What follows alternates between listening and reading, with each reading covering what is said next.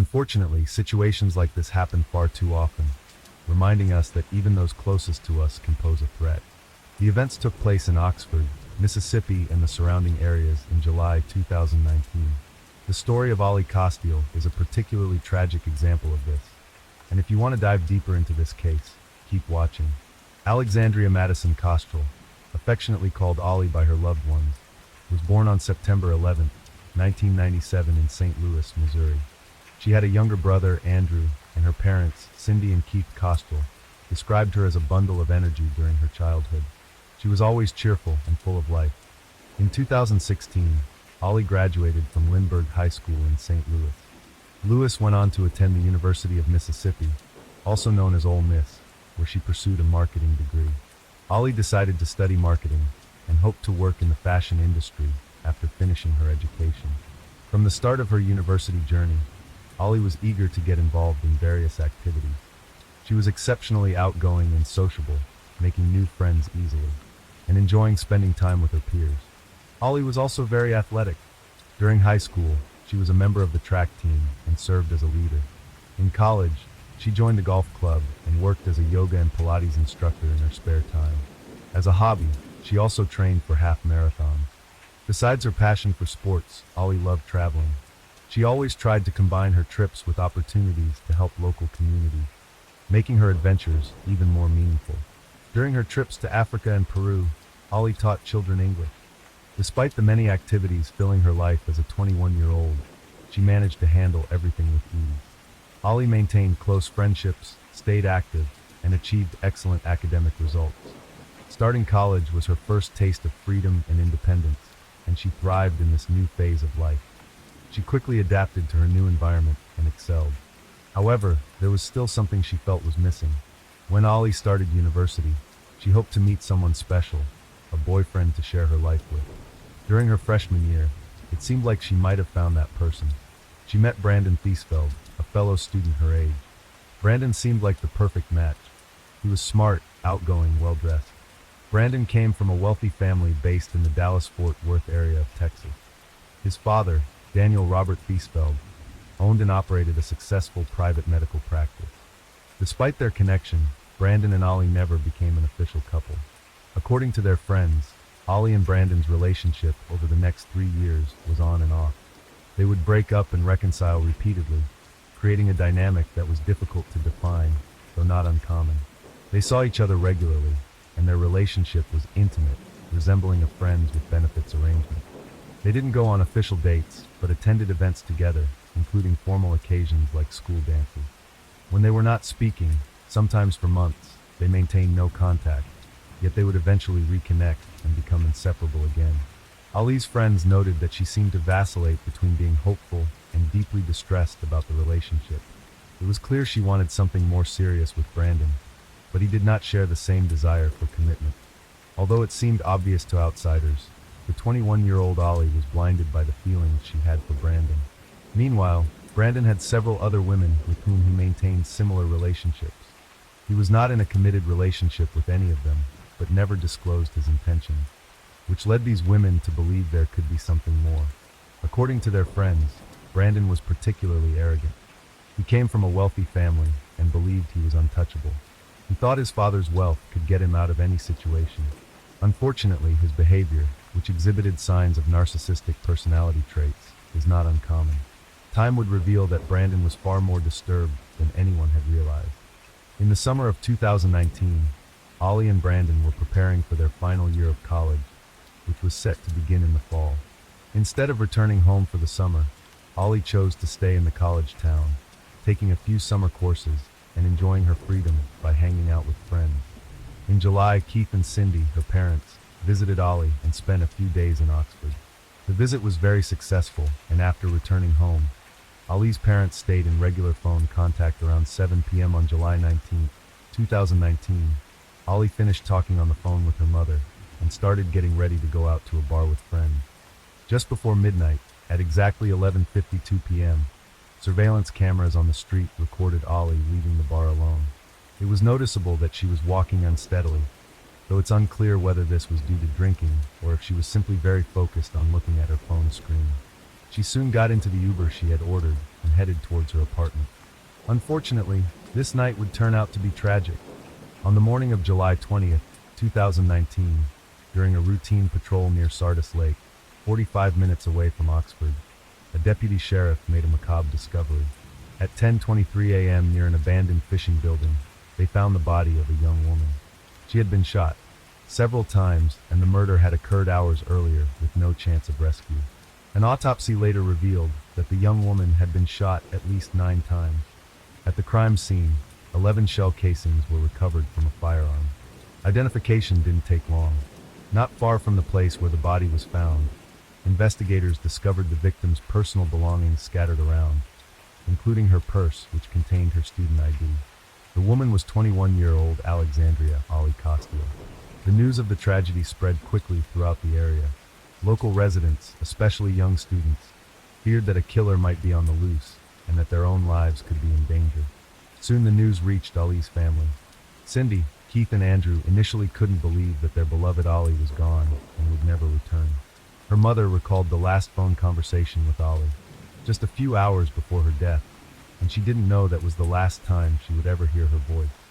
During that conversation, Ali had sounded completely normal. She mentioned that she had an important exam earlier that week, and after it decided to take a nap so that she would have the energy to meet up with her friend. Ballistic analysis revealed that Ali was sitting at a park bench facing her attacker when the shots came from different angles, as if the attacker had circled around her. The way the shooting was carried out appeared to investigators as particularly cruel, as if the attacker wanted to make absolutely sure that Ali wouldn't survive. It was still unclear why and who could harm an innocent young woman in such a way. From what was known, Ali had no enemies and treated everyone with kindness. To find answers to these pressing questions, investigators searched Ali's apartment. Their main priority was to locate her phone, as she had been seen texting someone just before her disappearance. It was highly likely that the person she was texting could be the killer. However, the phone was nowhere to be found, not in Ali's purse nor in her apartment. Given that she had used it shortly before her death, investigators concluded that the murderer had taken it. This further convinced the police that the phone contained critical information about the case. Although the phone could not be located, investigators found an Apple Watch in Ali's apartment. Since the watch was paired with her phone, it provided access to call logs and text messages. This breakthrough revealed that Ali had been texting Brandon shortly before her death. The content of their messages led investigators to a potential motive for this brutal crime. The messages indicated that the two had arranged to meet after Ali left the bar. This revelation marked a turning point in the investigation, shedding light on Brandon's potential involvement in Ali's murder. At this stage, police had gathered enough evidence to summon Brandon Thiesfeld for questioning. Investigators contacted him, and he promised to appear at the station soon, but the next day passed without his arrival. During a follow-up phone call with investigators, the 21-year-old claimed he couldn't come in because he was intoxicated. The police agreed to reschedule the meeting for 8:30 a.m. the following morning. Brandon failed to appear again. By this time, it became evident that he was attempting to flee. Based on the location data from his phone and activity from his debit card, investigators determined that he had crossed state lines and was heading toward Memphis, Tennessee. Take it, substituting the numeral 3 for the letter E. This distinctive detail helped law enforcement locate him quickly during the investigation, as the plate was easy to identify. He was apprehended at a gas station. Inside Brandon's truck, police discovered a firearm matching the one used in the attack on Ali. Even more damning was the presence of blood on July 23, 2019. Brandon was formally charged with first-degree murder.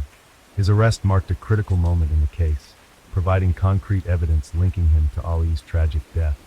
The heartbreaking vigil for Ali took place 2 days after her body was discovered, drawing hundreds of attendees from the University of Mississippi and the Oxford community. This event showcased the widespread grief and solidarity. Following her tragic death, on July 27, 2019, her funeral was held, marking another somber moment for those who knew and loved her. Ali's death profoundly shook the community. It was unfathomable to many that such a brutal crime could occur, and even more shocking that it was perpetrated by someone familiar to her, that offered insights into a potential motive. On April 12, 2019, Ali told Brandon she suspected she might be pregnant. She shared a photo of a pregnancy test showing a faint second line, which could indicate a positive result.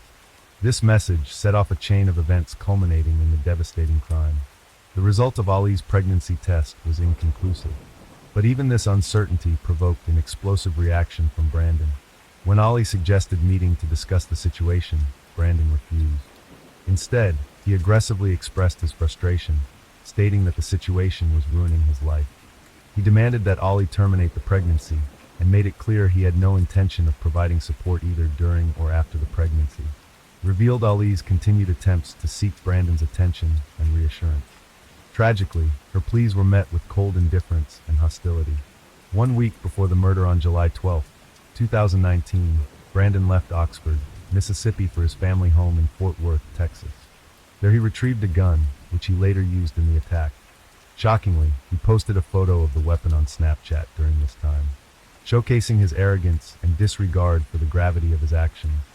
Further evidence was uncovered on Brandon's laptop. His search history included disturbing queries, such as how to restrain someone effectively and how to avoid legal consequences for committing a crime. These searches painted a chilling picture of premeditation. Additional digital evidence unearthed during the investigation painted an even darker picture of Brandon's premeditated intention. On internet auction sites, he searched for items such as firearm suppressors, ammunition, and masks.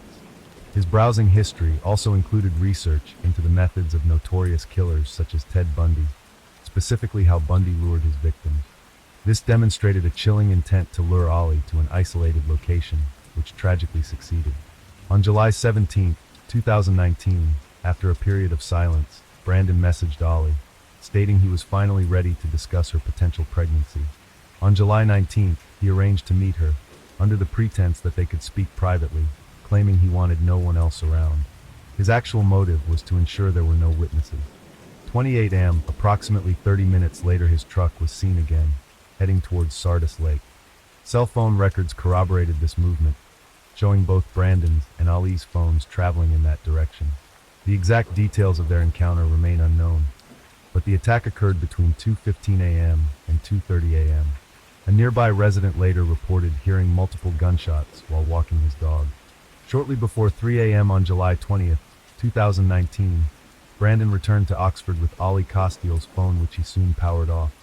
That night he searched the internet for information on listening to police radio frequencies, clearly attempting to stay ahead of law enforcement. By morning he had begun monitoring local news for updates on the crime. The next day, as news of Ali's body spread, Brandon acted disturbingly nonchalant.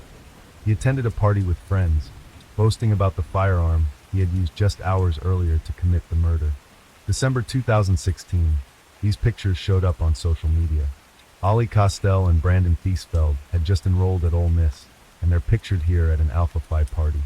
The sorority house pillars now don black bows in mourning. Alpha Phi also released a statement saying in part, "We hope that those who were closest to Ali can find peace as they reflect on the lasting impact she made on the lives of her family members and friends."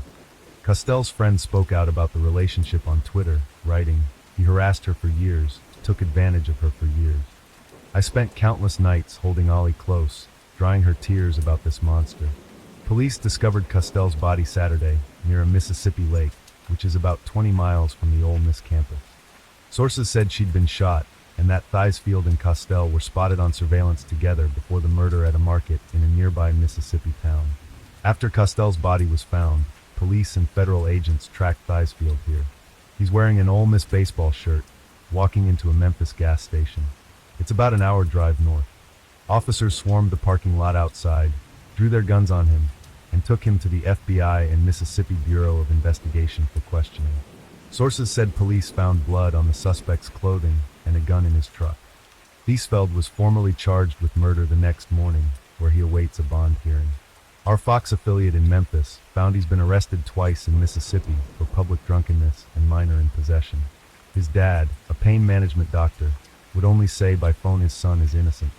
He also asked for people to reserve judgment. Dad posted this on Facebook 5 years ago. That's Brandon Thiesfeld when he was 17. Handling a gun at target practice, his dad calling him a tactical expert.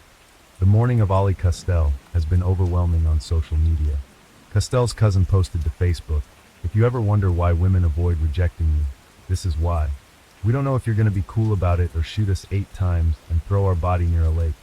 Friends are planning a vigil tomorrow night at Lindbergh High to remember Ali Costel, also just in suspect fees field. Has just retained a high-profile attorney, Steve Ferris, known for handling nationally known cases. Chris Hayes, Fox 2 News. His behavior described as chilling and psychopathic shocked those who later learned of the events. The evidence against Brandon was overwhelming. Shell casings recovered at the crime scene matched his handgun.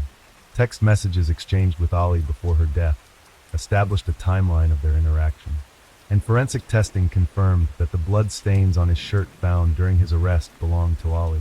Additionally, a handwritten note was discovered in Brandon's room during a search. Although not a direct confession, the note contained incriminating statements. He wrote about his struggles with substance abuse, admitting that after consuming alcohol or other substances, he often had dark thoughts. The letter also included an ominous statement. He predicted his fate would either end in death or imprisonment. Prosecutors interpreted this as evidence of premeditation, suggesting he initially planned to murder Ali and then take his own life. However, instead of following through, Brandon attempted to flee.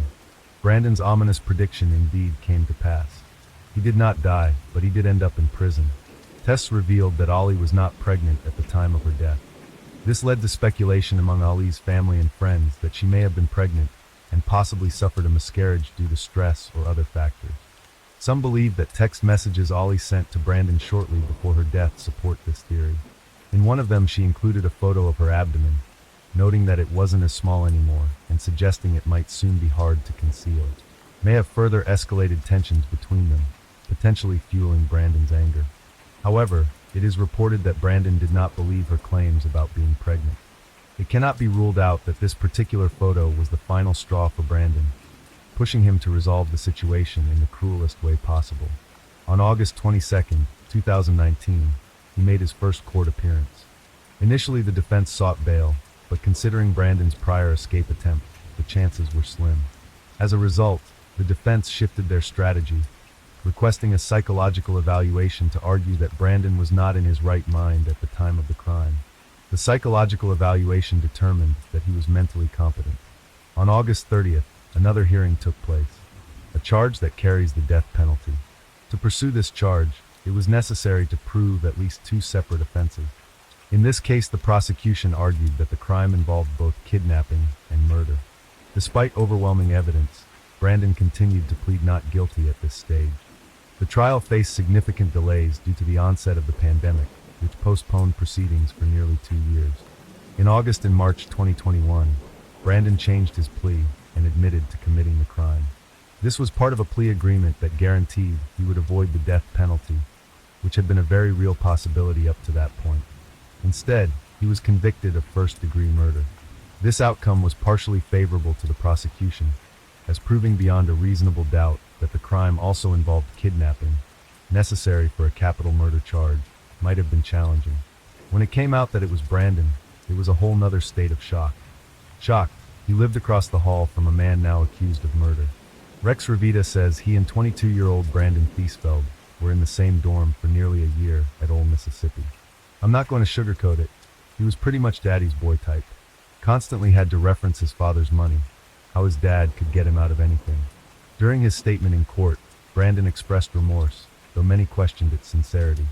Some believed his regret stemmed not from the act of taking Ali's life, but from the way it also ruined his own. He addressed Ali's loved ones, apologizing for the pain he had caused and asking for forgiveness. I am sincerely sorry for the pain I've caused while taking Ali from you, Thiesfeld said. I wish I could take it all back, but I can't. There is no excuse for my actions, and I have asked God for forgiveness. I hope one day that you will find it in your heart to forgive me. Both the Kostel and Thiesfeld families were present at the hearing. Ali's mother did not show any leniency. In her impact statement, she called Brandon a cruel, soulless, manipulative, and vicious monster. She expressed deep regret for not being able to protect her daughter from him and firmly stated her belief that Brandon deserved to spend the rest of his life in prison. She also expressed hope that he would be forced to remember what he had done every single day. Brandon was ultimately sentenced to life imprisonment without the possibility of parole, ensuring he will spend the remainder of his life behind bars. He is currently held at the Mississippi State Penitentiary, often referred to colloquially as Parchman Farm. Despite admitting to the murder, Brandon continues to claim that it was not premeditated. He argues that, under the influence of intoxicating substances, he lost control. However, evidence, particularly his detailed internet search history, casts significant doubt on this claim. While a senseless and heartbreaking loss has served as a powerful reminder of the importance of recognizing warning signs in relationships and acting on our instincts. Through the course of the investigation and trial, the shocking truth about Brandon Fiesfeld's actions came to light, with his ultimate conviction bringing some closure to those who loved Ollie. Despite the tragedy, Ollie's memory lives on, her story continuing to remind us of the importance of kindness, empathy, and support for one another. Though her life was cut short at just 21, her legacy has inspired many to speak out and advocate for those who might be suffering in silence. In a world where evil sometimes reveals itself too late, it's crucial that we all remain vigilant, trusting our gut feelings and offering help when we sense someone might be in danger. Ollie's story is a call for us all to act, to intervene, and to protect those we care about. That's the end of this story. Story 2. Case from the United States. 27-year-old Joy Lynn Martinez lives in Albuquerque, the state of New Mexico, is a divorcee, and raises 2 young children on her own. She works full-time, yet she can barely make ends meet. In June 2001, her financial problems and the daily overload of responsibilities reach such proportions that Joy Lynn feels extremely depressed and resigned. Her friend Maureen wants to help her somehow, and comes up with a surprise. One day she books a babysitter for the evening, and unannounced visits Joy Lynn, persuading her to go to a bar together. The young mother is at first reluctant, but is eventually persuaded. Maureen calls for a sitter, and immediately after her appearance, the friends leave the house. The bar is completely ordinary. The friends just sit at a table and have drinks. However, Joy Lynn feels at ease for the first time in a long time, and forgets about her daily troubles. There is also a group of their mutual friends at the premises. At one point, Maureen notices that there is a very handsome man sitting with them who keeps glancing in Joy Lynn's direction. Maureen tells her friend about this. Joy says that she also likes the man. Joy Lynn even thinks about approaching him, but suddenly the man himself walks up to their table and starts a conversation. The new acquaintance's name is Howard. He is very friendly, and the conversation flows freely. The man buys drinks for both friends and dances with each of them, but it is clear that he is singling out Joy Lynn and trying to date her. Noticing this, Joy Lynn openly tells him that she has 2 preschool-age sons whom she is raising herself. Howard also tells about himself. He is 39 years old, also divorced. He has 3 children, but they live with their mother as he works as an IT technician. And the nature of his position is such that he often has to travel almost all over the country. Howard offers to arrange some sort of trip for Joy Lynn and her sons in the coming days. He keeps his word, and after a few days, the trip actually takes place. The new acquaintance organizes this small joint outing, taking into account the needs of the children, and immediately establishes an excellent contact with the boys. Being freshly divorced, Joy Lynn does not even want to think about any serious relationship, but she admits to herself that she is charmed by this man. She decides to approach the matter in such a way that it will be an acquaintance without mutual obligations, and then she will see. Meanwhile, in Albuquerque, the same city where Joy Lynn lives, is the University of New Mexico, considered one of the best in the state, by the way. The university has a huge campus, split into different parts and covering a total area of several square miles. It is on this campus that a series of crimes are taking place that have been keeping Albuquerque investigators up at night for several years. An unknown perpetrator is assaulting and raping female students living there. The assaults have a characteristic pattern. A woman lies down to sleep in her own bed, wakes up suddenly in the middle of the night, and sees a masked man standing over her. The victim does not even have the opportunity to react, as the perpetrator puts a handkerchief to her nose, which is soaked in some chemical substance, probably ether. The woman loses consciousness, after which she is brutally raped. When she later regains consciousness, the perpetrator is gone. Police assume that the rapist first observes the targeted victim, checking whether she lives alone or with someone. He probably peeps at her through the window, standing by the building. Sometimes he enters through the window, and if it is closed, he uses a glass cutter. As for the traces, the perpetrator left no fingerprints anywhere. However, police have his DNA. This makes it clear that the same man assaults not only female students, but also young women living near the campus. His DNA was secured at the site of 5 assaults, but it is believed that there were at least 11, while the first rape took place in 1991. Since the rapes take place on or near campus, investigators are considering that the perpetrator may be a lecturer or administrative employee of the university or a former student. As of recently, police also have a portrait of the rapist. It was created after a woman who was assaulted in 2000 managed to scare off her attacker, and when he fled, she managed to see his face. Soon after the incident, the memory portrait was published in the local media. That's when the Albuquerque police decided to take the unusual step of prosecuting the DNA itself. Formally, this was equivalent to charging an admittedly unidentified person, but with specific DNA, with rape.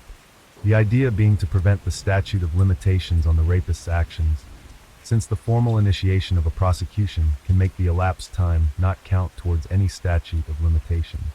The acquaintance with Howard develops further, and Joy Lynn, who as a matter of principle would not want to rush into anything or get emotionally involved, can no longer even hide from herself that she is increasingly attracted to this recently met man. Howard showered both her and her children with gifts. He is very generous in general, and several times he has paid some bills for Joy Lynn without telling her anything about it. He tries to visit his beloved as often as possible, and it is clear that these visits, despite the presence of 2 absorbing young children, give him pleasure. Joy Lynn also appreciates Howard's openness. At the very beginning of their acquaintance, he informed her that he would soon have to move to Pueblo in Colorado, about 500 kilometers away from Albuquerque by car, because he wants to live close to his children. According to Joy Lynn, Howard has put the matter honestly and is a responsible father. She feels that she has met Prince Charming, so in early 2002, her beloved moves to Pueblo. However, the acquaintance continues and Howard visits Joy Lynn every other weekend, sometimes even weekly. He loves to give her surprises. It happens that he suddenly shows up with equipment bought especially for her and takes her on some trip, organizing and paying for a babysitter. However, he also spends a lot of time with the boys who love his company. The couple finally decides on a long-distance relationship. This is actually a sealing of the existing state of affairs. Just a few months later, Howard surprises his beloved again. He falls to his knees in front of her and proposes to her, emphasizing in his short but extremely romantic speech that before he met her, he was absolutely convinced that he would never decide to marry again in his life. Joy Lynn hesitates strongly. A long-distance relationship is quite different from a long-distance marriage. The latter is ruled out by the woman in general, which in effect means that after marriage, she and her children would have to move to another state. Howard is still willing to wait.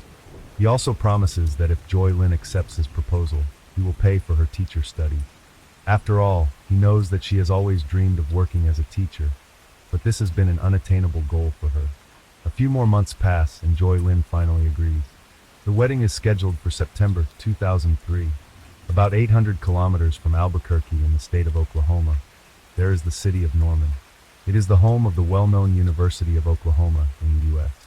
In June 2003, an event takes place in the university's student town that electrifies its residents. A female student sleeping in her own bed wakes up in the middle of the night and is horrified to find her hands tied and a collar around her neck, while an unknown man stands over her. The young woman, in a panic, rushes out of her seat and runs to the bathroom. There, despite her tied hands, she manages to lock the door from the inside. The perpetrator tries to get into the room, but without success. Shocked with horror, the student begins to scream. She hears someone running down the stairs. When it becomes completely quiet, the young woman comes out of the bathroom and calls the police. As it turns out, the perpetrator did not leave fingerprints, but investigators managed to secure his DNA. Unfortunately, it is not in the database, so the trace cannot be matched to anyone. September 2003. Howard and Joy Lynn get married in Hawaii. Everything is organized and paid for by Howard, doing it, as he points out, for his beloved, since she once mentioned that a wedding in Hawaii was her big dream. It's a ceremony like a fairy tale. It takes place outdoors in a beautiful setting, and behind the bride and groom's backs, you can see a waterfall in the background. The faces of both of them are beaming with happiness. After the wedding, Joy Lynn does not immediately move to Pueblo, as she has agreed with Howard that her children will still finish this school year at their old school. Her husband is a bit jealous and calls his newly married spouse very often, checking on where she is, and what she is doing. Joy Lynn finds this very amusing. More crimes are taking place in Norman, and their scenario exactly matches what happened in 2003. There is one difference. Now some assaults end in rape. By 2004, a total of 6 assaults are taking place in the University of Oklahoma College town, which police attribute to the same perpetrator. A profiler asked for help after analysis concludes that the rapist is most likely a middle-aged white man who otherwise leads a normal life and has a good job. American police work independently in each state, so investigators have no idea that the same perpetrator is also spreading terror in a neighboring state. It's not until November 2004, more than a year after their marriage, that Joy Lynn moves to Howard and Pueblo. Everything is going perfectly. Her husband, as usual, still has to make business trips, but naturally now the two can see each other during the week as well. Howard is just as he was before, affectionate, caring, attentive to her and the children. And from every trip he brings gifts for all 3 of them. The only thing Joy Lynn doesn't like is the way her husband sometimes talks about other women commenting on their clothing. He calls every girl in shorts or tight jeans a slut, and with a fierce expression on his face, expresses the opinion that a woman dressed like that probably goes to bed with whomever she falls into bed with. One day Joy Lynn wants to check something in their joint insurance. She looks for it in Howard's documents and comes across a sheet there with the names and addresses of 9 women. She looks at the data and suddenly the blood almost hits her head. All the addresses are in cities her husband has traveled to recently. Could it be that during his business trips, Howard regularly cheats on her? There is an asterisk next to one of the names. Joy Lynn gives herself a few moments to calm down, then calls the number. A young woman answers, but nothing at all comes out of the brief conversation with her. Joy Lynn hangs up and calls her husband. She talks about the note she found and asks him directly what it's about. Howard assures her that these women are old acquaintances. The list itself was created many years ago, and the coincidence of city names is simply due to the fact that he has, after all, been traveling to the same places on business for years. Her husband assures her of his love, and that under no circumstances would he put their happiness together on the line. About a month later, Joy Lynn is looking for a mini cassette inserted into the camera on which her older son's school performance was recorded. There are plenty of tapes among Howard's photographic paraphernalia, but they are not, so the woman starts playing each one.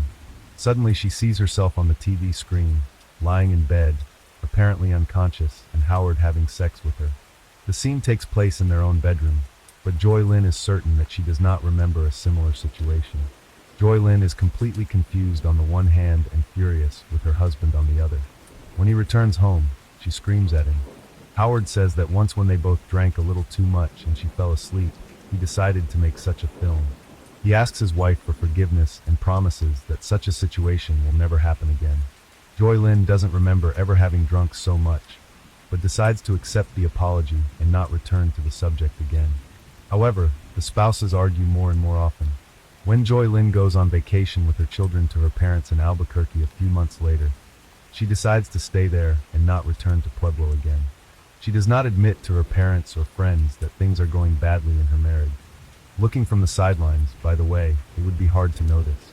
Her husband visits her regularly, buys her flowers, brings her gifts, organizes outings with her and her son. So it's a bit like before, when they were together before their marriage.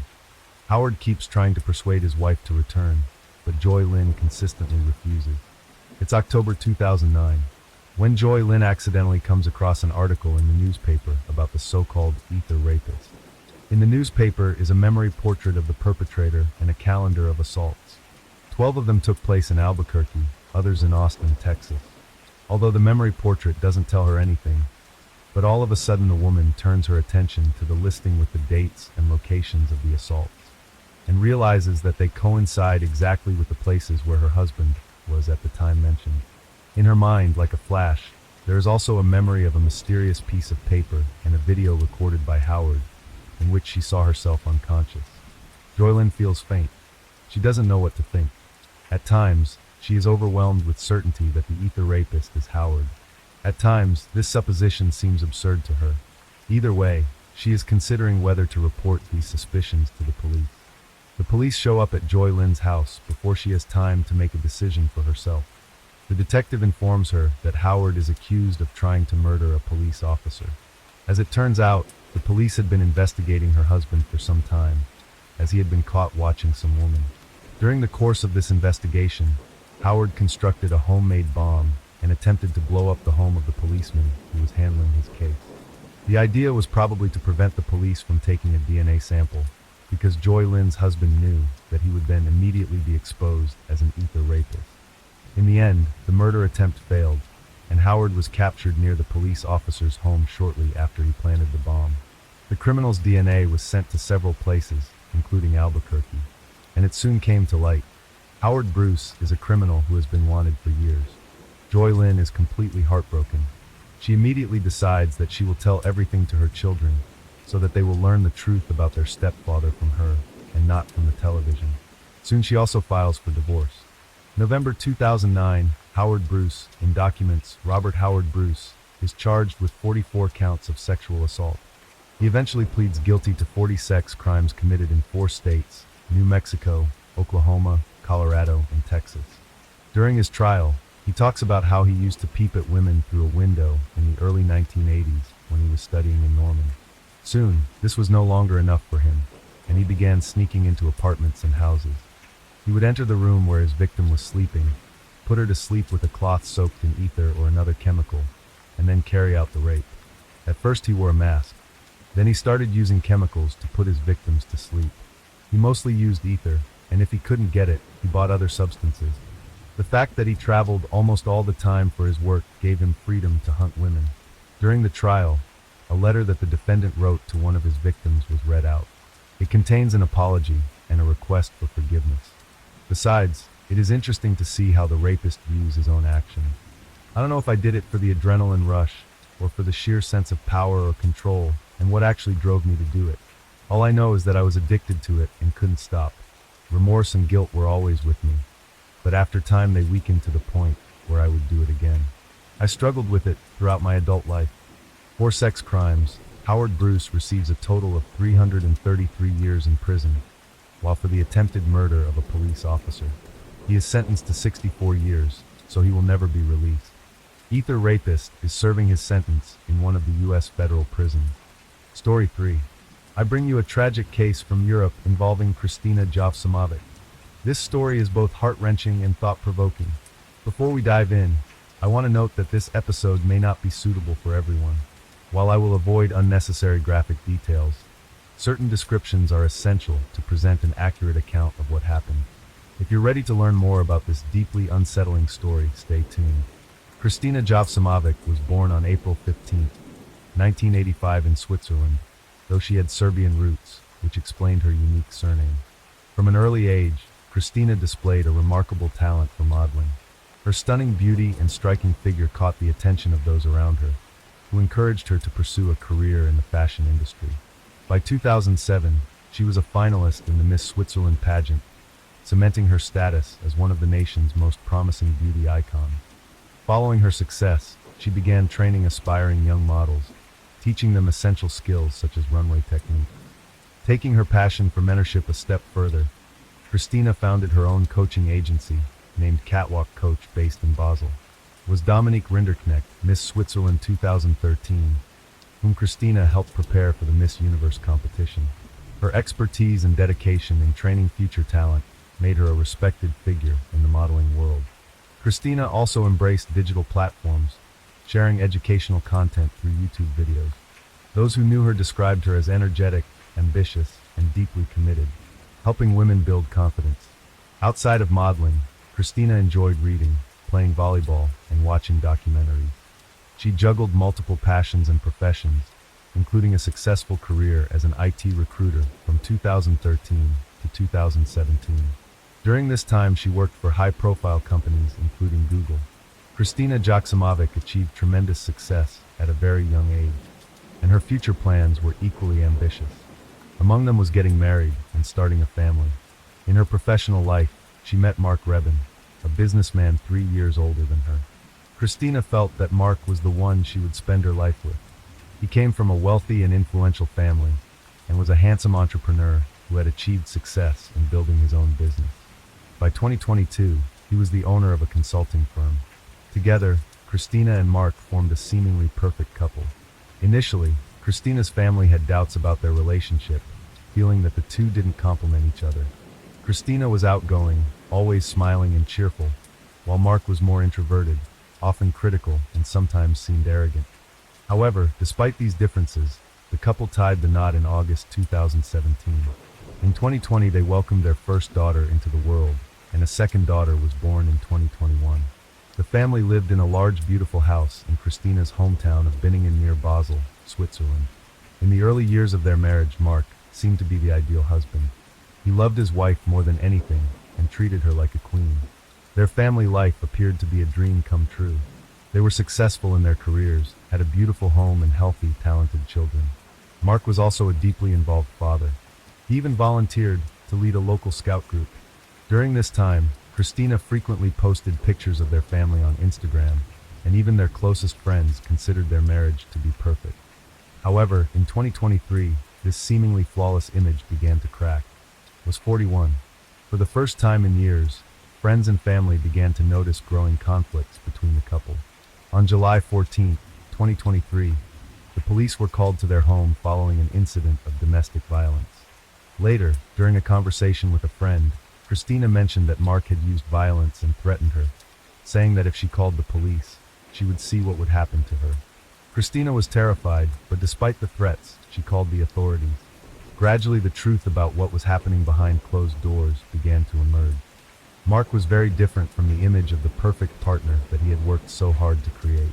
Despite this, Christina continued to post pictures on social media of trips and family moments, suggesting that everything was fine. Were pictures from what seemed like an ideal romantic getaway for the couple by Lake of the Four Cantons. Christina and Mark appeared to be deeply in love, but the reality was far different. On the way there, Mark told Christina that he was looking forward to arguing so he could return home to their daughters. Later, during dinner, Mark became rude and started insulting other couples in the hotel. When Christina asked him to stop because it was embarrassing, he stood up, that she wouldn't tell him what to say, and left her alone in the hotel. These types of situations were becoming more frequent, but Christina kept most of them a secret from her loved one. In February 2024, Christina's parents were unable to reach her for several days and began to worry. Christina had always been very close to her family, and they stayed in constant contact, so it was very unusual for her to go silent like this. Christina's father received a call from the preschool attended by his grandchildren, informing him that Christina had not picked them up. He immediately contacted Mark, who told him that he too had lost contact with Christina some time ago. Mark added that his wife had, from time to time, disappeared without a word, simply leaving the house without saying where she was going or when she would return. He believed this was just another instance of her disappearing for a while. Christina's father decided to pick up his grandchildren himself. He drove them home, tucked them into bed, and began searching the house for any signs that might indicate where his daughter was. He found nothing and decided to be patient, hoping that Christina just needed some time to sort out her personal matters and would return soon, safe and sound. As the days passed, there was still no contact with her. Christina's parents, increasingly concerned, decided to visit the house that Christina shared with Mark again and search for any clues. By this point, they had a very bad feeling and could no longer wait idly. What was also frustrating to them was Mark's apparent indifference. He seemed too calm given the circumstances. He hadn't been in touch with Christina for several days, but it didn't seem to worry him. He was taking care of their daughters, and that these kinds of disappearances were nothing unusual for Christina. But Christina's family knew this wasn't true. They were in regular contact with her, and this situation had never occurred before. On February 13, 2024, Christina's father went to the house once again. He spent a few hours there having lunch with his grandchildren and son-in-law, who continued to claim he had no idea where his wife was. Christina's father decided to check the shed near the house. There he found a bag of trash in the corner. Driven by a feeling of unease, he decided to check its contents. At first glance, he noticed blonde hair. When Christina's father looked into the bag, he was horrified to discover that it contained the head of his beloved daughter. Terrified, he screamed and rushed out of the shed into the middle of the street. He stopped the first car, and that passed by, and immediately called the police. Nothing could have prepared the arriving officers for what they were about to encounter. It was clear that Christina Jajimoix had been murdered. The circumstances surrounding her death, as well as the attempt to dispose of her remains, were even more shocking than anything they had previously encountered in their careers. Due to the dismemberment of the body and the condition in which the remains were found, the investigation was challenging. However, it was determined that Christina had been strangled before her body was cut into pieces using 3 different tools: a knife, a saw, and garden shears. One of the most disturbing details of the case involved the fact that some of the victim's body parts were blended in a blender, and the perpetrator attempted to dispose of the remains by dissolving them in acid, including injuries inflicted before Christina's death. She had a wound on her cheek under her eyebrow and nose, as well as several bruises on her right thigh. Her head had been severely damaged, and parts of her hair had been torn out. Before the body was dismembered, the hip joints were dislocated, and bones were removed from the skeleton. Similarly, the left arm, forearm, and the lower part of the right leg were treated in the same manner. After cutting, the perpetrator removed the victim's uterus with almost surgical precision. This behavior was considered indicative of a potential mental disorder in the perpetrator, and it could also point to a fixation on or hatred of women. Naturally, suspicion immediately fell on the victim's husband. Mark's behavior since his wife's disappearance had been very suspicious. When he was arrested and let out of the house, he turned to his father-in-law and said that if the man hadn't spent so much time at his house and had left sooner, the discovery would never have been made and everyone would have been better off. During the arrest, Mark showed no emotion. When he was taken in for questioning, the detectives quickly pressured him, and he almost immediately admitted to treating Christina's body in such a brutal way. He claimed that a few days before he had come home from work and found his wife when he realized she was dead, he panicked. He said he was unable to explain to the police that he wasn't the one who had done it, so he decided to dispose of the evidence and stage her disappearance. However, this version of events seemed highly implausible from the very beginning. The fact that someone might try to dispose of evidence out of fear of wrongful accusation is not uncommon. That said, in this case it is very hard to believe that a loving husband, upon finding his wife after an accident, would treat her body in such a way. Moreover, the findings of the forensic pathologist contradicted the husband's version of events. According to the medical expert, the 38-year-old woman died as a result of strangulation. When the suspect learned of the overwhelming evidence the investigators had, he changed his story. He claimed that he had indeed taken his wife's life, but he did so in self-defense. According to him, an intense argument had broken out between them, and at one point Christina had attacked him with a knife. He said that if he hadn't stopped her, he would have lost his life instead. He later explained his actions by saying that he was in shock, had a muddled mind, and driven by emotions, started doing whatever came to mind with the body without thinking logically. Didn't support his version of events. For example, the blender he used to dismember the body had been purchased shortly before the crime. He claimed it was bought for his scout group, which he led, but a more logical explanation was that he had been planning to take his wife's life for some time, and had already considered how he would dispose of her remains. News of the murder shocked the country. During the investigation, many details of the case were not made public. For several months, the identity of the perpetrator was kept secret, and in official circles the name Thomas was used. After reviewing Mark's phone, it was discovered that while he was trying to erase the traces of his crime, he was watching videos on YouTube. This behavior was not typical for someone who was allegedly in shock or on the verge of a breakdown, as he tried to portray. It appeared instead that he was trying to pass the time, while thoroughly destroying the body of the woman who had once loved him and given him 2 children. Mark underwent a psychiatric examination which revealed that he exhibited sadistic and sociopathic traits. Experts stated that he showed a low capacity for empathy and emotional intelligence. He was capable of acting with cold blood and exhibited many characteristics common among criminals, such as a low tolerance for frustration and a lack of impulse control. It was concluded that since Mark was capable of doing such things to a woman he had claimed to love for years, he posed a threat to everyone around him, and even his own children were not safe. The prosecution also emphasized that the methods he chose to carry out the crime and the tools he decided to use revealed the truth about his mental state. His actions appeared calculated, perhaps even overly complicated, and indicated premeditation. The prosecution argued that this also pointed to the deep hatred he must have had for his wife, especially since the methods employed required many hours of effort and physical exertion. Undoubtedly, in this case, the perpetrator had to be devoid of emotions and show sociopathic tendencies. Investigators also looked into the police report from the intervention at Christina and Mark's house that took place a few months before the murder. It was during this incident that Mark had started to choke his wife. Christina also testified that after grabbing her by the neck, he slammed her head against the wall. A former partner of Mark was also called as a witness. The woman admitted that Mark had repeatedly used violence against her. She claimed to have only freed herself from him in April 2016, just over a year before his wedding to Christina. The woman testified that during one of Mark's violent outbursts, he ran over her foot with his car and later threatened to throw her out of the moving vehicle. On another occasion, he suddenly braked and caused her head to smash into the dashboard. Testimonies from Christina's closest friends also provided crucial information about her relationship with Mark. Christina had confided in one of her friends that after the birth her relationship with Mark had worsened. However, her friends were unaware of how serious the situation had become. The transition period after having children and the lifestyle changes that come with it can be challenging for couples, so they assumed it was simply a rough patch they were going through. They didn't realize that Mark was a ticking time bomb. The signs of strain in their relationship were misinterpreted, and it was impossible to predict that he would be capable of committing such a crime.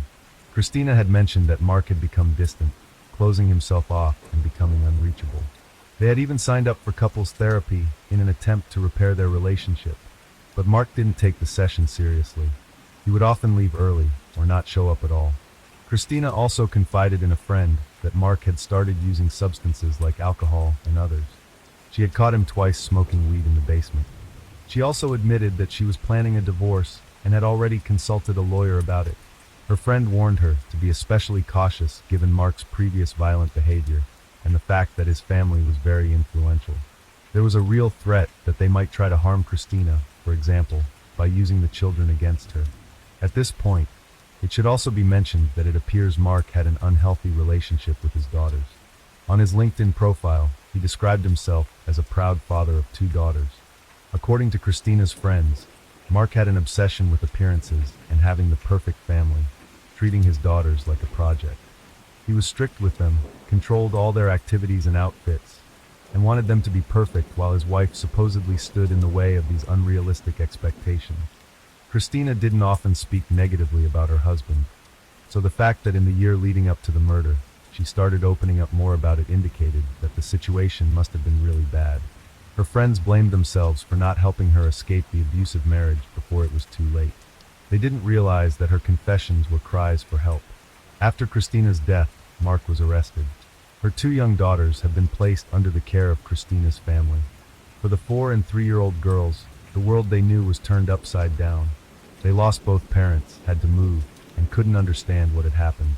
After the passing of their mother, the girls were under the supervision of child psychologists. On the day of Christina's funeral, these psychologists explained to the children that their mother was sleeping and would not be returning. They will eventually learn the full truth about their mother's death, which will undoubtedly be a challenging reality for them to accept. The defense attorneys for Mark informed that they would seek to have him declared not guilty by reason of insanity. Under Swiss law, a sentence of just 3 years in prison is possible for unintentional manslaughter and up to 20 years for murder with premeditation. A serious concern in this case is also that Mark, being manipulative, could potentially influence the authorities and leave prison earlier based on good behavior. In September 2024, Mark submitted another request for release pending trial. However, the request was rejected, and so far the trial date has not been set and no verdict has been reached in the case. As of now, this is all that is known. That's the end of this story. Story 4. Elusive Hopes. In the spring of 1999, the community of Southport in the United Kingdom was split into 2 camps. The media and television were filled with numerous interviews with Mitchell Key, a man who, though unremarkable at first, had become a true folk hero. His sudden popularity was sparked by a scandal, the mysterious disappearance of his wife. One day, she left home without a trace, leaving behind 2 young children. Her distraught husband appeared worried and abandoned, pleading for her to reconsider and return. Along the way, he shared details of their marital life, occasionally speaking unfavorably about his spouse. He believed her behavior was driven by a desire for a free and extravagant lifestyle. Mitchell mentioned seeing his former beloved driving around town in an expensive car, although she just passed by. Most likely, The grief-stricken mother had left her children for a wealthy fiancé. Despite the image portrayed on TV, in reality, he was enjoying a bachelor's life. As a result, one segment of the population sympathized with the lonely man, offering him attention and support. The other doubted him and suspected him of a horrendous crime.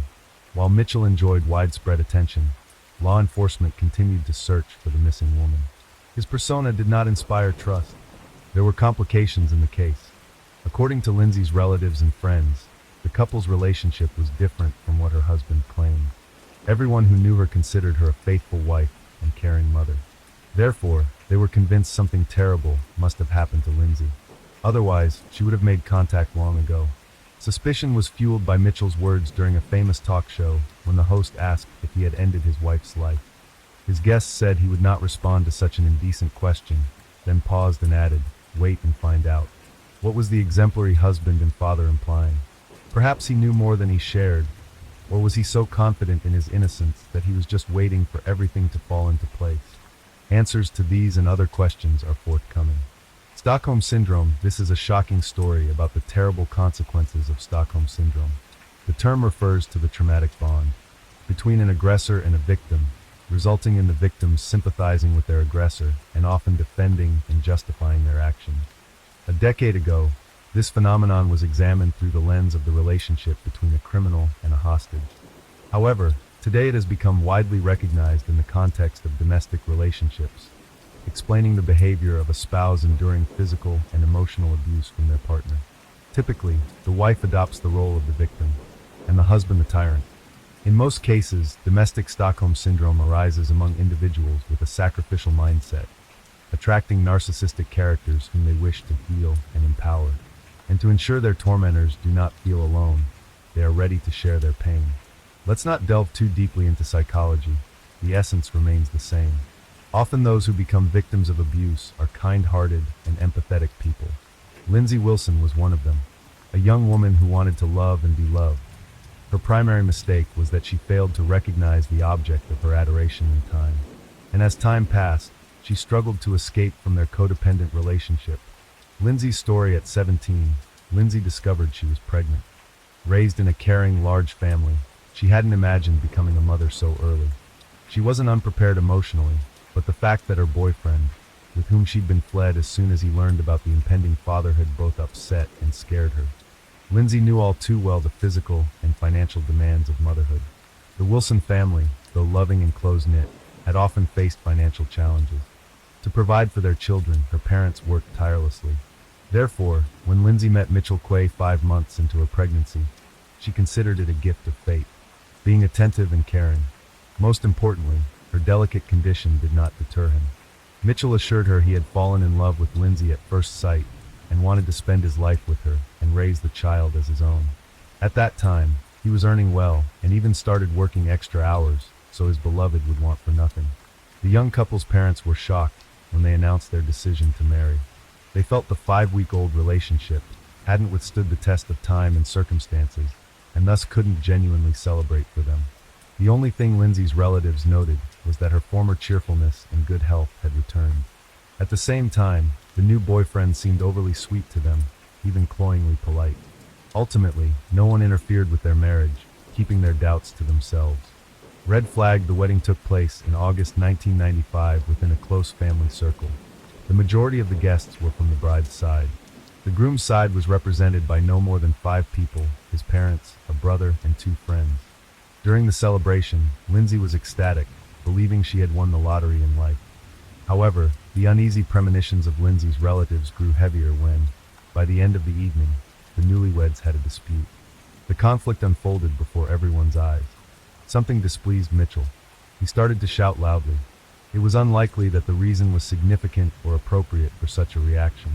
During the argument, he grabbed his new wife by the hand and started shaking her, which looked more than odd and threatening. Lindsay tried to calm him down. When the emotions subsided, the man apologized to everyone and later made light of the incident, emphasizing that it was just nerves due to the holiday bustle. At that moment, the girl did not give due attention to the quickly forgot about it. However, in reality, it became one of the red flags in their toxic relationship. Diligent specialist on February 5, 1999. a social worker officially reported Lindsay Key missing, expressing concern over being unable to reach her client. Lindsay had sought psychological support in a short period of their life together due to recurring incidents of domestic violence and had bravely reported the situation at home. Social worker had been monitoring the young family. She informed the police that she had been unable to contact Mrs. Key for several weeks. Every time she visited the home, Lindsay's husband would answer the door, and he was also the first to answer any phone calls. The dedicated worker mentioned that she repeatedly asked to speak directly to Lindsay, but received evasive excuses.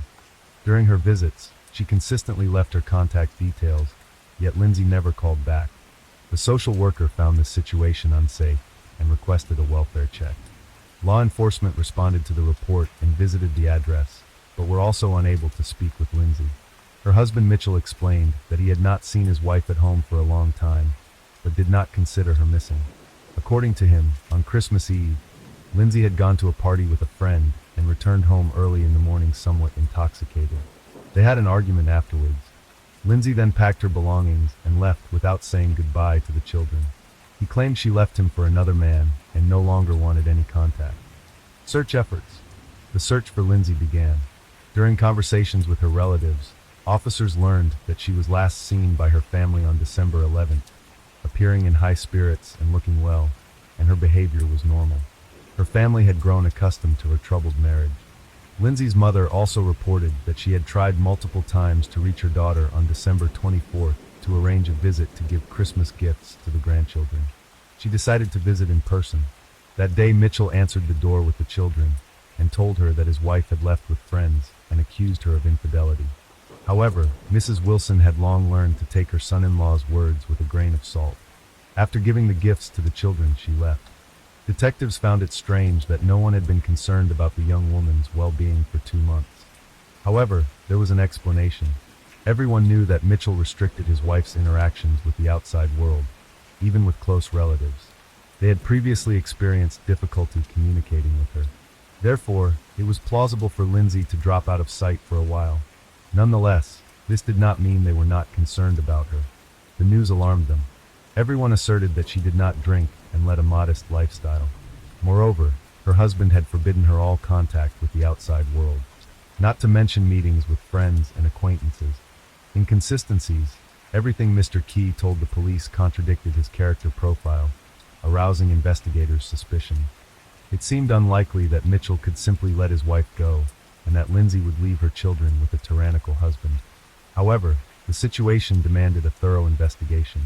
To this end, the police spoke with all of Lindsay's acquaintances and tried to find anyone who had seen her after the family gathering.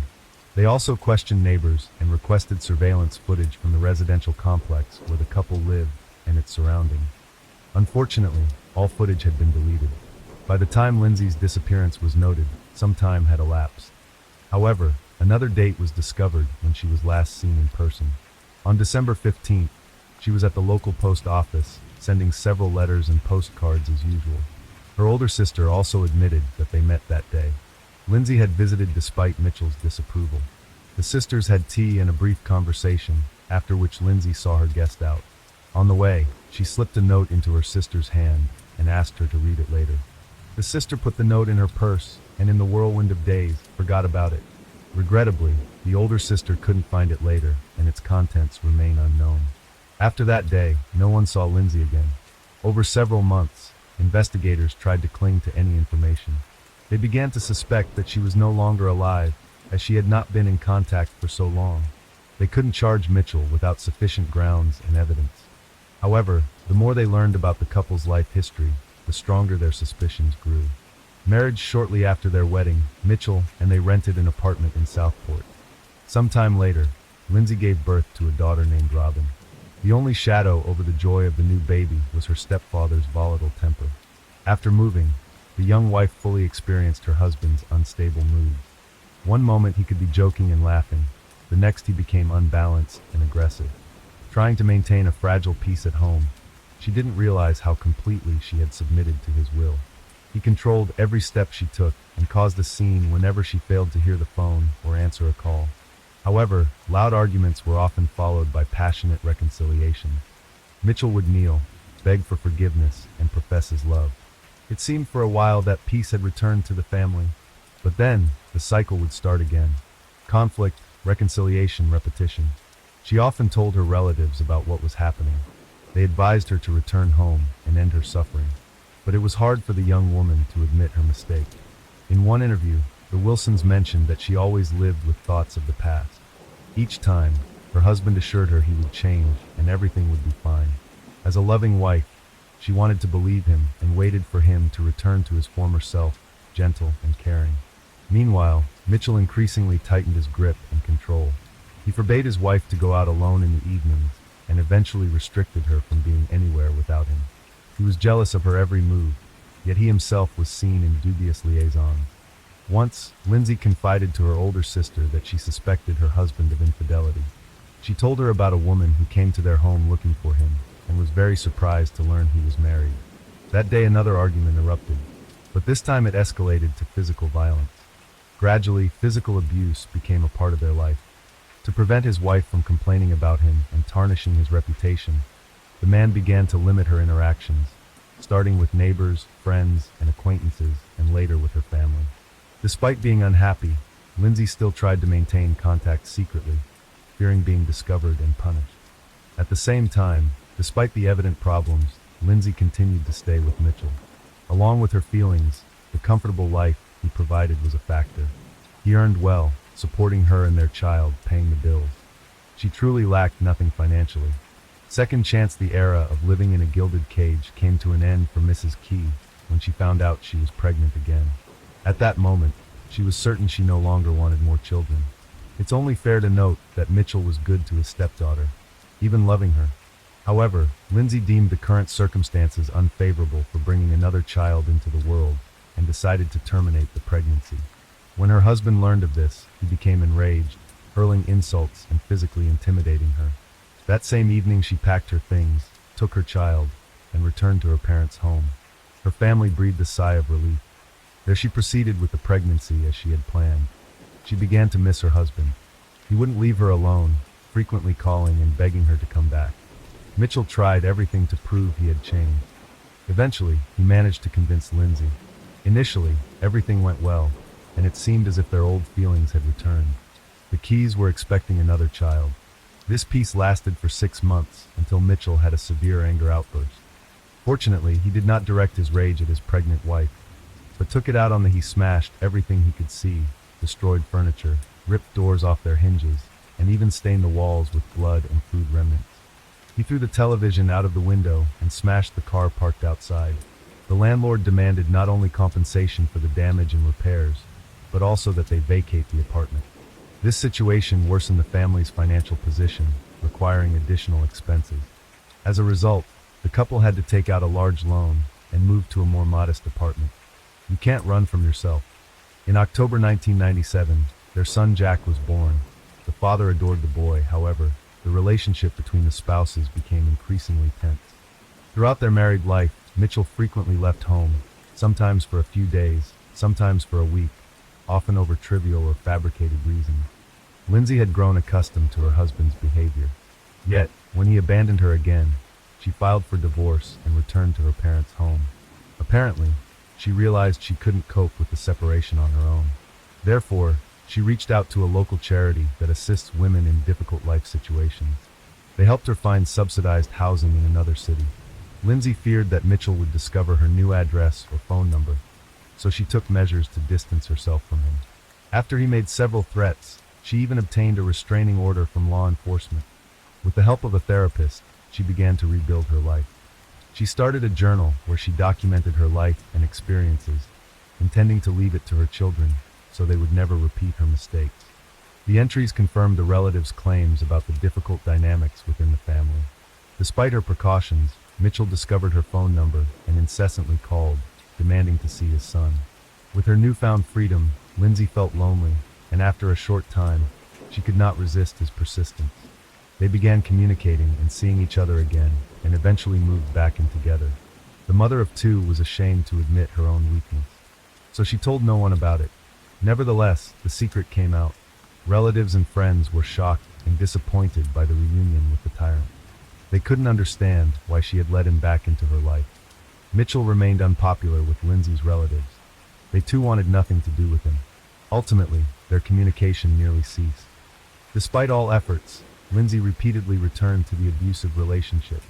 Thus, her circle saw no point in trying to save her anymore, accepted the situation and stepped back. However, this time, her decision proved to be fatal. Villain in disguise at the outset of the investigation into Lindsay's disappearance, Mr. Key was initially helpful in the search efforts. However, as the case gained media attention, his focus shifted dramatically. He turned his misfortune into a public spectacle, becoming a media figure in the process. As Mitchell invited more journalists into his home, his abundant media appearances began to seem less genuine, with viewers often noting a smirk on his face. Lindsay's parents considered their son-in-law to be involved in their daughter's disappearance, and detectives also viewed him as the prime suspect.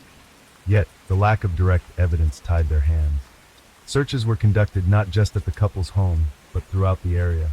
After a provocative question during a televised interview, the antagonist became even more brazen, even declaring that the time would come when his wife's family would have to apologize for their suspicion. On the eve of the holiday season, Mr. Key sent a postcard to the lead investigator on the case. Attached to it was a pack of hair dyes. Instead of a festive greeting, Mitchell wrote, "I hope this covers your gray and gives you a bit more confidence," mocking the detective and displaying his own arrogance. In the media, he had already played the victim of not only marital infidelity, but also of harsh treatment by authorities. To put this upstart in his place, the investigation team gave an interview. Without revealing all the details of the case, they hinted that the well-known family man was not who he claimed to be. Tarnished reputation. In February 2000, Mitchell Key found himself at the center of a scandal. It became known that he had been forging his wife's signature to receive social benefits, serving as another indirect proof of his involvement in Lindsay's disappearance and presumed demise. The investigators wanted to latch onto a financial motive. However, the suspect's popularity worked in his favor. Many supporters emerged, arguing that as a single father, he had every right to financial assistance. These circumstances hindered the detectives' ability to bring the charges they desired. Nevertheless, they managed to charge him with fraud. Mr. Quay was brought to court for the benefit fraud and was found guilty, sentenced to a month of community service. This time, Mitchell couldn't walk away unscathed. The forgery of his missing wife's signature appeared more than suspicious. The number of angry comments increased. Eventually, the man's patience snapped, and he began lashing out, blaming the media for intruding into his personal life. A new beginning. The case of Lindsay Key's disappearance might have remained unsolved had it not been for a clue discovered by chance. On June 1, 2000, a parkgoer noticed his dog acting strangely near the roller coaster at a city amusement park. The animal uncovered human remains. Specialists were called to the scene, and the remains were sent for forensic examination, which revealed that they were parts of a female torso. Genetic testing confirmed they belonged to Lindsay Key, who had been missing for a long. This breakthrough revitalized the investigation, making it clear that Lindsay had been the victim of a brutal crime. The focus now was to find the perpetrator. On June 7th, Mitchell was brought in for questioning. The detectives were determined, and after more than 36 hours of intermittent interrogation, the suspect broke down under the pressure and confessed. Dismemberment murder on December 15, 1998, after meeting with her, Lindsay informed her husband that she wanted a divorce. This time she was resolute. According to Key, this news infuriated him, leading him to attack and strangle her. The incident occurred in front of their children. He then hid her lifeless body in their bedroom, stuffing the gap under the door to mask any odors. Realizing he couldn't dispose of the body alone, he enlisted the help of his brother Elliot, a butcher who he thought could assist, but was eventually persuaded by Mitchell. While the children played in the next room, they dismembered Lindsay's body and later dispersed her remains across the city. During his confession, the murderer expressed no remorse or empathy. Instead, he seemed proud of his actions, stating that without his confession, they would never have proven his guilt. The next day, he led them to the other locations where he had hidden her limbs. Sadly, her head and one hand were never recovered. The forensic comparison confirmed that the remains were indeed Lindsay's. There was no doubt about Mitchell's guilt. The final judgment, the trial of the Key brothers, took place in January 2001. The court proceedings were swift and straightforward. Mitchell was found guilty of first-degree murder and sentenced to life in prison with the possibility of parole after 17 years. The court-appointed psychiatrist noted that the defendant showed all the signs of being a narcissist with sadistic tendencies. His brother, Elliot, received a 7-year sentence for his role in concealing the crime. Lindsay's children were taken in by her maternal grandparents, who gave them their surname. Just 3 months after the sentence was handed down, another tragedy struck the Wilson family. One of Lindsay's older brothers, unable to cope with the shock, took his own life in the attic of their family home. In his farewell note, he wrote that he saw no point in continuing in such a cruel world, and wished to reunite with his sister. As of 2017, Mitchell Key has been eligible for parole. However, as of January 2023, his lawyers have been denied 3 times. The Wilsons, including the children, are concerned that the murderer might eventually be released. Consequently, they have started a petition urging that he remain incarcerated. As long as the voices of the victim's family are considered, the criminal will continue to serve his sentence. Regardless, no punishment can bring Lindsay back. In an interview, Mr. Wilson mentioned hearing rumors that his former relative had attempted to end his life. He added that he sincerely hopes the murderer will try again and succeed this time. Experience shows that most women with domestic Stockholm syndrome try to adapt to their abusers throughout their lives. Even when their families come to their aid, they continue to act against their own best interests. In such cases, only deep self-reflection and psychotherapy can help. If the victim does not come to realize the recklessness of their actions, the end of the relationship will be dire. Story 5. The Case of Yvonne Baldelli, a hellish love story on a heavenly island. Sometimes the search for paradise on Earth can lead one straight into a real-life hell from which escape is impossible. However, it's only fair to note that a significant factor in this journey is who accompanies you in search of this paradise. Yet sometimes, even the person who seems closest and dearest can turn into a true, merciless monster. The tale of Yvonne Baldelli and Brian Brimmager began like something out of a fairy tale. Yvonne thought she had found true love, for which she was ready to run to the ends of the earth. However, from the very beginning, her relationship raised concerns among Yvonne's family, who disapproved of her partner. Unfortunately, the family's worries were not unfounded. This complex case started in 2011, when a happy and in-love Yvonne left with her beloved for a tropical island. As it turned out, she was heading straight towards her own demise. Only several years later, disfigured fragments of her body were discovered in a swamp, bagged alongside the remains of her cherished pets. Yvonne's family exerted considerable effort to achieve justice, efforts that cost another family member their life. Who is Yvonne Baldelli? Yvonne Olivia Baldelli, née Food, was born on June 30, 1969, in a small town in the southern part of sunny California. She was the third and youngest child of Marjorie and James Food, growing up alongside her older brother Michael and sister Michelle, with whom she shared a particularly close bond from childhood. When Yvonne was 13, her mother passed away after a long illness. A year later, her father remarried to Lillian Faust, and the grown children developed wonderful relationships with their stepmother, a kind and caring woman who loved her husband's children as her own. Yvonne received a solid education and explored several career paths, but her main passion was always fashion design, and she dreamed of turning her hobby into a profitable business. Luck never seemed to be on her side when it came to her personal life. She was married twice, but both marriages ended in separation. Additionally, a surgery she underwent in her youth, followed by complications, left Yvonne unable to have children. After divorcing her second husband, Kevin Baldelli, in 2007, Yvonne lived alone in her small apartment with her beloved dog, whom she affectionately called her child. She remained in constant contact with her father and sister, calling them almost daily and making an effort to see her family at least once a month. Meeting Brian and the love triangle. In 2009, as Yvonne was preparing to celebrate her 40th birthday, she met a Marine named Brian Brimmager. At that time, he was legally married and raising a young son with his wife.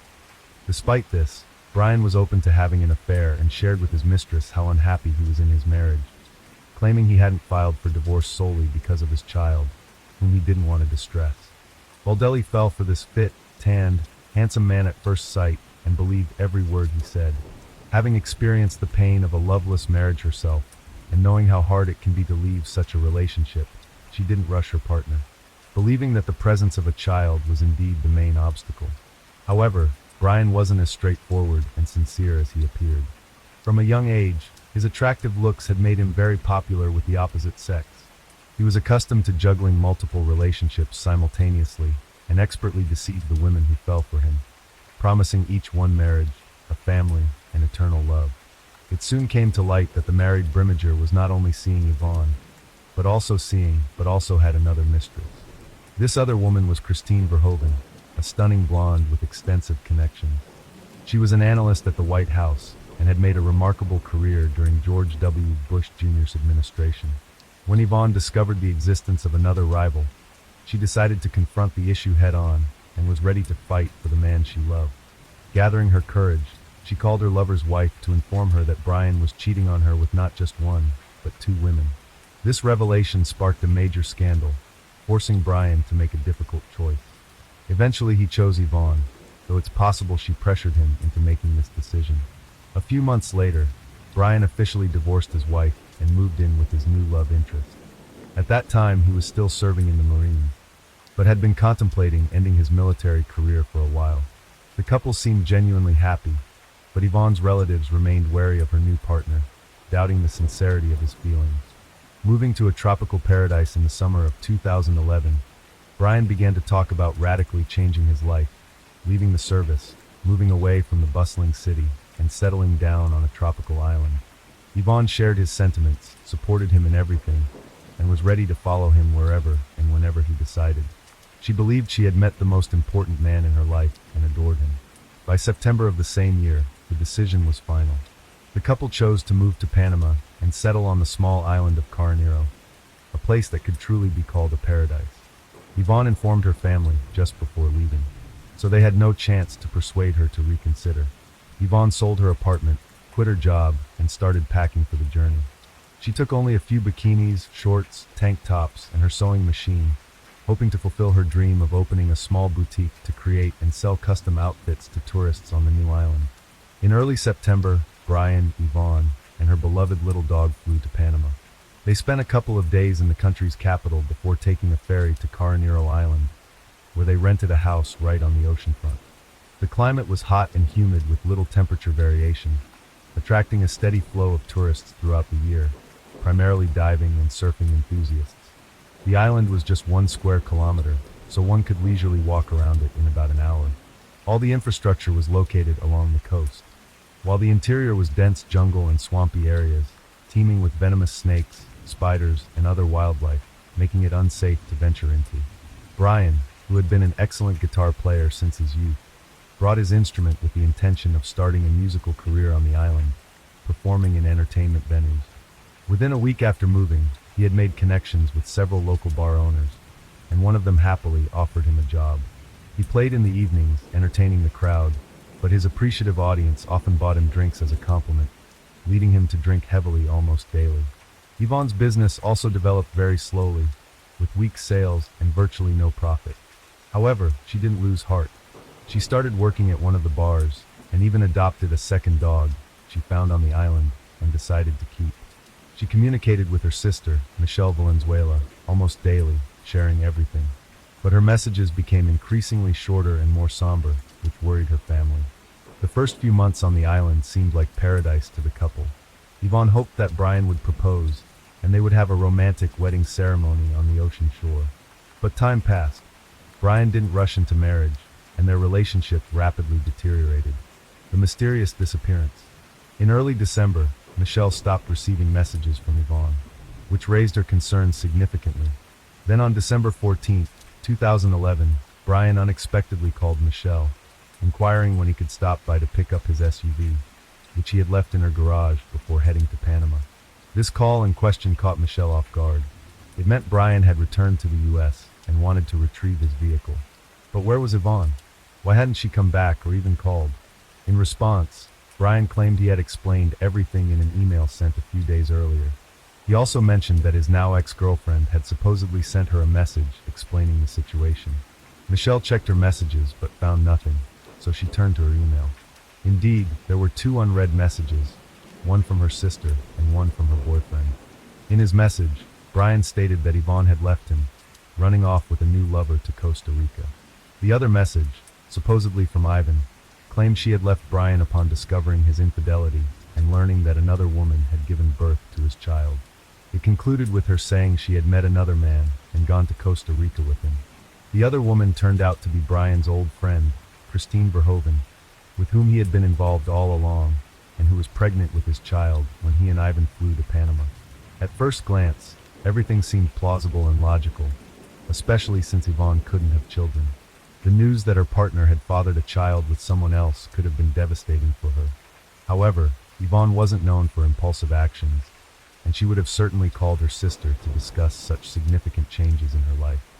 Moreover, the tone of the supposed message from Yvonne was somewhat odd and unlike her previous communications, which raised further suspicion. When Michelle tried to determine her sister's current whereabouts, she couldn't get any concrete information. Calls went unanswered, and the messages that came through were brief and detached, saying things like, "I'm okay.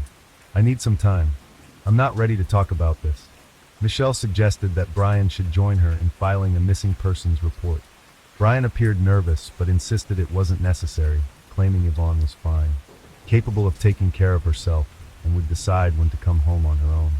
Despite Brian's reluctance even to discuss the matter and his hasty departure after picking up his vehicle, a message from Yvonne's phone soon arrived, stating she planned to return home in January for their father's birthday. This message provided Michelle with some relief, and she decided to wait a few more weeks, hoping Yvonne would return as indicated in the message. Search efforts and surprising discoveries by mid-January. Not only had Yvonne not returned home, but she also hadn't called even once during that time, and her messages had completely stopped. Moreover, Michelle was shocked to learn that Brian had gotten married to the mother of his child, Christine Verhoeven, right before the new year, which seemed very odd since he had parted ways with his former girlfriend just a few weeks before the celebration. Concerned, Michelle finally went to the police and reported her sister missing, suspecting that Ivan had not gone to Costa Rica. An official inquiry sent to Panama confirmed her fears. It was definitively established that Ivan Baldelli had not left the country. Valenzuela then turned to her cousin, a programmer, to help trace the IP address from which Ivan's messages were sent, determining their actual origin. It turned out the emails, supposedly sent by Ivan from Costa Rica in December, were actually sent from Dana Point, California, where Brian was located. The same IP address was used for an email sent by Brian himself. With the situation becoming increasingly alarming, Michelle hurriedly informed the police about her discovery. Valenzuela reached out to the FBI and the State Department, sharing her suspicions that Brian had harmed her sister in Panama, and then continued to send messages from her phone and email, pretending to be her for about a month. However, there was not enough solid evidence at the time to arrest him, so law enforcement could only interview him and continue gathering proof of his guilt. It was revealed that Brian had proposed to Christine while still in Panama with Yvonne. He promised Verhoeven that he would soon return, they would get married and raise their daughter together. Christine was unaware that her child's father had gone to the island with another woman, as he had told her he was there on business. The family's own investigation. 2 months after the woman's disappearance, her sister and niece personally flew to Panama. There, they sought the expertise of Don Winter, a former U.S. intelligence officer turned investigator, specializing in locating missing U.S. citizens. They shared the story of Yvonne's disappearance and the version of events provided by Brian. Winter, after listening to them, immediately expressed concern that the chances of Ivan being alive were slim. With vast experience in such investigations and leveraging his connections, Winter decided to put pressure on the Panamanian government and publicize the case, turning the disappearance of an American woman into international news. A press conference was also organized with the participation of Ivan's family members. Later, Ivan's father, stepmother, brother, and several other relatives and close friends arrived in Panama to join the search and assist the investigation. Together they went to the tropical island of Carnero, combing it thoroughly, yet they found no trace of Baldelli. Their search efforts were hampered by dense undergrowth and swampy marshes teeming with wildlife. In addition, the family questioned the island's residents about how well they knew Brian, and it turned out that the couple had recently been heavily indulging in alcoholic beverages and were frequently involved in loud disputes, unconcerned about those around them. Almost daily, they were seen in bars drinking alcohol and having heated arguments. Furthermore, people began to notice bruises and scratches on Yvonne's face and body. She almost never took off her sunglasses, seemingly to hide the bruises under her eyes. The landlord of the house the couple had rented confirmed that neighbors regularly complained about the noise, screams, and cursing coming from their residence. Simultaneously, FBI agents brought a special team of divers to the island to scour the waters around it for any potential evidence or remains of the missing woman. Unfortunately, these searches too did not yield any success. The prime suspect and the first solid evidence. From the outset, Brian was the prime suspect in the case, but there was nothing concrete to charge him with. He denied any involvement, consistently recounting the same story about his ex-partner running off with another man. It wasn't until September 21st, 2012, that Brimmager was finally interrogated and a search was conducted in his home. At the time, his wife Christine was at work, while Brian was unemployed, staying at home with their child, and indulging in his favorite pastime, playing golf. Initially, he appeared confident, repeating that Ivan had left him after finding out about his child with another woman. However, he became visibly nervous when the police mentioned that the last messages sent in Ivan's name came from his area and expressed interest in examining the laptop found on his table.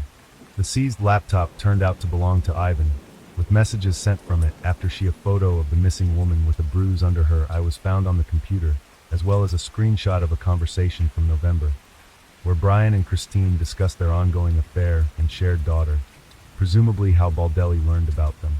Moreover, the laptop's search history from November 26, 2011, contained queries such as how to clean blood and how to remove blood from a mattress. These pieces of evidence were significant, but circumstantial, since neither a body nor a mattress with blood stains was found. The fact that Brian had been sending messages pretending to be Ivan didn't definitively prove him guilty. Soon, Don Winter discovered that before leaving Panama, Brimmager had sold a machete he owned. In an online conversation with a potential buyer, he joked that he had used the weapon just once to finish off a stripper. The joke was macabre, prompting authorities to track down the new owner of the machete and seize the blade for examination, which initially revealed nothing conclusive: the long-awaited arrest. The police overlooked another crucial detail, Yvonne's bank card, which Brian used after her disappearance. To add credibility to his story, before returning to the States, he decided to make a trip to creating the illusion that she had indeed fled to that country. He paid for his tickets in cash and withdrew money from different locations in San Jose, draining the card before discarding it. However, Brimmager failed to consider that he was captured on surveillance cameras at the ATM.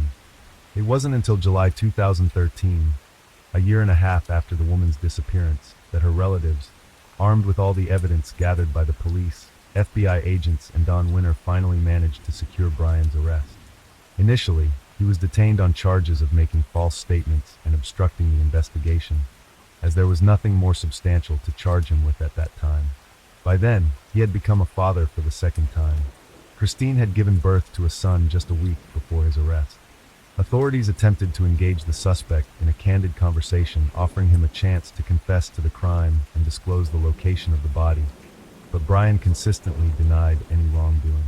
His lawyer also insisted on the absence of a body or direct evidence proving Yvonne's demise and Brian's involvement in it.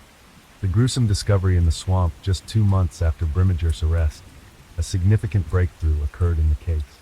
On the island of Carnero, a worker taking a shortcut wandered into the swampy underbrush and spotted an army backpack barely visible above the water's surface.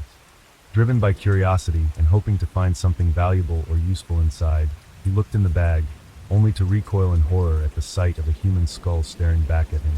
He immediately reported his find to the police, and responding officers took the backpack for examination, along with the remains of 2 small dogs. The remains had been chopped up, placed in the bag, and discarded in a location where it was assumed they would never be found. DNA testing confirmed that the human remains belonged to Yvonne, although limbs were missing. Pathologists also determined that she had been brutally beaten before her demise, with a broken nose, cheekbone, and several missing teeth. The demise of the dogs was probably orchestrated to lend credence to the narrative, as it seemed implausible that she would willingly leave behind her cherished pets on the island, suggesting a scenario where they were eliminated and laid to rest alongside their owner. When the chop marks found on the victim's bones were matched with the blade of the machete, there was no doubt. The body had been dismembered using this weapon, as each blade has its own signature, akin to a person's fingerprints. With this evidence, Brian was formally charged with murder, dismemberment, and concealing a crime. The trial and verdict in early 2014, Michelle Valenzuela was diagnosed with an advanced stage of aggressive cancer. She had been so consumed by the investigation into her sister's case that she neglected her deteriorating health, postponing visits to the doctor. After undergoing intensive treatment for about 6 months and realizing it was in vain, she decided to dedicate the last months of her life to seeking justice for her sister. In September 2014, when doctors told Michelle she had only a few weeks left, she declared that although she was losing her battle with the disease, she would continue to fight for her sister until her last breath. She detailed everything she knew and submitted all their correspondence with Yvonne to the court. She meticulously described Brian's actions after her sister's disappearance and then fainted from weakness. Michelle passed away 3 days later. The prosecution argued that on the evening of November 26th, following another argument with Yvonne, when she discovered Brian's communications with Christine, Brian, in a fit of rage and under the influence of alcohol, assaulted Yvonne and then fatally stabbed her. He then dismembered her body in the bathtub using a machete, also using it to take the live Yvonne's beloved dogs, and placed the remains in his military backpack. The limbs that didn't fit in the bag were dumped in the ocean, dropped off a rocky cliff early in the morning along with the blood-stained mattress. Brian carried the backpack deep into the island and submerged it in a swamp. He continued living in the same coastal house, meticulously erasing any evidence of the crime. He told everyone on the island a story about his flighty girlfriend leaving him for a new lover, a story that sounded convincing enough that locals sympathized with Brian, and he even managed to find a new girlfriend, Nicole Powell, who comforted him for a few weeks until his departure to the U.S. However, at the trial, Nicole testified against Brian, accusing him of lying and cruelty. Faced with irrefutable evidence, Brian was forced to admit his guilt, but insisted that it was self-defense, claiming Yvonne had first attacked him with a knife, which he then used against her. He claimed all subsequent actions were carried out in a state of shock, asserting he didn't remember dismembering and packing the body, taking the lives of the dogs, and so forth. His internet searches and attempts to eliminate evidence spoke to his full awareness, and attempts to fabricate a story to justify Ivan's absence. In the spring of 2016, Brian was found guilty of manslaughter and sentenced to only 26 years in prison with the possibility of parole in 2035. His service in the Marines was considered during sentencing, allowing him to avoid a life sentence. Lastly, Brian's wife, Christine Verhoeven, was sentenced to life imprisonment. Stated she still believed in her husband's innocence and would support him no matter what. Story 6. The case of Jennifer Sabina. Why did a loving husband mutilate his wife? Many of us have heard repeatedly of the severe psychological condition known as post-traumatic stress disorder, PTSD, but few have thought about what lies behind those 3 words. The term is used to describe mental disorders that result from a single or repeated encounter with a severe traumatic event, disasters, war, etc. This type of disorder is often found in military personnel, people who have been involved in combat and witnessed the deaths of others over a long period of time. Even after returning home, they have a hard time adjusting to civilian life. According to a report by the World Health Organization, 1/3 of soldiers returning from conflict zones experience some degree of PTSD. Most tragically, their loved ones suffer as well, desperately trying to help them overcome the crisis and get their lives back on track. The family of Benjamin Sabana, an Iraq War veteran, struggled with this problem for years. Unfortunately, the disease proved to be insurmountable. Jennifer Sabin's case shocked the quiet town of Wauwatosa, Wisconsin with its brutality. Moreover, it was the first case of a police officer killed in the line of duty in the town's history, and culminated in the death of a young woman. Let's start at the beginning to make sense of the situation, and try to determine if there was a chance to avoid such a dramatic denouement. Jennifer and Benjamin Sabina. Before they met, Jennifer Louise Sabina, née Miller, was born in 1982 in Milwaukee County, Wisconsin. She was the oldest of 2 children in her family and grew up with her younger brother Jacob, with whom she always kept in close touch. Her parents decided to separate and filed for divorce, after which her father moved to another state and stopped playing any role in his children's lives. Her mother had to work hard to provide for the children, but Jennifer was always her main helper and support. She kept the house in order, cooked meals, and took care of her younger brother while their mother worked tirelessly. In addition, Jennifer excelled in school and dreamed of a future career in law enforcement. Benjamin J. Sabina, also a Milwaukee native, was Jennifer's age and even attended the same school as her. However, despite this coincidence, they did not know each other personally. After high school, Benjamin joined the U.S. Marine Corps and served 2 tours of duty in Iraq. He was honorably discharged in 2005 after suffering a severe concussion and numerous injuries to his body and limbs. The story of how the couple met. While serving in Iraq, Benjamin registered on the newly emerging and rapidly growing social networking site, Facebook. There he searched for his hometown, and while browsing the profiles of fellow citizens, came across the profile of a charming, smiling girl named Jennifer. After researching her information, he realized that they had once attended the same high school, but he couldn't remember her. After thinking for a bit, Sabina decided to approach the pretty girl. He greeted her, told her that he was currently serving in Iraq in the Marine Corps, and asked how she was doing. Jennifer didn't respond right away, and briefly wrote that she was doing well. It was obvious that she was not eager to correspond with a stranger, but the young man was not confused. Benjamin began to write to her daily, even if she did not respond. Gradually, he managed to capture the attention of the beauty, and they began to chat casually on various topics, remembering the school where they once studied together, and trying to understand how they had not met before. A mutual liking developed between them, and they even started planning a reunion when Benjamin could come home. By then, Jennifer had graduated from the police academy, received specialized training, and after successfully passing all of her exams, became a police officer in her hometown of Wauwatosa, Milwaukee County, Wisconsin. It was her dream job since her high school years, and she was incredibly proud of it. Jennifer emotionally shared her joy with a pen pal who sincerely congratulated her on this accomplishment. Severe injury and return home. Benjamin was supposed to return home in November 2005, but in February of that year, he and several of his comrades were hit by mortar fire. Almost all of Benjamin's comrades were killed that day, and he miraculously survived but was severely wounded. His kneecap was nearly shattered. His left arm was nearly torn off by shrapnel and held together by only a few tendons and a piece of skin, and he suffered shrapnel wounds to his chest, head, and a severe concussion. The Marine was taken to a military hospital where he was painstakingly picked up piece by piece, and when his condition stabilized, transferred to Germany for treatment and rehabilitation. His arm was saved, although it had partially lost sensation and function, but his knee was in much worse condition. Doctors were inclined to believe that Benjamin was unlikely to be able to get back on his feet again. During this time, Jennifer, with whom he corresponded daily, was very supportive and encouraging. She said that she was constantly praying for his recovery, believing in a miracle and hoping for the best. The miracle did happen, and gradually Sabina began to recover, relearning to walk. A few months later, the demobilized Marine was sent to California, where his military unit was based. After completing the necessary paperwork, he returned to his hometown of Wauwatosa as a combat veteran and disabled veteran, where his parents and Jennifer, with whom he had become very close through correspondence, were waiting for him. By then, Benjamin was continuing his rehabilitation program, which was yielding good results. The muscles of his damaged limbs recovered and became stronger, and soon was able to use his left arm normally, and contrary to the doctor's predictions, began to walk and even run. As soon as they met Jennifer for the first time, they realized that they didn't want to part for a day. The couple spent all their time together, talked about everything in the world, and it seemed that they had known each other all their lives.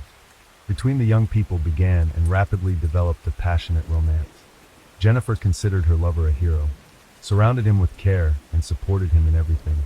Benjamin was very grateful to her for this, and at the end of 2005, he offered to make her his lawful wife, to which she happily agreed. They did not delay in registering their marriage and got married on New Year's Eve 2006.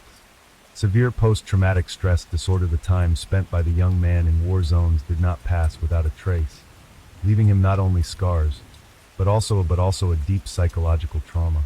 Benjamin suffered from complex post-traumatic stress disorder, PTSD, with all the typical symptoms, including nightmares, increased anxiety, psychotic experiences, known as flashbacks, depression, and thoughts of self-harm.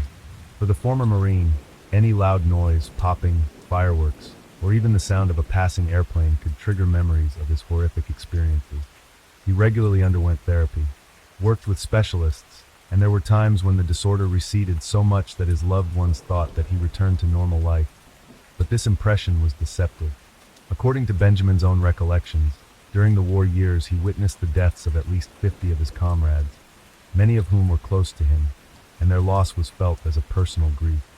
Jennifer and Ben attended church together, where the man also sought help in overcoming the psychological problems he faced. The combination of different therapeutic approaches, medical and spiritual, proved effective. Recovery seemed close at hand, but some symptoms appeared to have become chronic. Because Jennifer and Benjamin were still young and full of hope and plans, they decided to postpone having children until his condition stabilized. The couple believed that they had their whole lives ahead of them and that they still had time for everything. However, 7 years after the wedding, Benjamin's condition had not improved. He was still plagued by nightmares, panic attacks, and thoughts of self-harm. Moreover, due to his injuries and disorders, the former Marine was not only forced to give up his military career, but was also unable to get another prestigious and promising job. Warning signs. In 2012, 7 years into rehab, all the progress Benjamin had made over the years began to rapidly deteriorate. In October, Jennifer confided to her best friend Linda that her husband had acquired a gun that he hardly ever parted with, and even slept with it under his pillow. At night he would often wake up with nightmares, screaming, grabbing the gun, unable to realize where he was and feeling as if he were still at war surrounded by enemies. At times like these, his wife would try to do her best to calm him down and bring him back to reality. These nightmare episodes became regular, and the sedatives prescribed by the doctor hardly moreover. Benjamin began to have thoughts of voluntarily ending his life, which he shared with his wife. In an attempt to reassure him, she told him that she could not live without him and would follow him in his care. By then, both spouses were in their 30s. Jennifer had a promising job, was respected at work, had many friends, and was adored by those around her. Benjamin had only a government-appointed disability pension. He socialized only with close relatives and parishioners, as the couple attended church services regularly. He had almost no friends, as people avoided and feared him because of his strange behavior and occasional bouts of aggression. Probably in addition to PTSD and depression, Benjamin was experiencing an impending midlife crisis. It seemed to him that everyone around him was moving forward, striving for something and achieving something, except for himself. Even his wife's care and support began to seem like a mockery to him, and he was tormented by feelings of guilt and shame for his own inferiority. In early December 2012, Jennifer was transferred to night shifts. She now patrolled the streets of Wauwatosa from dusk to dawn, maintaining order. She was very worried about this because her husband would be alone at night, and if he had another nightmare or memory, there would be no one to help him. As their 7th wedding anniversary approached, Jennifer was thinking of taking a vacation, planning a trip to the ocean for a change of scenery and relaxation. On December 17th, she shared these plans with a colleague, but these plans were not destined to come true because a week later there was a terrible tragedy that cut short the life of a young woman, a tragic incident in a quiet town. On the evening of December 23, 2012, just before Christmas, Jennifer came in for the night shift.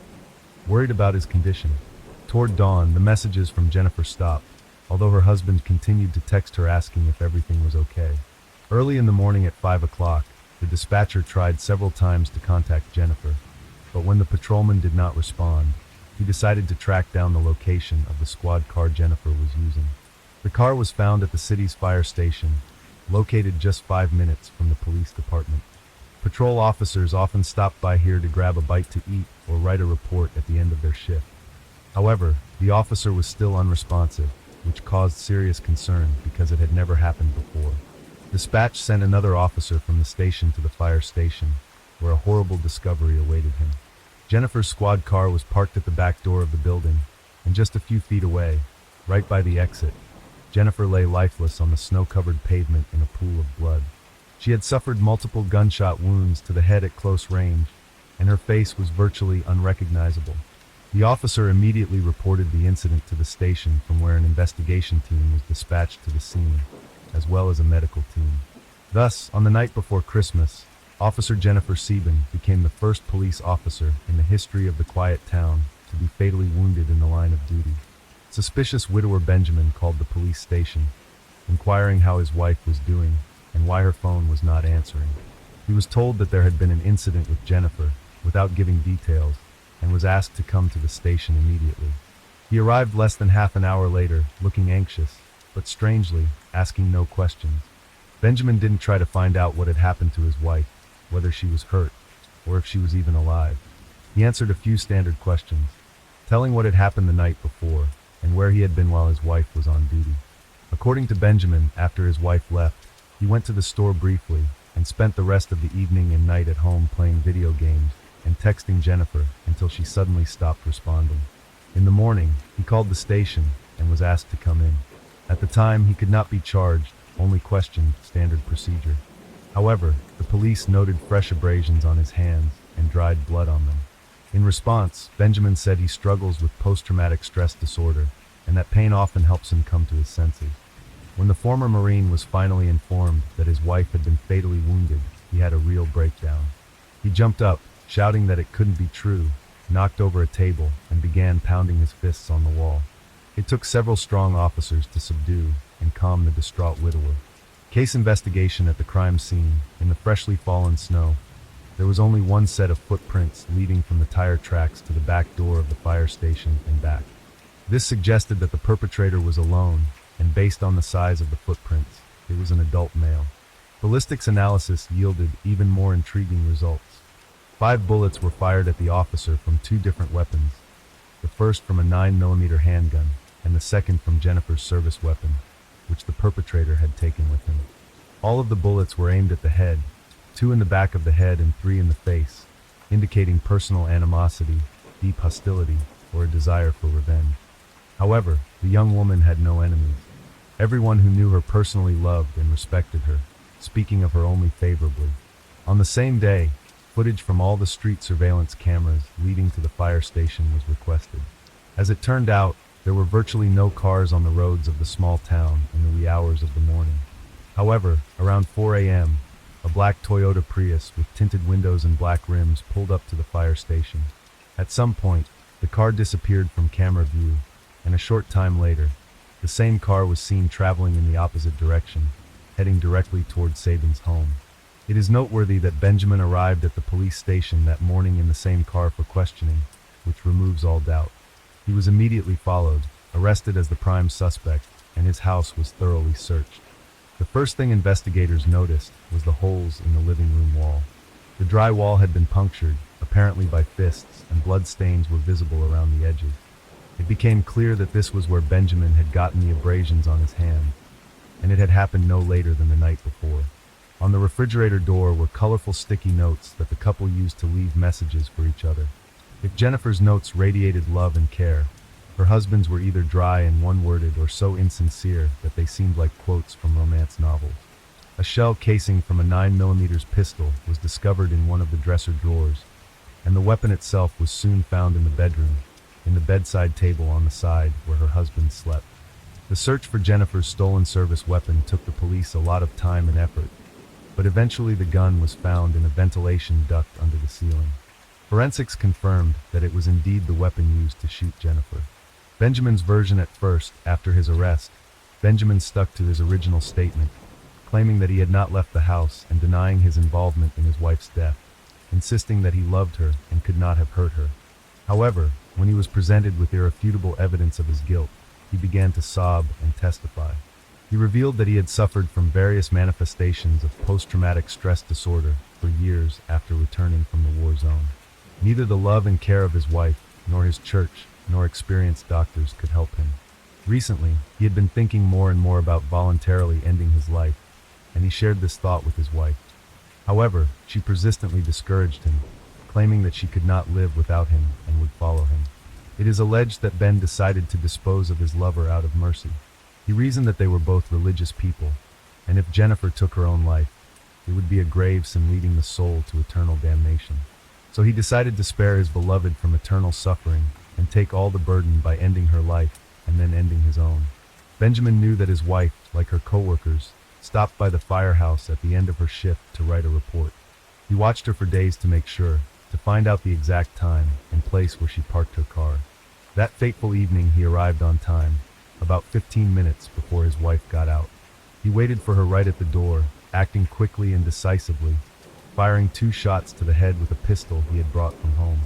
Then he claims she turned around, drew her service weapon, which he had taken from her, and fired 3 more shots to the head. However, it was the expert's opinion that the first 2 shots to the head were fatal, and that she was unable to turn around or reach for the gun. Moreover, the entry wounds indicated that the last 3 shots were fired into her body while she was lying on the ground. In addition, it was unclear why Ben shot her 5 times in the head, substantially disfiguring her face, necessitating a closed casket funeral. Trial and sentencing in the end, Benjamin fully pleaded guilty, but attributed his actions to a severe mental disorder, stating that he was not aware of his actions. As a result, a psychiatric evaluation was ordered, which showed that although the man suffered from severe complex post-traumatic stress disorder, he was fully aware of what he was doing. Moreover, Sabina had planned the crime in advance, subsequently tried to cover his tracks and hide evidence, and continued to send messages to his now deceased wife's cell phone to avert suspicion. Witnesses, including friends and co-workers of the deceased, testified that the husband was jealous of his wife's career success and often took it out on her. In addition, Benjamin was insanely jealous of Jennifer's male co-workers. He believed that his wife could leave him at any time because she is surrounded by young, healthy men who do not have the physical and psychological problems that he had. His jealousy and suspicion, compounded by his anxiety, drove her to despair. Sabina appeared in court in a wheelchair, bound hand and foot because of his constant attempts to harm himself. He fully pleaded guilty, cried, apologized to his mother-in-law, and stated that if he could turn back time, he would never hurt the woman who loved him and whom he loved. In June 2013, Benjamin was found guilty of first-degree premeditated murder despite serious mental health issues. He was sentenced to life in prison with the possibility of parole after 35 years. Jennifer's mother stated in court that she forgave her son-in-law and left his fate in the hands of God. The defendant's mother testified that her son returned from military service a completely different person, deeply distressed both physically and mentally, broken and lost. She and her daughter-in-law tried desperately to help him, but the darkness in his soul was overwhelming. In addition, the case of Officer Jennifer Sabin's death subsequently sparked a heated debate over whether her name should be included on a Washington memorial honoring law enforcement officers killed in the line of duty. Initially, the decision was made to exclude her name because of the nature of her death. However, after significant protests and collective petitions from Wisconsin residents, her name was eventually added to the memorial wall. Story 7. The Irene Cortez case, an unfortunate accident or a contracted murder of a mother of many. They say a scorned woman is capable of unpredictable and desperate acts, with cold and cruel revenge being the most fearsome. But what about a scorned man? Many would say an offended man might resort to physical violence, drown his sorrows in alcohol, or combine these 2 scenarios. Generally less grudge-holding can be more ingenious when it comes to revenge. The case of Irene Cortez, a Spanish citizen who met a mysterious end during a trip to Colombia, is complex and ambiguous. While her perpetrators were caught, convicted, and are currently serving long sentences, the deceased woman's family claims the real culprit remains at large and is portraying himself as a victim. Let's delve into this intricate story from the beginning and try to determine if a third party was involved, or if the murder was indeed unintentional. It's worth noting that each party involved is still trying to prove their version of the truth. Who is Irene Cortez? Irene Cortez, born Lucas, was born in 1980 in sunny Granada, Spain, the capital of the province of the same name. She grew up in a well-off family with a brother and sister. Her parents ran a small but profitable business. According to some reports, her father passed away early, but her mother, Maria Lucas, took over the business operations, expanded the enterprise, and ensured her children lacked for nothing. Maria's older brother, Uncle Pedro Lucas, was also a significant help. Irene was the eldest of the 3 children. A beautiful and sociable girl, she loved being the center of attention and attracted boys from an early age. Shortly after finishing school, she married and was already pregnant. At 17, she became a mother for the first time, and 2 years later, she had her second child. Her mother and uncle provided considerable support, allowing her to pursue a good education despite early motherhood. In the early 2000s, Irene moved to the resort city of Malaga with her husband and 2 children. There she opened an entertainment venue that quickly became popular and profitable. Initially a small disco bar, it eventually transformed into a full-fledged nightclub. The couple welcomed their third child, and life seemed prosperous and stable. At 25, Irene's husband was arrested and sentenced to 5 years in prison for trafficking illegal substances. Tragically, he lost his life in prison under mysterious circumstances. The responsibility of raising the children fell solely on Irene's shoulders. Remembering how her mother single-handedly raised 3 children, Irene was determined to persevere. She successfully managed her business, earned well, and had big plans for the future. Relationship with Farid Henessaris, a native of Barranquilla, Colombia, was born in 1976. Growing up in a large, impoverished family, he was the youngest of his siblings. His parents separated in the early 90s when he was still a teenager. His older siblings were independent by then, and Farid stayed with his mother. Along with his elderly mother, moved to Spain in search of a better life. They settled in Malaga, where Farid took any job he could to support himself and his mother. In 2005, he started working as a waiter at a nightclub owned by Irene. Irene immediately noticed Farid's hard work and reliability. She was also attracted to him, and Farid, in turn, did his best to please her.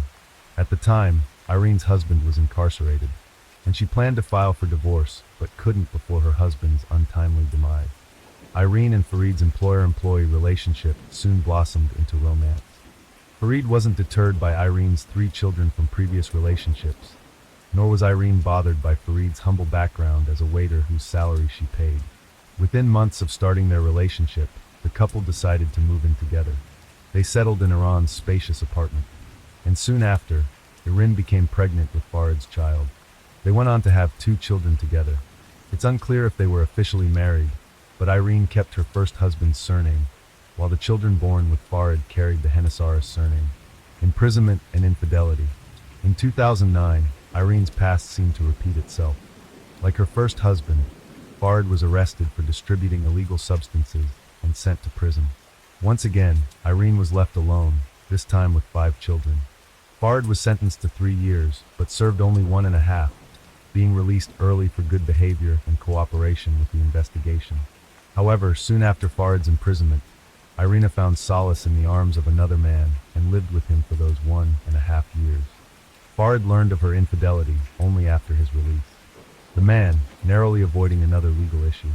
Eventually they resolved the matter peacefully. Farid forgave Irene for the sake of their children, and they resumed living together as if there had been no imprisonment or infidelity. Irene's relatives were always skeptical about Farid. Her mother and uncle disapproved of their relationship, suspecting Farid was only interested in Irene's money. Also, Irene's older children from her first marriage never accepted Farid, while the youngest, whom Farid had raised since the child was 2, saw him as a father figure.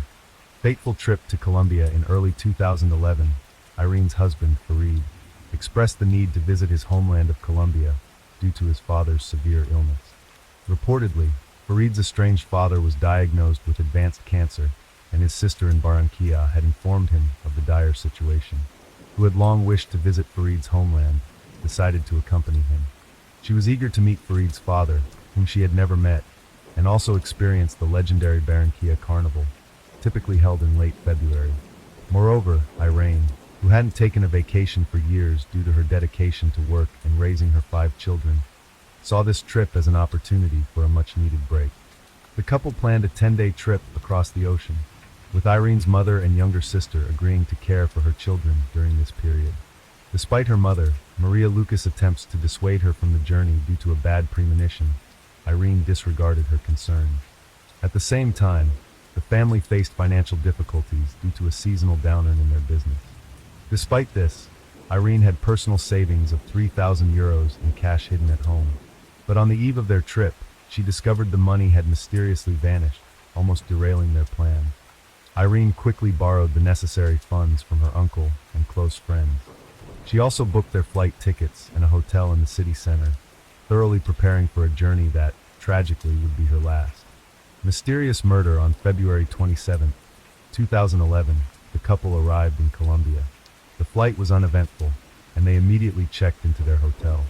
Irene called home to reassure her mother. However, 2 days later, Farid informed Irene's eldest son, 14, of his mother's death. Initially, Farid claimed an accident, but it was soon revealed that Irene was murdered during a robbery at a Barranquilla entertainment venue. The case quickly became a major news story in Colombia. The narrative was that Irene, a Spanish tourist, was killed by robbers who fled the scene, triggering a citywide policeman. However, the circumstances of the robbery and murder seemed unusual and suspicious. The attackers did not appear to be trying to steal anything, but instead shot Irene in the heart and then fled in haste. Police and local media representatives quickly arrived on the scene. Despite the fact that Farid witnessed the shooting of his partner during an interview with journalists, he looked quite calm, not corresponding to the image of a grief-stricken widower. The Spanish embassy in Bogotá confirmed the murder, adding that Irene's remains will be repatriated after the necessary investigation. The exact events of the night of March 2nd have yet to be clarified by investigators. In the meantime, authorities are actively pursuing the attackers responsible for this senseless crime. Surveillance footage. The case of Irene Cortez's mysterious death seemed to gain clarity after reviewing surveillance footage from cameras installed at the location where the murder occurred. On March 1st, Irene and her partner, Farid Genesaris, had planned to meet Farid's brother, his sister, and their spouses. The group of 6 enjoyed the carnival, walked around town, and then at Farid's suggestion, went to a local bar for dinner and entertainment. By 1 a.m., Irene, Farid, and his relatives were the only customers at the bar, as surveillance footage clearly shows. Around 2 a.m., 2 young men sitting away from the group entered the bar. They did not order anything and did not look comfortable, which caught the attention of the bar manager because of their suspicious behavior. Moreover, their young appearance made the manager check whether they were of legal age. The young men refused to show their IDs and, when asked to leave, one of them pulled out a gun and aimed it at the manager. His accomplice produced a knife, but soon retreated out of the camera's view. The armed assailant pushed the manager aside and approached Irene's table, announcing a robbery and demanding mobile phones and cash. His knife-wielding partner reappeared, presumably to collect valuables while the gunman kept the group under threat. However, he didn't get a chance to act. As Irene reached for her purse, the assailant lunged at her with the same hand holding the gun. A shot was fired as he grabbed the purse, striking Irene directly in the chest. She collapsed to the floor as the assailants fled without taking anything. Farid and his brother chased after them while his sister tried to stop Irene's bleeding and his brother's wife called for emergency services. Unfortunately, the culprits were too fast to catch. The men returned to the bar, attempting to aid Irene. But it was too late. Emergency responders arrived quickly, yet Irene succumbed to her injuries en route to the hospital, leaving behind a baffling case and a grieving family. The hunt for the perpetrators, arrest, and trial. In the wake of the robbery and homicide that took Irene Cortez's life, law enforcement mobilized all available resources. The city was teeming with tourists for the carnival, and ensuring their safety was paramount. A reward of 10 million pesos, about 3,500 euros, was announced for information leading to the culprits. The first suspect, the gunman Brian Dario, was apprehended the next day. He quickly implicated his accomplice, Juan Carlos. Juan, 18, surrendered to authorities, hoping for leniency. During interrogation, Dario claimed dire financial straits, debts, and a sick child in need of costly treatment drove him to the crime, corroborated later by his relatives. He maintained that Irene's shooting was accidental, occurring while trying to snatch her purse. Juan Carlos contended he was an unwitting participant. He said Brian didn't reveal his plans, but asked for backup in a job. He claimed to have only a small knife for intimidation, not harm, and left the scene once he realized Brian's intentions. However, surveillance footage contradicted his claims, showing him returning to Brian. With both perpetrators in custody and their confessions, the case appeared solved with prison sentences looming. The court found Dario guilty of robbery and homicide under aggravating circumstances, sentencing him to 23 years.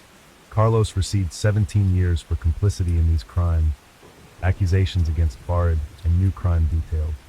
From the early stages of the investigation, the family of the deceased woman openly accused Farid of orchestrating the murder of his wife.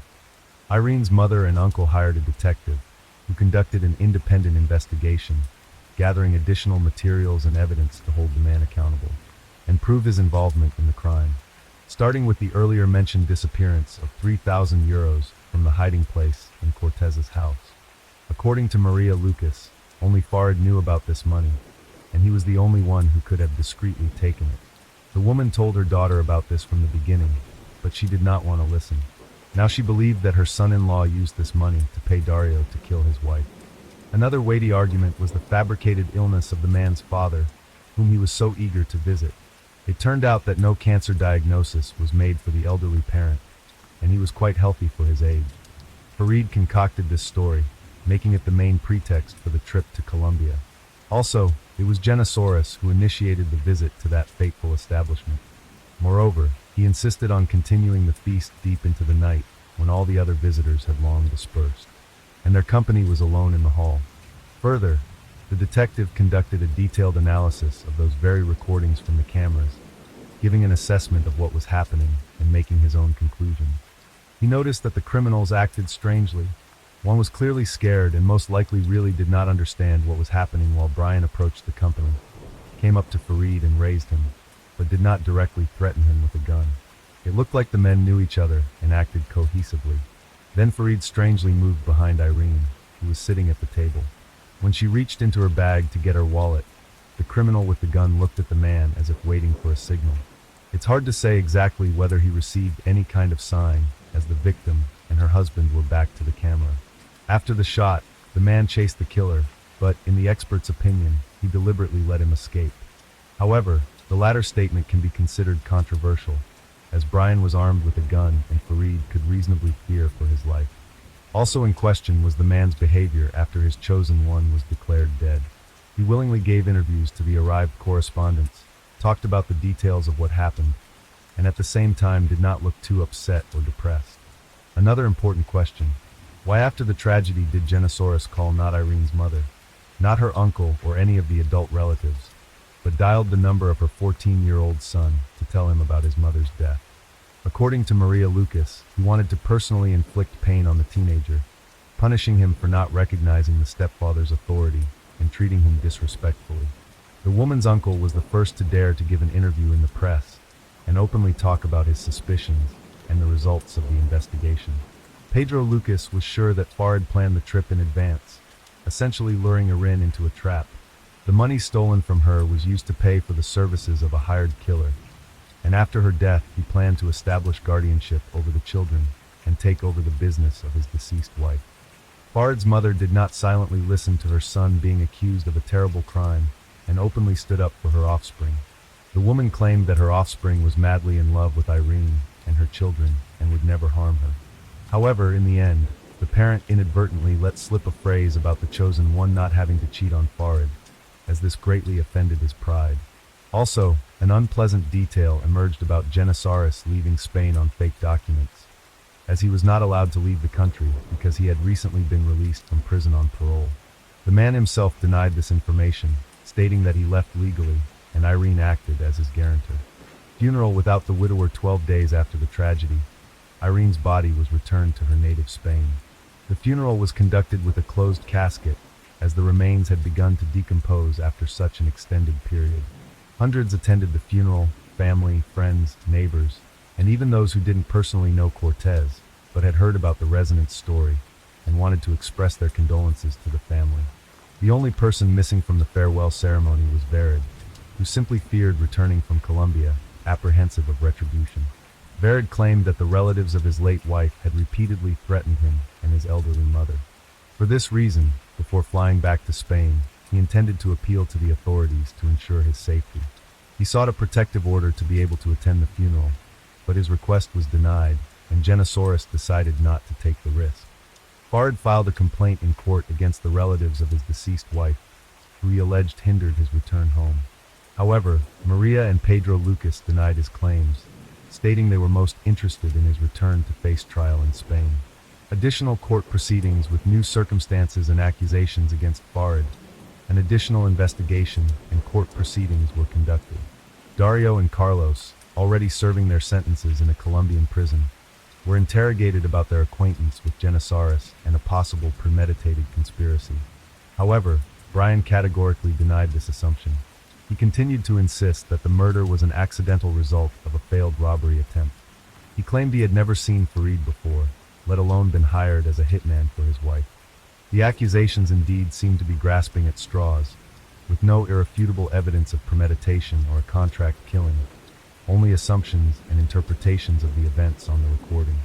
Dario also confessed that he was under the influence of alcohol and prohibited substances that evening, hence his poor recollection of the event's chronology. As for Carlos, he maintained that his friend did not involve him in his plans, and everything that happened in the bar was as shocking to him as it was to those they attacked. One appeared to be telling the truth, but Brian's words, who made the fatal shot, raised some doubts. Consider this. He failed to commit the robbery, ended up in prison, but his sick child still received the necessary expensive treatment. Helped him.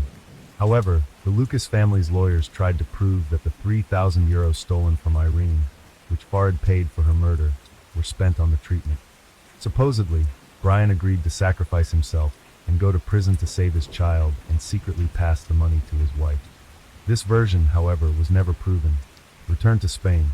Only after obtaining a court order that guaranteed his safety did Genesaris decide to return to Spain. Several months had passed since the tragedy, and the media frenzy had subsided. Upon his return, Genesaris claimed to have brought investigation materials proving his innocence in his wife's murder. He cited his main reason for returning as a desire to care for the children he shared with Irene, who had been under the care of the deceased's relatives during his absence. 6 months later, Farid decided to give a major interview, in which he revealed that he had lost virtually everything. He was jobless, his passport had been annulled, preventing him from leaving the country, and to add insult to injury, his friends had turned their backs on him, and the mother and uncle of his late wife forbade him from seeing his children. Genesaris repeatedly faced Maria and Pedro Lucas in court. He accused them of threatening him while they attempted to prove his involvement in Irene's murder. However, neither side could substantiate their claims. Ultimately, the children remained in the custody of their grandmother and uncle, and the widower was unable to claim any of his late wife's property. Story 8. The costs of the profession. Under the law, an investigation must be conducted fully, comprehensively, and objectively. However, as practice shows, crime investigations aren't always approached properly. Society often turns a blind eye to what's happening, justifying its indifference with absurd reasons like, it's his own fault. As a result, the victims' families are left alone with their grief and uncertainty. In the story to be discussed, everything was biased, from the search for a missing girl to the lengthy investigation and court proceedings. The criminal case was closed after 10 years.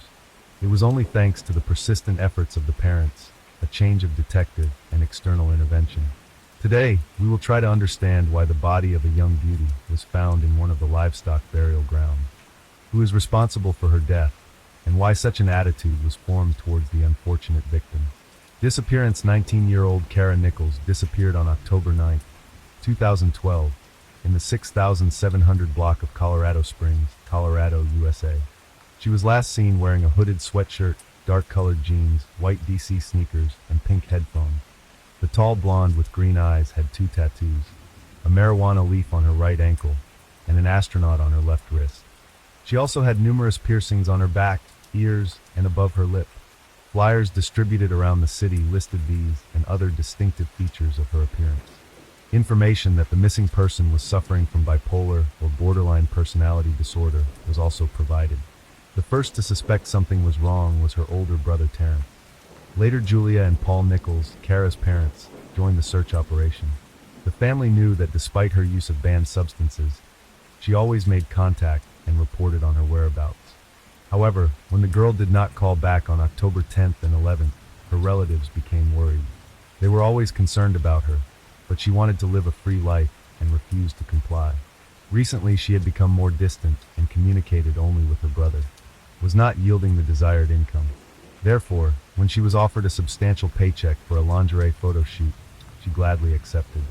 She informed her roommates about her upcoming plans and left late at night. The shoot was scheduled for early morning in Denver, making the trip more convenient.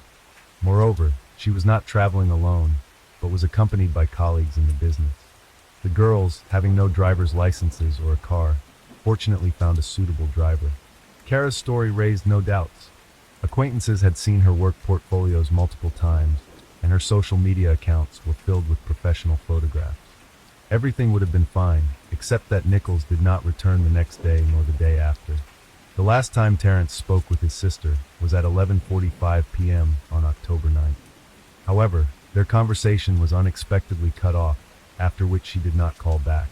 Then the brother thought that the connection was lost. so he calmly went to sleep, knowing that they would definitely talk in the morning.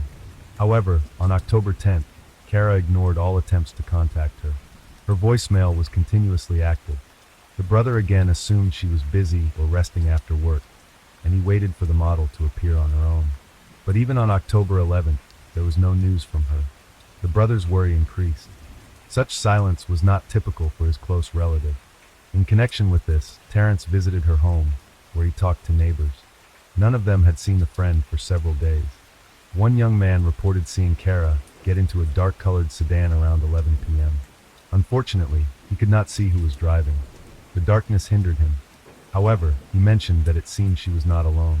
After that, Terrence entered his sister's room. His attention was drawn to the girl's personal items, which she never went without. Among them were a cosmetics bag, purse, charger, and laptop. $300 in cash lay on the bedside table. Clearly, Kara had not planned a prolonged absence. Then the brother turned on her laptop. It became clear that she had not been online for more than 2 days.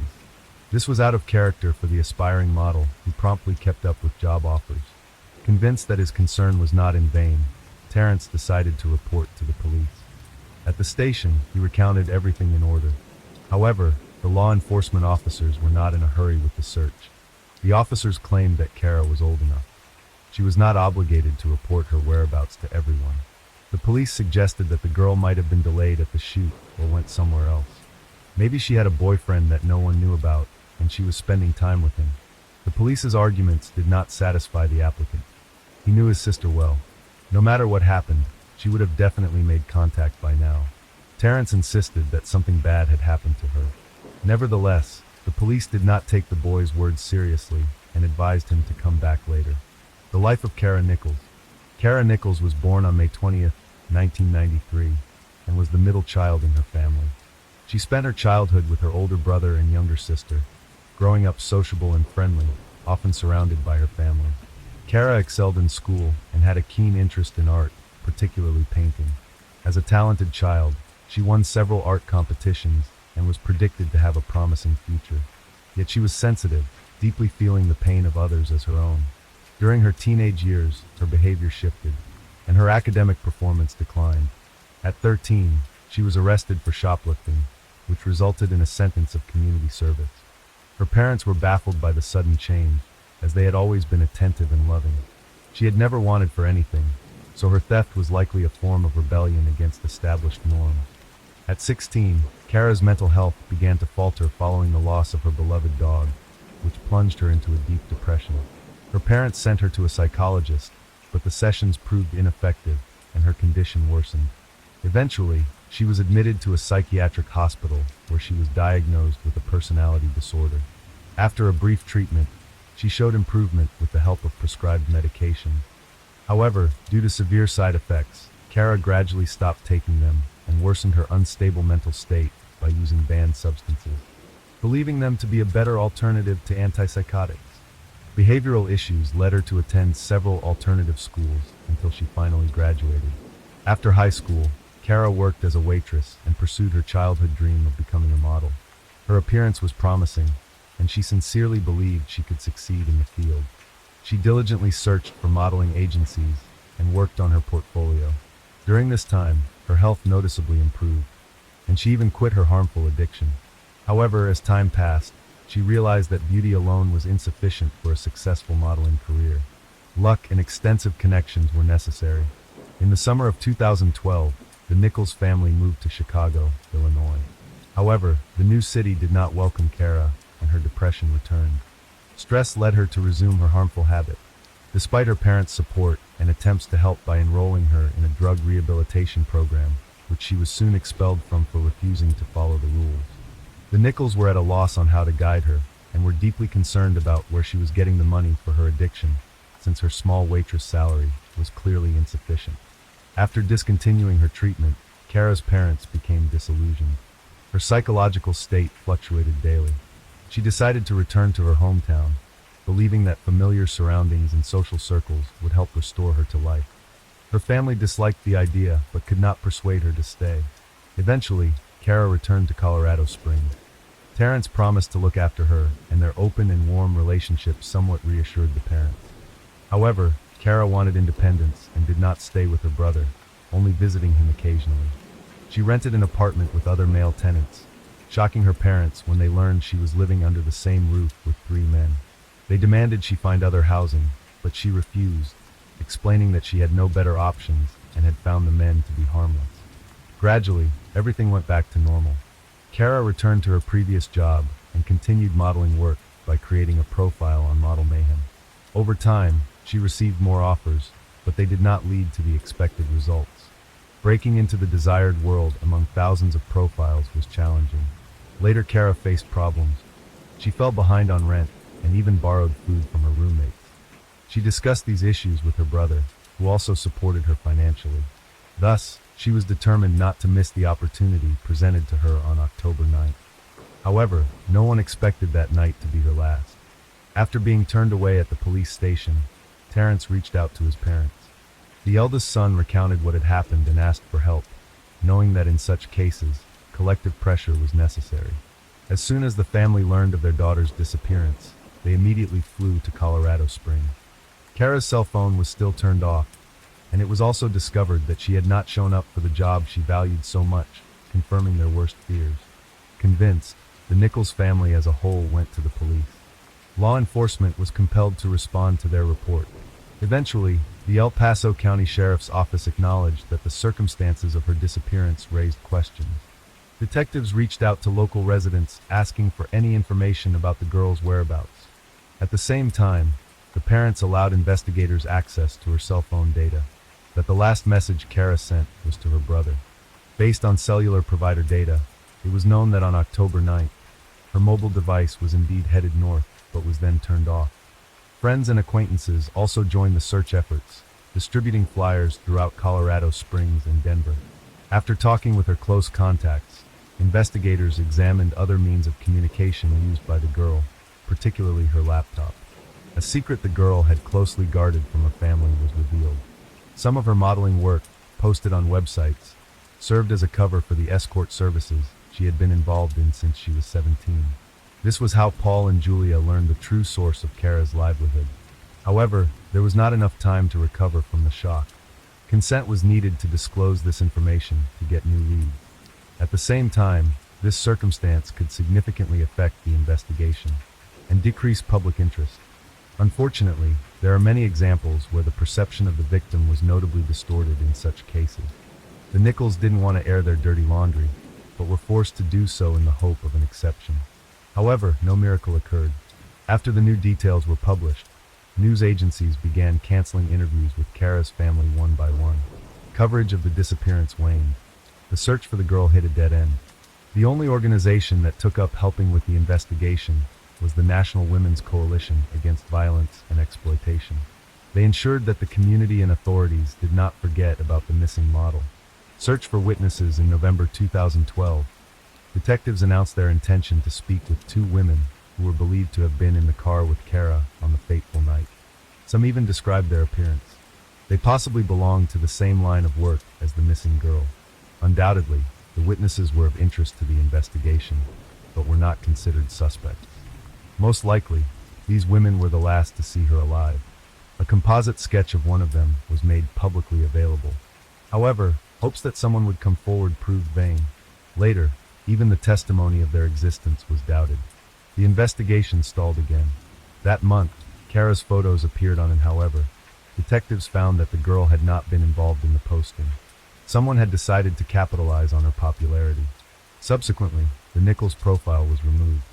Concerned citizens periodically approached the police station. However, after verification, their reports turned out to be false. In the spring of 2013, a businessman from Colorado Springs claimed to have seen the sought-after woman from the end of October through December 2012. Unkempt man. The woman appeared frightened, as if she was being forcibly held and made to do something. One day, her companion pushed her, which did not escape the notice of a bystander. He threatened the man and asked him to leave the lady alone. The eyewitness's statement was verified. The police managed to find the man described, but detectives confirmed that the woman with him was his former girlfriend. In the autumn of the same year, a criminal law student decided to investigate Kara's case independently. He traveled to Denver and spoke with many homeless people and substance users. Some of them reported seeing the missing woman at a nonprofit organization dealing with the exchange of syringes and needles for those using banned substances. However, it later turned out that the lead was false, and so it was with every testimony. Many had already given up hope of finding the story's heroine alive. Too much time had passed for this type of case. In the summer of 2013, the girl's parents announced a reward for any information regarding their daughter's whereabouts. But it all seemed futile. Kidnapping for ransom was ruled out as no demands had been made over the months. A new development. The following year brought a sensational breakthrough that spurred movement in the investigation. In May 2014, Deputy Sheriff Cliff Porter admitted to having cut corners in the investigation. Unexpectedly, he disclosed that he had not given enough attention to Kara Nichols' case, and, most importantly, had overlooked substantial evidence that could have played a critical role in the early stages of the investigation. This confession shocked the Nichols family, as they felt the investigation into their daughter's disappearance had been treated carelessly due to her line of work.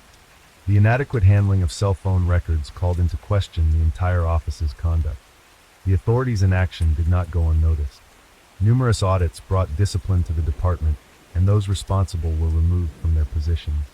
In May 2016, former Sheriff Terry McKitta and members of his staff were charged with corruption, fabricating witness testimony, kidnapping, and extortion. This convinced the victim's family that their relative's case had never been appropriately handled. Nevertheless, this event provided a new impetus for the investigation. Thanks to a change in detectives in February 2022, the missing woman's body was discovered. She was found buried in a grave alongside a horse's corpse on a farm near Colorado Springs. But let's go through the details in order. The suspect on February 1st, 2022, a woman named Christina Hollendorfer walked into the police station. Detectives had tried to speak with her several times before, but she had refused to cooperate. Since 2014, the witness had been unwilling to testify against her former husband, Joel. However, years later, she broke her silence and accused her ex of murdering Kara Nichols. An examination of the missing girl's calls and messages revealed that she had received an 11:08 p.m. on October 9th, most of which were from a man named Joel Hollendorfer. Detectives had interrogated him several times, but beyond general information, they discovered little. He admitted to having hired the woman's services and had planned to meet her from the evening of October 9th to the morning of October 10th. However, the meeting never occurred. The escort did not make it to him.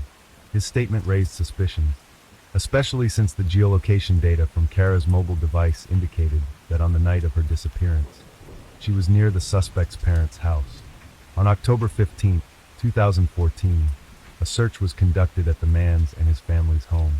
At the time of the search, detectives spoke with Joel and his mother, Betty. They noted their calm and friendly demeanor. It did not appear that they were hiding anything. They kindly showed the entire property, including several fresh burial sites for deceased animals. It should be noted that the Hollendorfer family had owned the farm since 1985 and had a large livestock yard. Dogs trained to find human remains searched the area. They reacted to some of the livestock graves a few times. However, further examination of their contents revealed nothing suspicious. It was possible that the dogs confused the scent of dead animals with that of a human. To definitively rule out Joel's involvement in the crime, samples from some suspicious areas were collected for analysis. However, the tests showed that the samples were unrelated to the case. Nonetheless, suspicions about the man were not lifted. It turned out that Hollendorfer had a history of harassment and violating restraining orders. He was a hardened criminal who had repeatedly violated the terms of his parole. Moreover, he had used banned substances, which had contributed to the breakdown of his family. The investigation had approached his ex-wife at least twice. During conversations, it was established that Christina and Joel were raising 2 children. Initially, the woman was reluctant to share details of their life together and later refused to communicate altogether. Thus, along with other theories regarding Kara's disappearance, Joel remained the only suspect. Finally, after 8 years, his identity was exposed. Mrs. Hollendorfer claimed that in November 2014, her ex-husband confessed to her that he had accidentally ended the life of a hired escort and buried her body in an old horse grave. She learned about this after the death of her father-in-law. When the funeral was over, her former husband revealed that he felt guilty about his father's death. According to her, he confessed to his parents what he had done, became seriously ill, and soon died. All this time, his family had been covering for the criminal. This explained the incredible hospitality and cooperation that Betty and Joel displayed during the farm search. Everything was done to avoid raising further suspicion. On February 3, 2022, another search was conducted at the suspect's home and property. This time, the 2 meters deep. 4 days later, the 47-year-old man was arrested. Later analysis confirmed that the found corpse belonged to the sought-after Kara Nichols. Essentially, only her bones remained. However, thanks to modern technology, the girl was successfully identified. The defendant. During interrogation, the man didn't break down immediately. Eventually, however, he confessed that he had not intended to end the girl's life. He had indeed found her on an intimacy services website. On October 9th, he called her and arranged a meeting, after which he picked her up from her home. Intimacy occurred in his old car. Everything was fine until, in a moment of passion, the man began to strangle his companion. Once Joel realized that Kara had lost consciousness, he stopped. Initially, he tried to administer first aid, but it was too late. Kara was already deceased. Frightened, the criminal drove her to his family farm and buried her in the first grave he found. He moved the body several times and eventually buried it where his mother's favorite horse was interred. This explained why the search dogs were confused by the scents. Moreover, during the initial search, this particular area had not been inspected. Soon, Joel Hollendorfer was charged with first-degree murder and tampering with evidence. Meanwhile, Betty denied any knowledge of the crime committed by her son, asserting that she had always cooperated with the investigation and genuinely believed in his innocence justice. The hearings took place in the summer of 2023. The prosecution insisted that the defendant had intentionally committed the crime, thus realizing his sinister fantasies. At the same time, forensic experts could not provide detailed information about the victim's death. However, based on the fact that Kara's hyoid bone was broken, asphyxiation was named as the cause of death. Experts claimed that one cannot accidentally strangle someone to death. There is always time to reconsider and stop. Another factor considered was the victim's state under the influence of banned substances. Hollendorfer's defense argued that Nichols' death was due to asphyxiation from which she could not recover. Is significantly higher than for a substance-dependent individual. As depicted during the trial, an entrenched addict, which the victim was portrayed to be, would have no chance of survival. This was explained by the long-term effects of banned substances on the human body. Unfortunately, it was impossible to confirm or refute the lawyer's statements over time. The Nichols family was extremely upset by how their daughter was portrayed. Kara's father noted that this judgment negated any sympathy from the jurors and depicted her as an unworthy victim. Nonetheless, during the trial, Joel did not appear remorseful. Some observed that he even smiled at times. Ultimately, the defendant's actions were reclassified to second-degree murder. He was found guilty of manslaughter and sentenced to 24 years in prison. The sentence did not satisfy the victim's family, who had hoped for a life sentence for the perpetrator. Moreover, due to insufficient evidence, no one else was punished. Julia and Paul Nichols called the process a complete miscarriage of justice. The bereaved parents hoped that despite the numerous labels attached to their daughter, Kara's friends and acquaintances will remember her positively, not just as sensational news. She was a teenager who battled with mental health issues, but was cruelly dehumanized. Concluded the girl's mother about the investigation and trial process. Do you think justice was fully served in the case of Kara Nichols' disappearance and death? Interested in more real-life murder mysteries? Be sure to like and subscribe to our channel. Leave me a comment and I'll read you. Enjoy life because there is only one life.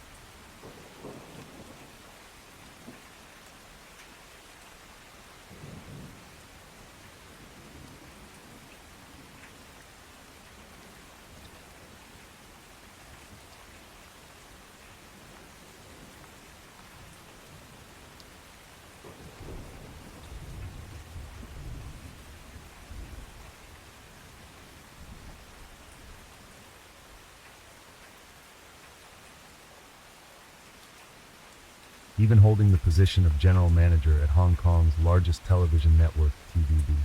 With this power, Eric Chong keeps everyone in the entertainment industry on edge.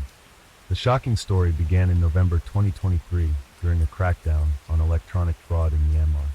Amidst this effort, a surprise birthday greeting video surfaced, igniting a storm on social media. The main figure in the video was by Ing Chong, heir to one of the four most powerful families in northern Myanmar, and the leader of notorious electronic fraud organization.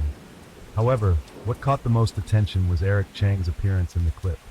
Displaying a friendly demeanor, he extended birthday wishes to Bai Ing-xiang, raising questions.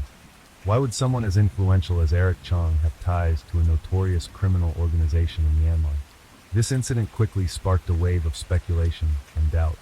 Could it be that behind Eric Chang's powerful and successful exterior lie dark secrets yet to be uncovered?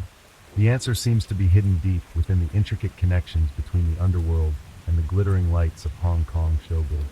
Before diving into the main content of the video, don't forget to hit the subscribe button and ring the notification bell to ensure you never miss any videos from Black True. As always, I'm Elizabeth, your storyteller on today's journey of discovery. Eric Sang was born on April 14, 1953 in Hong Kong into a prestigious family. His father, Sang Kai-wing, was a senior police officer and a coach of the police football team. Under his father's influence, Eric Sang developed a passion for football early on and even joined the Hong Kong youth team after graduating. However, with a modest height of just 1.59 meters, his dream of becoming a professional football player was short-lived. During this challenging time, a fateful encounter with martial arts actor Sammo Hung completely changed his life, opening the door to the entertainment industry. In 1972, Eric Sang landed his first role in the Shaw Brothers film 14 Amazon. This marked the beginning of his acting career. After 2 years in Taiwan, he returned to Hong Kong in 1976 and quickly established himself in the film industry. By the late 1970s, as traditional wuxia films declined in popularity, Eric Chung shifted to behind-the-scenes work. With his cheerful personality, extensive knowledge, and ability to build relationships, he joined Cinema City in 1980, helping it become a major force in Hong Kong cinema. In 1981, he starred in the comedy Chasing Girls, which became a huge success. Just a year later, he directed the film BS Partner, which broke box office records in Hong Kong. His role in the crime drama Last Victory, 1987, garnered critical acclaim, marking a turning point in his career. He continued to showcase his talent with standout works like Chapel City Story, 1991, and Courage and Most of Love Story, 1996, earning Best Actor and Best Supporting Actor awards at the Hong Kong Film Awards. Beyond acting, Eric Sang also ventured into hosting. In 1990, he co-hosted the show Two Happy Ancestors with Lam Man Chung, which became a sensation and earned strong support from stars like Alan Tam and Anita Mui. He later joined TVB, becoming a top host and leading major events like Miss Hong Kong and the Hong Kong Film Awards. With sharp business acumen, Eric Sang quickly expanded his influence in the entertainment industry. When Cinema City dissolved in 1991, he founded several production companies, including Good Friends, Children's City, and UFO Film People. Films he produced, such as The Dusty's Reckoning and Golden Branches, became major hits. In 2000, he co-founded the company Oriental Charm with Alan Tam and Natalie Chan, attracting numerous prominent artists. By 2017, after ending a 25-year acting contract with TVB, he was appointed General Manager of Content, marking a peak in his career. Eric Zhang's journey from an unknown supporting actor to the General Manager of TVB is an inspiring story in the entertainment world. However, behind this glamorous success lie dark secrets, heinous crimes hidden by power and group interests within Hong Kong showbiz. Will the truth ever come to light? This remains a pressing question, stirring public opinion. The first major controversy targeting Eric Sang emerged in 2018. In November of that year, former famous actress Yami Lam was found dead, her body already decomposing and emitting a foul odor.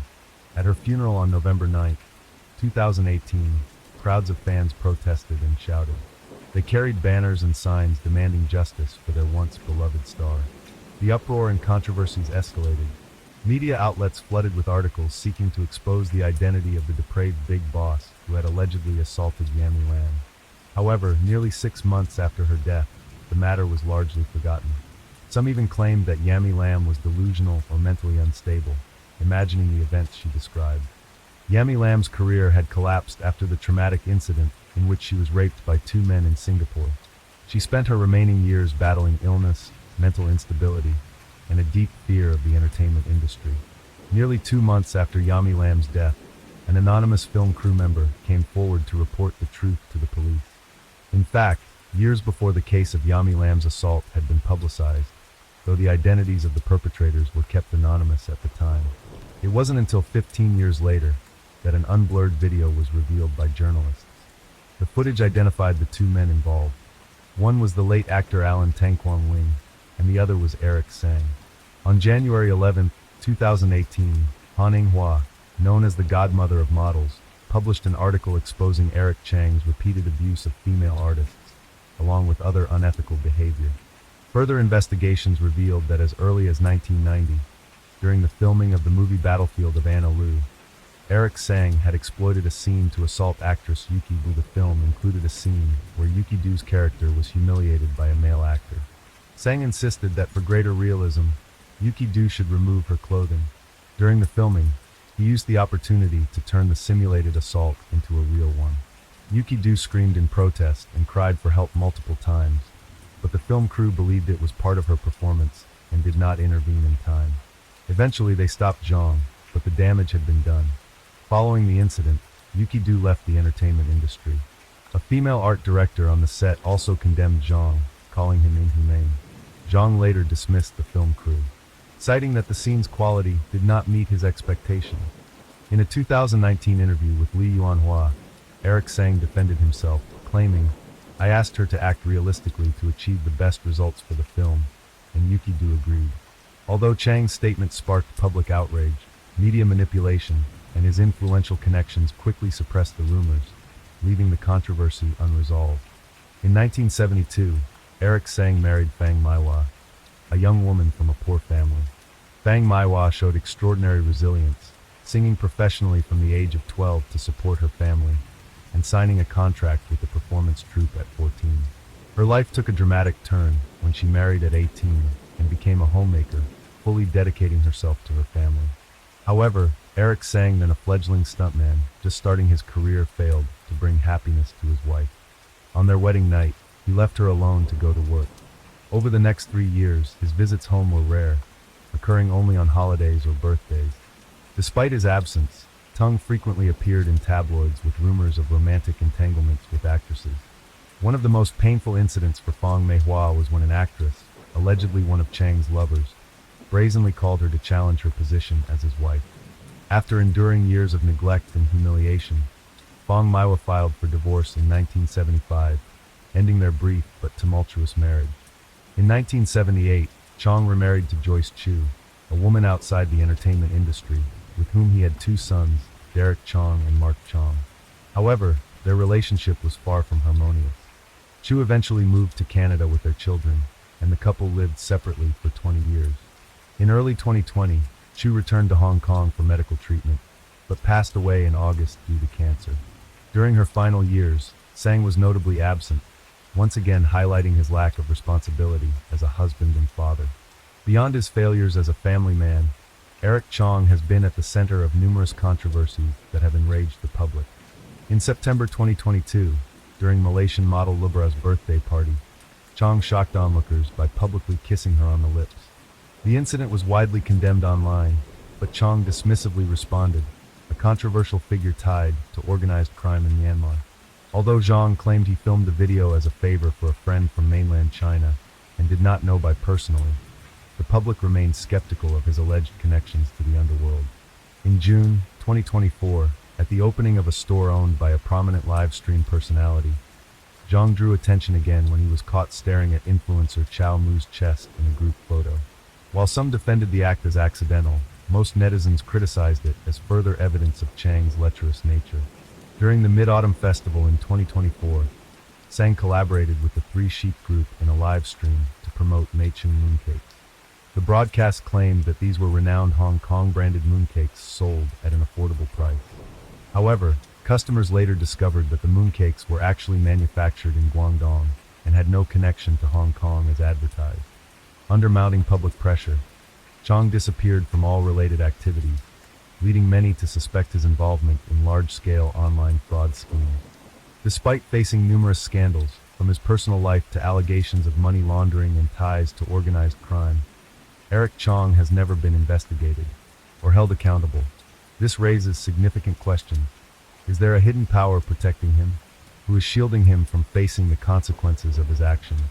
In 1976, a major upheaval struck Eric Chang's family when his father, Sang Kai-wing, was exposed as one of the most corrupt figures in the Hong Kong police force. Sang Kai-wing joined the Hong Kong police in 1940 and rose to the rank of police station chief by the 1970s. At the time, Hong Kong police were infamous for four notorious detective chiefs, Louis Locke and Kam Hung Lon Gong and Han Sung. Among them, Louis Locke wielded the most power, controlling both political circles and the underworld while building a vast empire of corruption.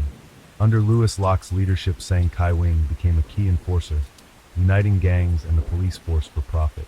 This system involved over 95% of the Hong Kong police in illegal activities, including accepting bribes and providing protection to criminals. With Louis Locke's backing, Sang Kai-wing amassed immense wealth and married Wong Wai-wai, an 18-year-old woman drawn to his riches. However, Sang Kai-wing's golden era was short-lived. In 1971, when Sir Murray McLahose became Hong Kong's 25th governor, he uncovered the systemic corruption and swiftly established the Independent Commission Against Corruption, ICAC, in 1974. A wave of anti-corruption investigations swept through the government and police force. In 1975, Sang Kai-wing was arrested, confessed to corruption, and surrendered assets worth 400,000 Hong Kong dollars. Initially sentenced to 1 year of probation, the Department of Justice appealed, resulting in a revised sentence of 3 years in prison and the confiscation of all assets. However, before the sentence could be enforced, Sang Kai-wing liquidated his assets and fled to Taiwan. While in hiding in Taiwan, he retained a portion of his wealth by selling off properties in Hong Kong. In 2011, he passed away, leaving behind a legacy of corruption and underworld connections that Eric Chang leveraged to build his own empire. Using the extensive connections left by his father, Eric Chang entered the entertainment industry and quickly established his position. He not only became a prominent figure in film, but also expanded his business ventures into various sectors, including restaurants, horse racing tracks, and golf clubs. In 2018, Chang opened an exclusive restaurant in Kowloon, catering only to select guests from the media and entertainment circles. While outwardly a legitimate business, the venue was a hub for private gatherings and debauchery with his close allies. Beyond restaurants, Tang's horse racing tracks and golf clubs were reportedly used for money laundering activities. These venues served as networking hubs, strengthening his ties with powerful figures in politics and the underworld. Eric Tang was not just a beneficiary of his father's connections, but also a master manipulator. He frequently used subordinates as tools to curry favor with influential figures. This strategy allowed him to escape accountability for numerous scandals, from illegal activities to ethical breaches, leaving the consequences to fall on his underlings or business partners. He has been accused of employing unethical tactics in business, from tax evasion to customer fraud. In every scandal, Zhang skillfully distanced himself, emerging unscathed while others bore the fallout. Eric Zhang epitomizes a system rife with corruption and injustice. His powerful connections and manipulative skills have rendered him untouchable despite widespread public outrage. Yet, darkness cannot remain hidden forever. Will there come a day when Eric Chang's actions are brought to light? Or will he forever remain a symbol of moral decay and unchecked power in Hong Kong society? No one can deny Eric Chang's talent and acumen in the fields of art and business. However, that talent cannot serve as a permanent shield allowing him to evade the law. Scandals, accusations, and dubious activities have haunted Eric Chang for years, creating a highly controversial image in the eyes of the public. As of now, the allegations of crimes linked to him remain shrouded in uncertainty, awaiting clarity. Can justice overcome the walls of power and the intricate web of connections he has built? Will the truth come to light, or will it continue to be buried in darkness? The answer remains unclear, but hope endures. One day, the truth about Eric Sang may no longer be concealed, and justice will prevail, restoring the balance so many have long awaited. What about you? What is your take on this controversial figure? Can talent and success overshadow the dark stains of the past, or will truth and morality ultimately serve as the final measure? Share your thoughts. Story 2. Gloomy Love. The teenage years are the most challenging of all the stages of growing up. Not a child anymore, but not yet an adult, this time can be characterized. The body undergoes a massive hormonal overhaul, further complicating this transitional period. Yesterday's obedient child becomes unstable and prone to rebellion. A teenager's worldview is a picture of contrasts, consisting of black and white tones. The prevailing color in a teen's judgments and actions largely depends on their environment. The story we're about to discuss occurred in Medicine Hat, in the southeast of Alberta, Canada. Incomprehensible cruelty and betrayal befell the Richardson family. Their tragedy gained national attention, and once again, the Gothic subculture came under fire. The Richardson family was considered exemplary. Deborah and Mark, along with their children, 8-year-old Tyler and 12-year-old Jasmine, lived in a beautiful and cozy place. Like all Canadians, they were very hospitable and sociable. Their home was often filled with guests, and the atmosphere was built on principles of love and respect. Everything was going well until the eldest daughter entered puberty. The once calm girl changed beyond recognition. First and foremost, Jasmine's character changed. She became bold and frivolous. Conflicts between her and her parents began to occur, and her academic performance dropped. Secondly, her preferences in music and clothing transformed. Whereas she previously enjoyed modern pop, she now took an interest in heavy rock. Bright colors and clothing were replaced by shades of gray and black, and her dressing style became provocative. Jasmine wanted to appeal to boys, so she began to emphasize her rounded shapes. Her interaction with former friends noticeably decreased. She began to spend more time alone in front of her computer screen. The door to her room was often closed. With the introduction of the internet at home, she became interested in Gothic themes, dark poetry, criminal psychology, and human anatomy. Miss Richardson even identified herself as a witch, preaching the Wiccan religion. For this purpose, she visited various websites of similar nature, where she found a circle of friends who shared her interests. "Welcome to my tragic world" was the greeting on her social media page.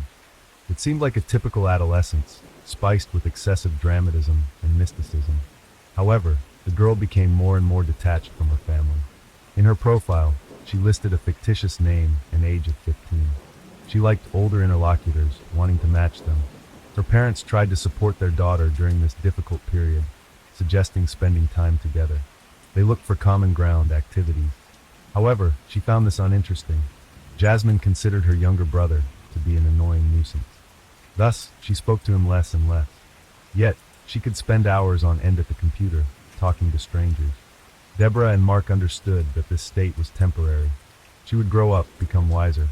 Therefore, they were quite tolerant of her new hobbies. One day, Jasmine told them she would like to go to a concert of a punk rock band. Her parents agreed. If only they knew what this outing would lead to.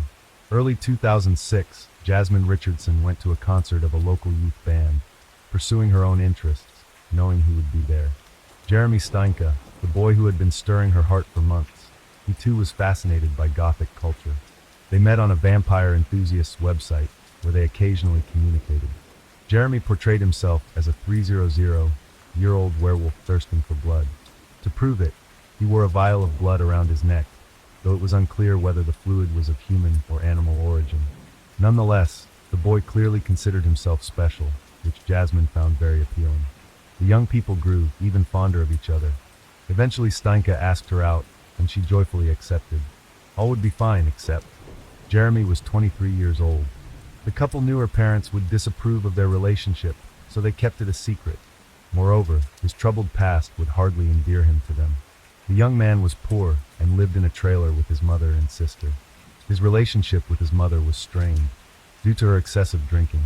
Jeremy had endured her constant stream of volatile partners who often beat him in their drunken rages. As a result, by the age of 13, he was struggling academically and had a fragile psyche. Once, unable to bear such a life, Steinke attempted to hang himself, but was fortunately stopped in time. Afterward, doctors diagnosed him with depression and hyperactivity. He decided to stop attending. Over time, Jeremy fancied himself immortal and began frequenting websites of similar themes. His online profile was filled with topics like pain, self-harm, blood, and razor blades. No one knew about the couple's forbidden relationship except their friends, who found their love, to say the least, peculiar. Their communication would have remained a secret had the Richardsons not started monitoring their daughter's excessive internet use. Deborah and Mark discovered Jasmine was corresponding with strangers, alarming them as any parent would. Therefore, they decided to remove the computer from the girl's reach. Moreover, they were shocked to learn she had fallen for an adult man with dubious interests. His very nickname, Soul Eater, spoke volumes. Thus, Jasmine and Jeremy's relationship became forbidden. To help their daughter break free from this destructive relationship, Deborah and Mark sought a psychologist's help.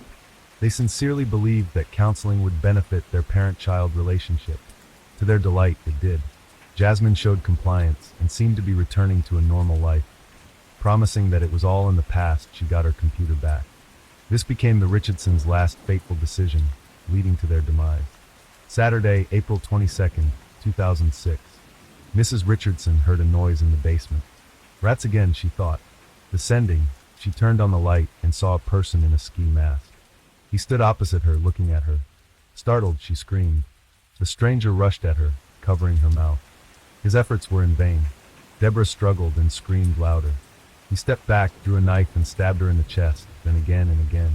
Hearing his wife scream, Mark rushed down, grabbing the first thing he could find, a screwdriver. He had been fixing an outlet that day, and by sheer chance left the tool out. Entering the basement, he was met with a horrific scene. His wife lying in a pool of blood and someone standing next to her. Mark immediately attacked the intruder, but received a stab wound to the stomach, followed by more stabs. As the searing pain subsided and his eyes began to close, Mr. Richardson quietly asked, "Because your daughter wished it," the attacker replied. Upstairs, Tyler was the only one left. The boy sat on his bed in his pajamas, too frightened to move. The approaching footsteps grew louder, and the bedroom door opened. A few days before the murder, Jasmine was overjoyed. Her parents believed in her remorse, meaning they could now communicate again. Mobile phones were just becoming popular at that time, so the computer remained the only means of communication. As soon as Ms. Richardson regained internet access, she immediately wrote to Jeremy. "It all starts with them disappearing and ends with us staying together," she told him. During the days when the young lady was visiting the psychologist, a terrible plan had formed in her head. It solidified over several days of punishment. Surprisingly, Steinke found it enticing, but added that everything needed to be done creatively and with attention to detail. The couple understood that they could not be together as long as the Richardsons were alive. Later, Jasmine's friends recalled how often she spoke about her parents, particularly how much they annoyed her. Therefore, she wanted to end their lives. However, no one took Jasmine's words seriously. Saturday, April 22nd, 2006. Garrett headed across the street to his friend Tyler's house. The boy wanted to play. The weather was nice outside, despite being chilly. Such was the spring that year. When Garrett approached the house, he noticed the blinds were still closed. No one answered his knock on the door. Strange, he thought. The Richardsons should be home. Their car is parked in the driveway. Hoping to see someone, the child curiously peeked into the living room window but saw no one. Then, Garrett decided to walk around to the back of the basement, where he often played with the children. Story 3. In March 2009, the sudden death of Jang Jae-yun, a South Korean actress known for her role in the hit drama Boys Over Flowers, shocked the entertainment industry and caused a public outcry. However, what truly stunned everyone was not just her passing, but the 230-page suicide letter she left behind. In this letter, Jang Jae-yun courageously named 31 powerful figures who had exploited and abused her for years. Jang Jae-yun's letter didn't only expose celebrities in the entertainment industry, but also revealed the names of influential figures in the business and financial world. Notably, among those accused were a father and son who headed a major corporation. Despite one being over 50 and the other over 80, they relentlessly forced her to cater to their twisted desires. The revelations in Jang Jae-hyun's suicide letter uncovered the dark side of the entertainment industry, turning this case into one of the biggest scandals ever exposed, sparking widespread anger and deep sympathy from the public. Jang Jae-hyun once had a happy childhood, but tragedy struck when she lost both her parents in a traffic accident. Not only did she lose her family, but she also had to face the greed of relatives who sought to seize her parents' entire estate. At that time, Jang Jae-hyun was only 16 years old and had to fend for herself. Confronted with hardship, she decided to step into the entertainment industry, leveraging her attractive appearance and charming demeanor to build a career. Initially, Jang Jae-hyun easily secured a position in a small entertainment company, leading her to believe luck was on her side. However, it turned out to be the beginning of a long nightmare. After some training, her boss took her to luxury stores to buy expensive clothes and accessories. When Zhang Jiayun thought she was being driven home along familiar streets, she was instead forced to a hotel and raped. For 2 horrifying hours, she was made to serve her boss and his powerful friend.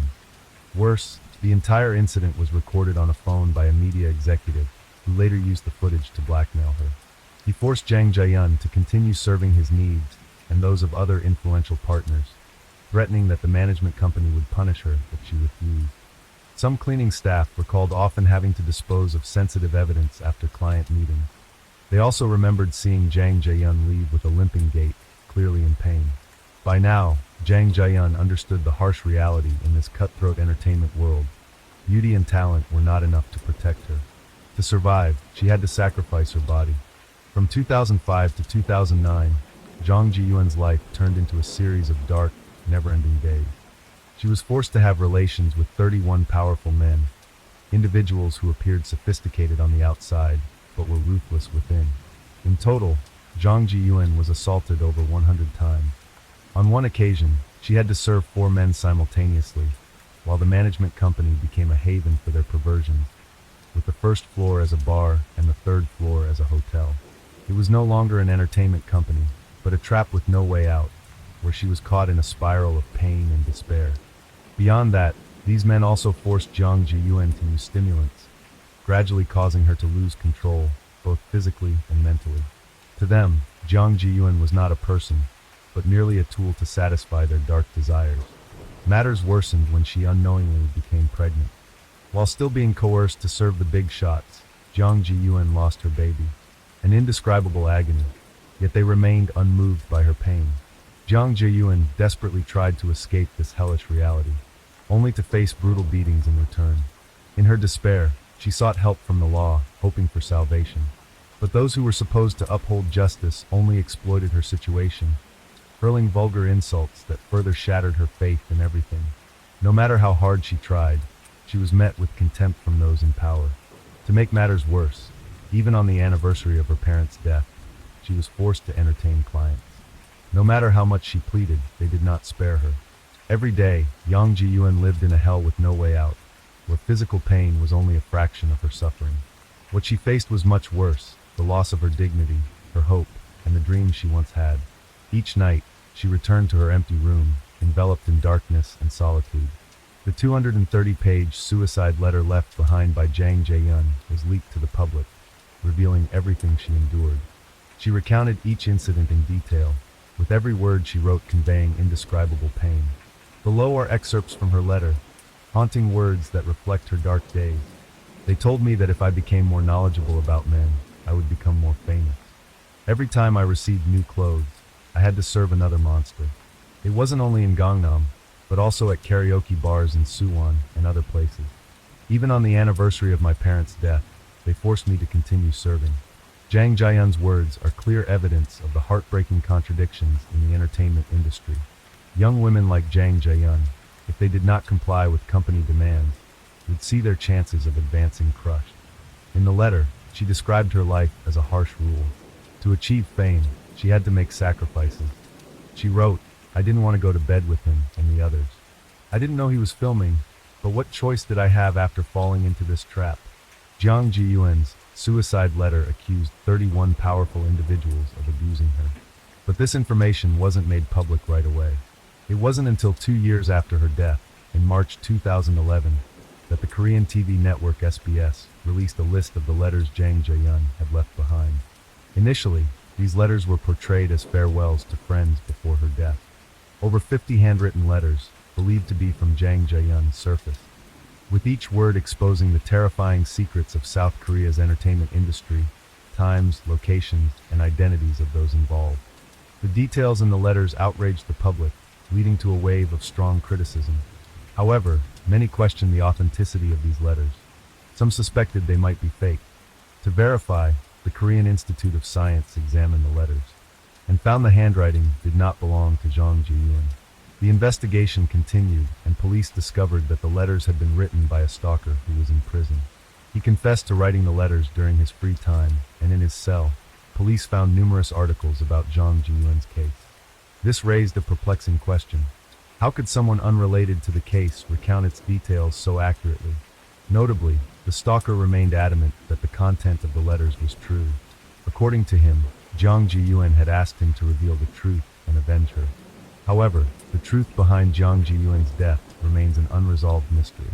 On March 18, 2019, Dispatch, a well-known online news outlet in Korea specializing in investigating and revealing shocking celebrity scandals, released new information about Jiang Jiyuan's case. Previously, the public believed that the actress had left a long letter exposing 31 powerful individuals who had abused her. But according to Dispatch, this was not a suicide note, but a list that Jiang Jiyuan wrote in hopes of escaping the control of her management company. At the time, both Jiang Jiyuan and actress Lee Mi-suk were managed by Yu Young-ho at the contents company. In 2008, Yu Young-ho established his own company and wanted to persuade Lee Mi-suk to leave the former company. Upon learning this, Kim Yun-sung, the head of the contents, filed a lawsuit against Lee Mi-suk for breaching her contract. Meanwhile, Jiang Jiyuan also planned to leave the contents, and Yu Young-ho exploited her to support Lee Mi-suk in this legal dispute. He frequently met with Jiang Jiyuan privately, convincing her to list all instances of abuse, claiming it would trouble Kim Yun-sung and benefit both her and Lee Mi-suk. As a result, Jiang Jiyuan accepted the proposal and wrote a list nearly 6 pages long, detailing the humiliation she suffered. To support its claims, Dispatch also provided surveillance footage showing Jiang Jiyuan meeting with Yu Young-ho several times in his office. On March 7, 2009, Yu Young-ho texted Jiang Jiyuan, asking her to meet someone else. According to Dispatch, suspecting that her list had been leaked, Jiang Jiyuan decided to end her life about 2 hours after receiving the message. Besides Dispatch, on March 19, 2019, the Program PD Handbook revealed more shocking details about the time Jiang Jiyuan worked under the management of CEO Kim, who had turned her into a professional slave. Kim even took Jiang Jiyuan to undergo sterilization to prevent any unwanted pregnancy. This was said to be the greatest trauma of her life, causing her mental state to deteriorate further. Many wondered why Jiang Jiyuan did not run away, but the answer lay in her entrapment within an unfair contract with the management company. Before her death, Jiang Jiyuan was in a relationship with Fa Ichio, a Chinese musician and singer. He was well known for his kindness and was always supportive of her during the most difficult times. Feijua tried to negotiate with her management company to help Jiang Jiyuan escape her dire situation, but the penalty fee she had to pay amounted to $7.2 million. Lacking sufficient financial resources and fearing the situation would severely impact both their careers, Feijua had no choice but to return to China to seek new opportunity. When Jiang Jiyuan's case gained public attention and was reopened for investigation, Fai Iju, who was seen as a crucial witness, pledged to return to South Korea to testify. He even posted a message on social media confirming his intention. However, he suddenly disappeared, and only after a long time did Fai Iju reappear in China, denying any connection to Jiang Jiyuan. This abrupt change led many to believe that a powerful figure listed in Jiang Jiyuan's accusations had used influence to pressure Fai Iju into changing his testimony. What's more, Dispatch revealed that in 2011, during the initial court hearing, Korean police discovered that several powerful officials had issued checks to Jiang Jiyuan. However, prosecutors argued that these payments were merely for meals and did not involve any illegal transactions. As a result, the checks were dismissed as having no legal significance. The case could only move forward with the testimony of the crucial witness, Fai Iju. However, his absence at the trial left the case at a dead end. In 2013, after a prolonged trial, the final verdict of the first trial was announced. Despite numerous doubts, the officials and businessmen linked to the case were easily acquitted due to lack of evidence. They were declared innocent, free from any punishment. Only the company president and Jiang Jiyuan's manager were held accountable for violence when she requested to terminate her contract. Both received a mere 1-year prison sentence, and the company president was ordered to pay a small compensation of $17,300 to Jiang Jiyuan's family.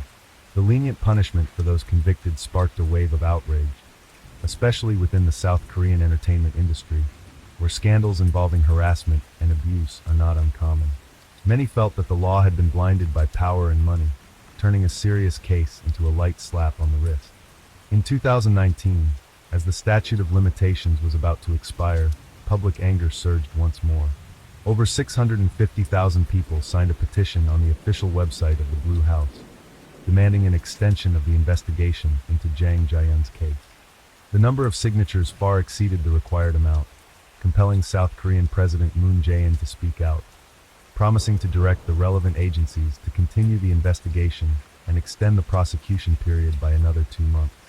By May 2019, the South Korean prosecutor's office released the final results of their investigation. The conclusion was a disappointment to many. They claimed that it was impossible to verify the accuracy of the list of accusations based on the existing evidence of abuse and exploitation. Due to the absence of new evidence and the expiration of the statute of limitations, the investigation officially concluded without any satisfactory results. Even after 15 years, the public remains indignant.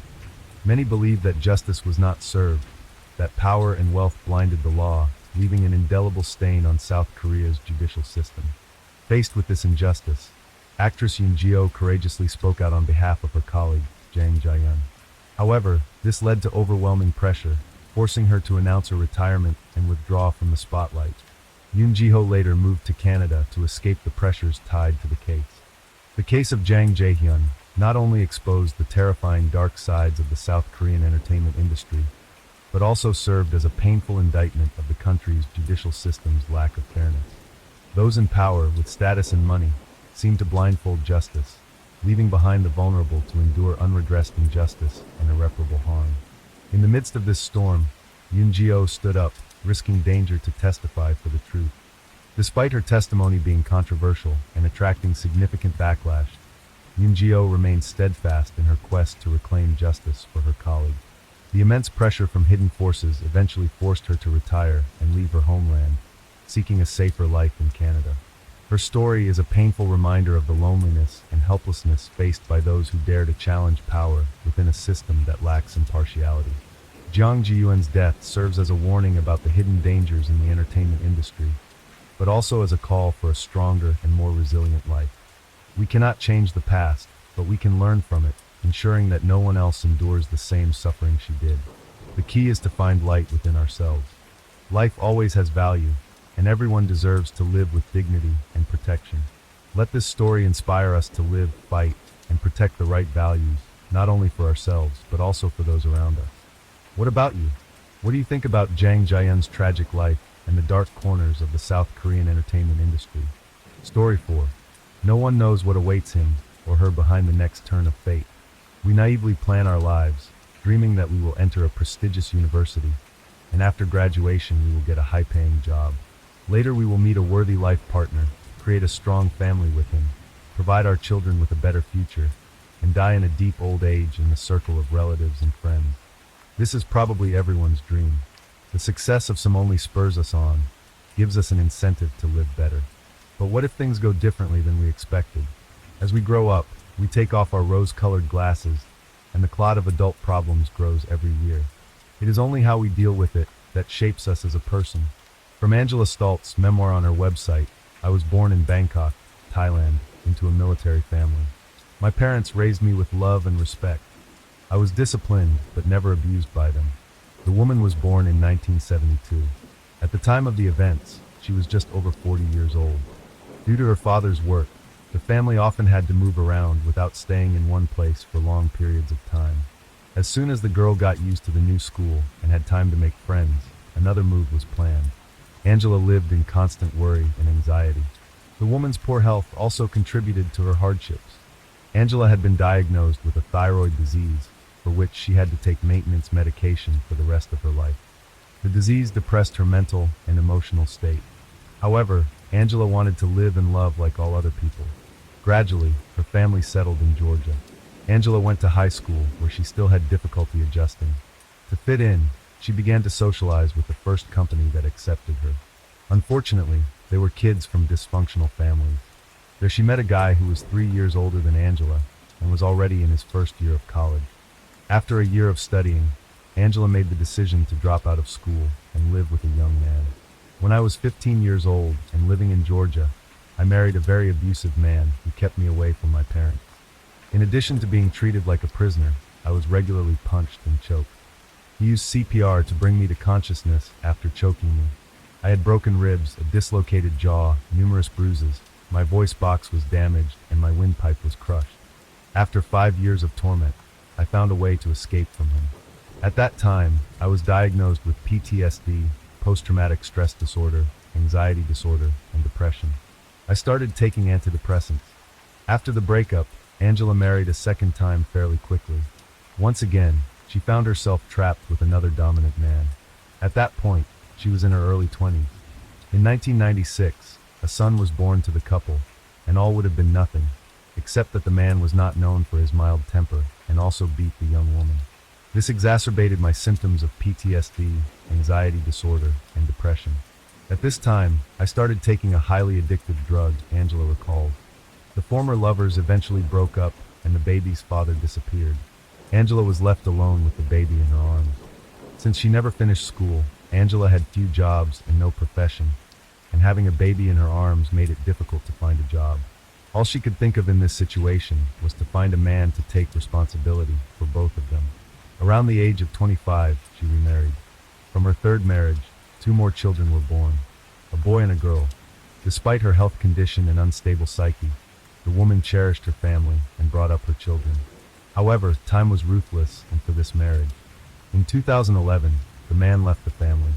Later, Angela also claimed that her former spouse was no different from the previous one. He was a manipulator and a toxic man. According to her, this is what caused the breakup. Now Angela was left alone with 3 children. One thing was good. The older children could already provide for themselves, but Angela had no other stable income except for social payments from the state. She had enough for a modest life, but she wanted to live better. Money decides everything. Probably everyone has heard this expression many times. They are an indicator of prosperity and wealth of a person. They serve as a kind of criterion of his mental abilities, luck, and judgment. However, not everyone knows how to earn them. Some are simply not given. Someone prefers to sit and do nothing while waiting for receipts from outside. Someone and does something, even trying, but gets a little, and may be wrongly disposing of them. There is another category of people who love money and wait for it, the so-called lovers of easy money. But sooner or later there comes a moment when you have to pay the bills. In 2007, Angela and her family moved to Florida, a suburb of Daytona Beach, and settled near a young couple with children. They turned out to be James Schaefer and Candy Medina. The families quickly became friends with each other. The young people supported Angela in difficult times and often visited each other. On April 2nd, 2013, James said goodbye to Candy as he was going to his next appointment. She was sleeping sweetly in her bed with her children. That night, Candy saw her lover for the last time. Missing persons flyers described James as being about 5 feet 11 inches tall and weighing about 275 pounds. He had brown eyes, brown hair. Distinguishing features included several tattoos, one that read Gringo on his neck, a Metallica skull on his right calf, and NCC on his right forearm. The last time he was seen, he was wearing work clothes that consisted of a black shirt, black pants, and black shoes, the standard dress code for a limousine driver. James Schaefer was born in 1976 and grew up in Lancaster, Pennsylvania, USA. He had a fairly large and close-knit family. He grew up together with his brother and sister, whose names were Christian and Andrew. The guy was fond of sports since childhood, highlighting baseball the most. After graduating from high school, together with his girlfriend, Candy, went in search of a better life in Florida. The couple was in a relationship for a long time, had 4 children. There was a relaxed atmosphere in the family. Each member of the family was loved. The main financial burden fell on the head of the family, James. Therefore, the guy got a job that brought a good income.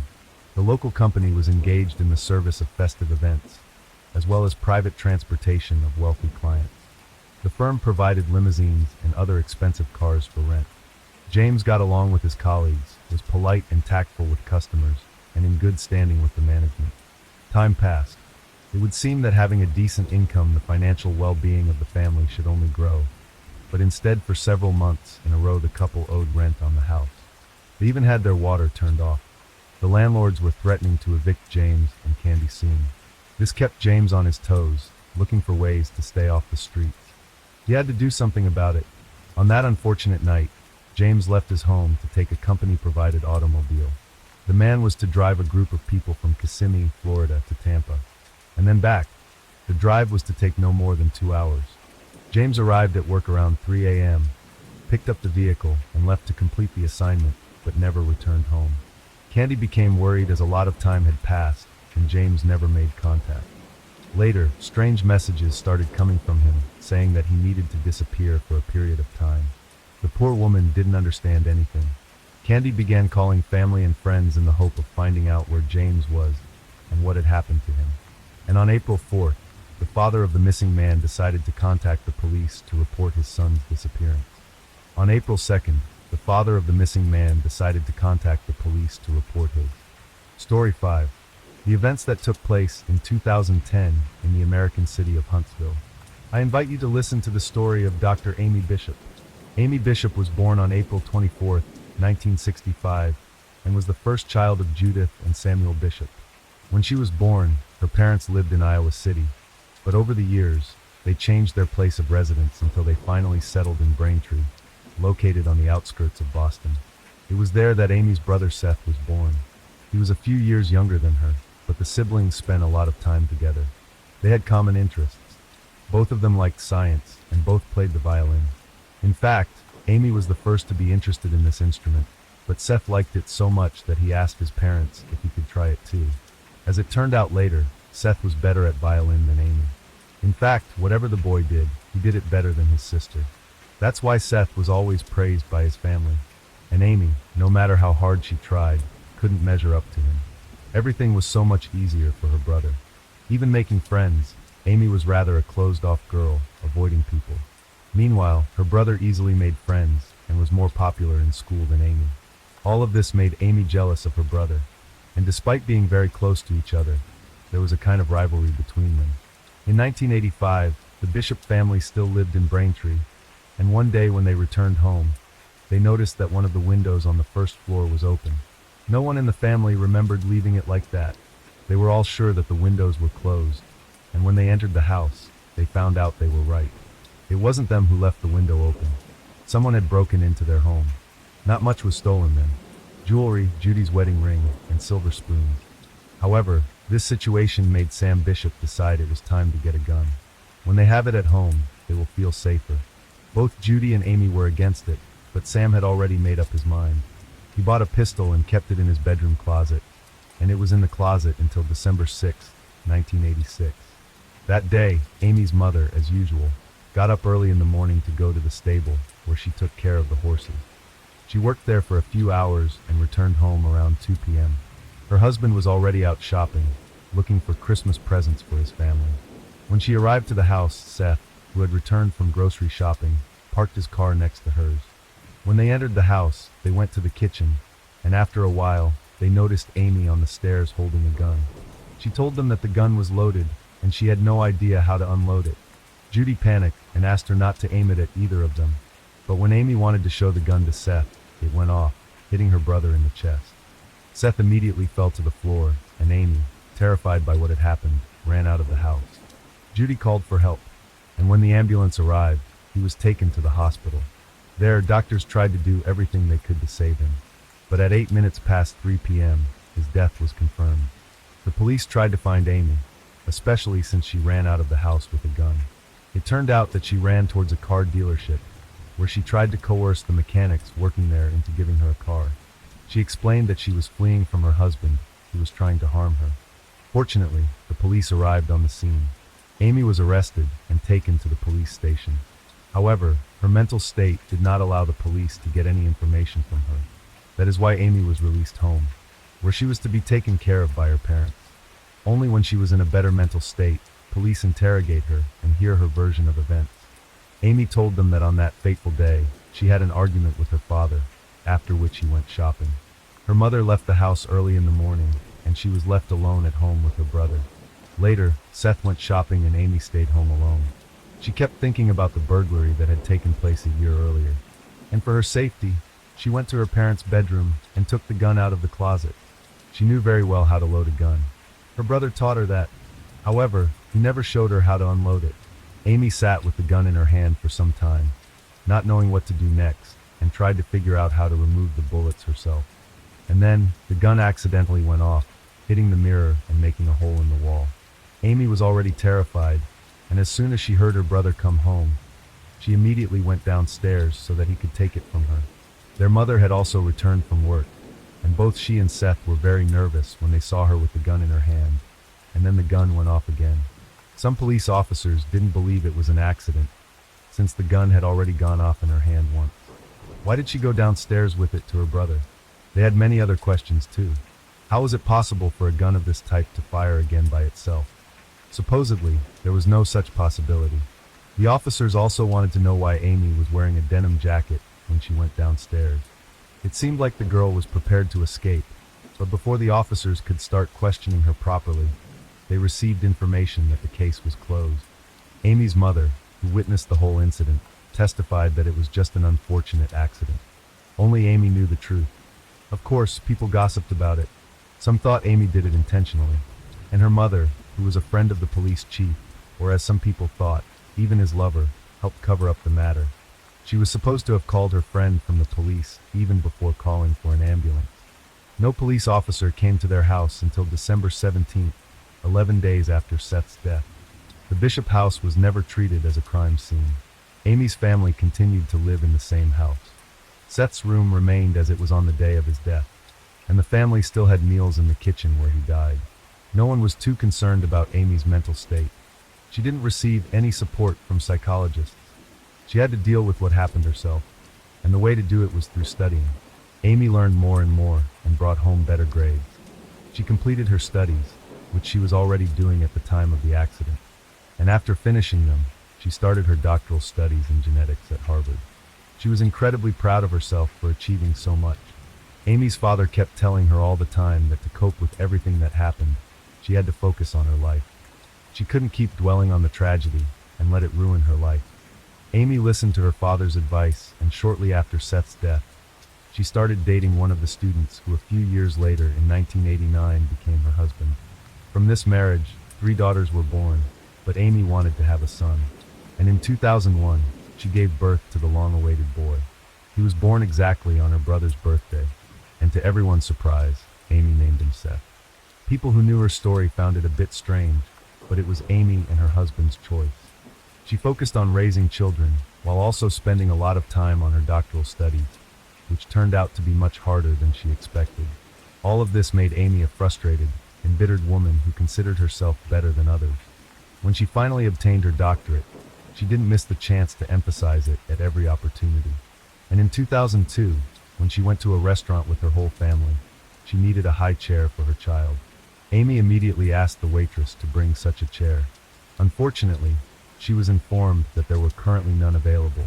Just a moment earlier, a certain woman took the last one they had. Amy got angry. How could she, a woman with a doctorate who graduated from the best university in the country, be refused? Since the staff couldn't do anything more, they could only ask her to leave. Story 6. Beauty and the Beast. Perhaps only in movies can women be assassins or hired soldiers. In real life, 8 out of 10 criminals are men, according to statistics. If women do commit violent acts, they usually do so as accomplices or instigators. Alongside the elderly, disabled, and minors, women often appear as victims. They differ from men not only physiologically, but also psychologically.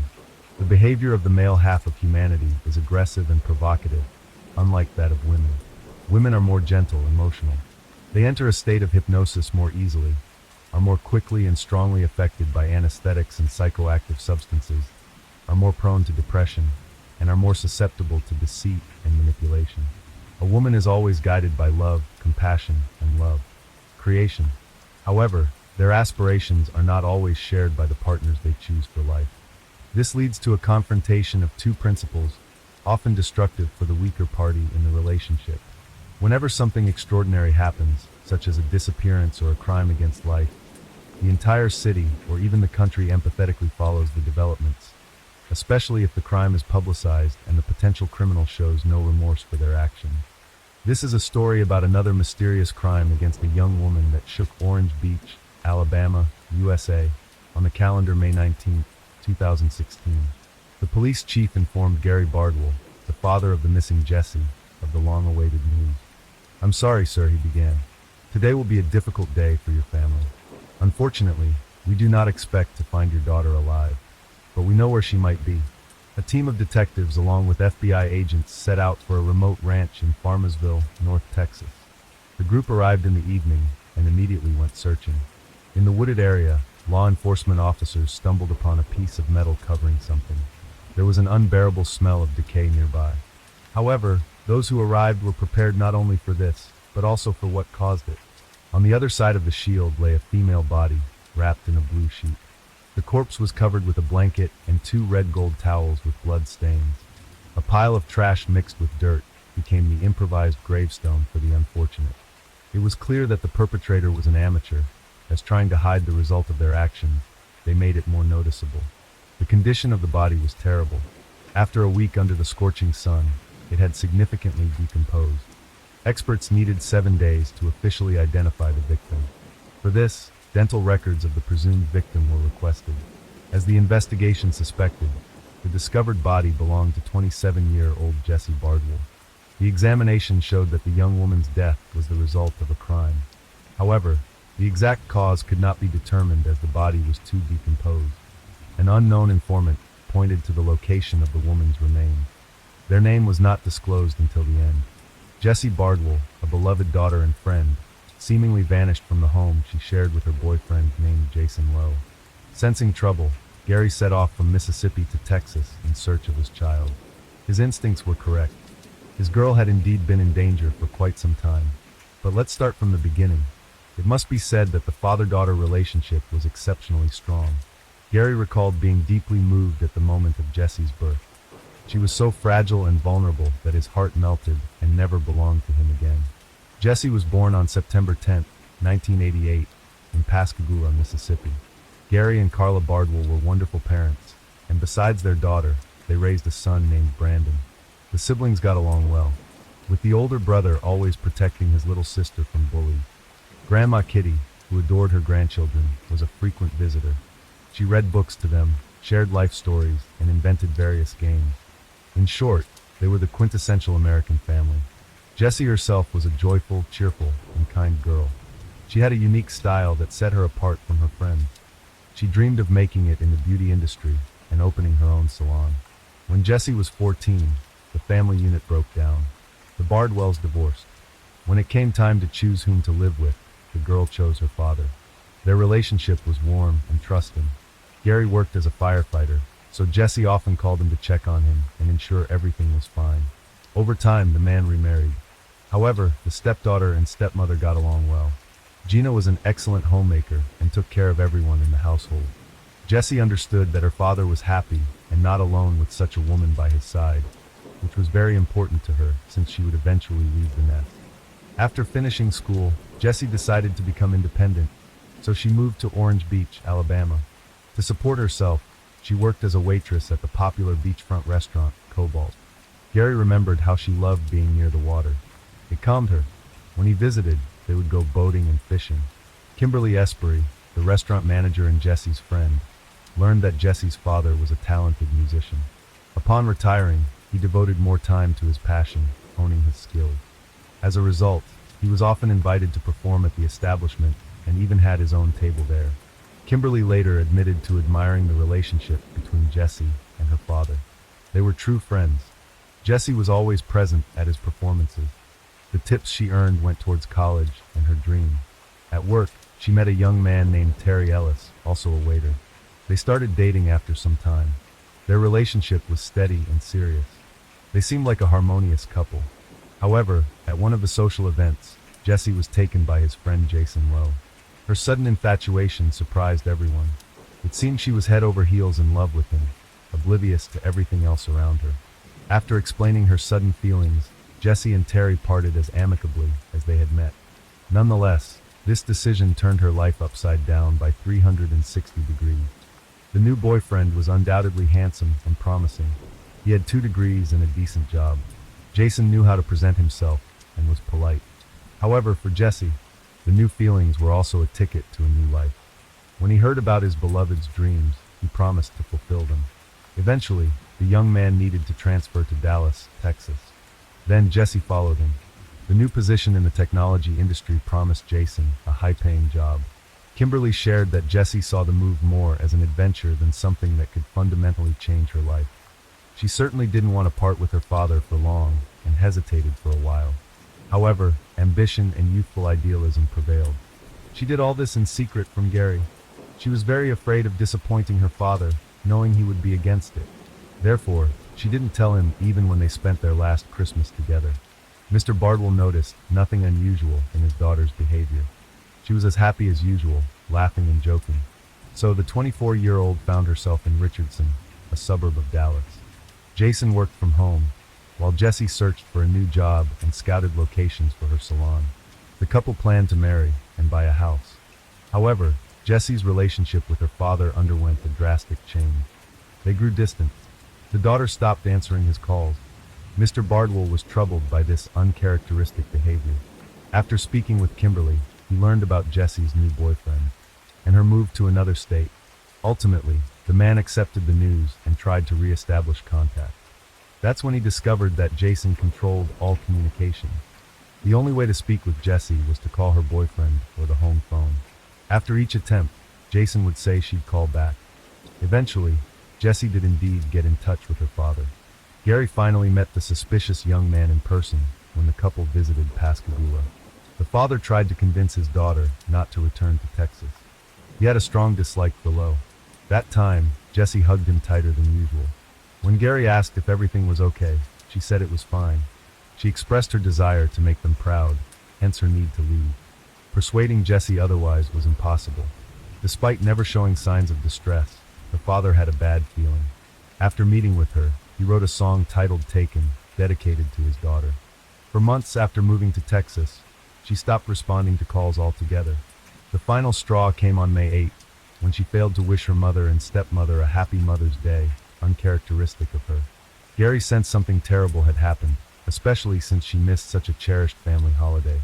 He called Jason, who claimed he didn't know Jessie's whereabouts. The boyfriend mentioned they were in an open relationship, allowing her to come and go as she pleased. Gary knew this to be false. Jason contradicted himself. He was very jealous and controlled every move. The next morning, the father headed to Texas, convinced of the boyfriend's involvement in his daughter's disappearance. En route, he messaged Lowe, "If Jessie isn't home when I arrive, you're in big trouble." Upon reaching their apartment, he found no trace of his daughter or her belongings. Yet, the boyfriend persisted. He was unaware of her location and awaited her return. Later, Kimberly shared details Jessie confided during their rare heart-to-heart conversations. Apparently, Jason squandered money on prohibited substances and entertainment. His promises to fulfill the girl's dream evaporated. Largely, the boyfriend pretended to be someone who wasn't. This extended to his treatment of Jessie. Publicly, their relationship appeared one way, but in private, Jason could be rude and aggressive, leading to frequent conflicts between them. With Jessie missing from the house, Gary filed a missing person report with the Richardson police. Detective Huron Hale, a father of 3 daughters, led the investigation into her disappearance. The man was determined to uncover the truth. Law enforcement officials acted immediately. They spoke with Lowe several times and inspected the house, but found no trace of the missing woman. During the conversation, the young man mentioned that he last saw her on May 8th around 10 a.m., leaving without explanation, possibly to visit her parents. He saw her get into her Acura car and drive away. Jason kept insisting that despite strong feelings, their relationship was non-committal.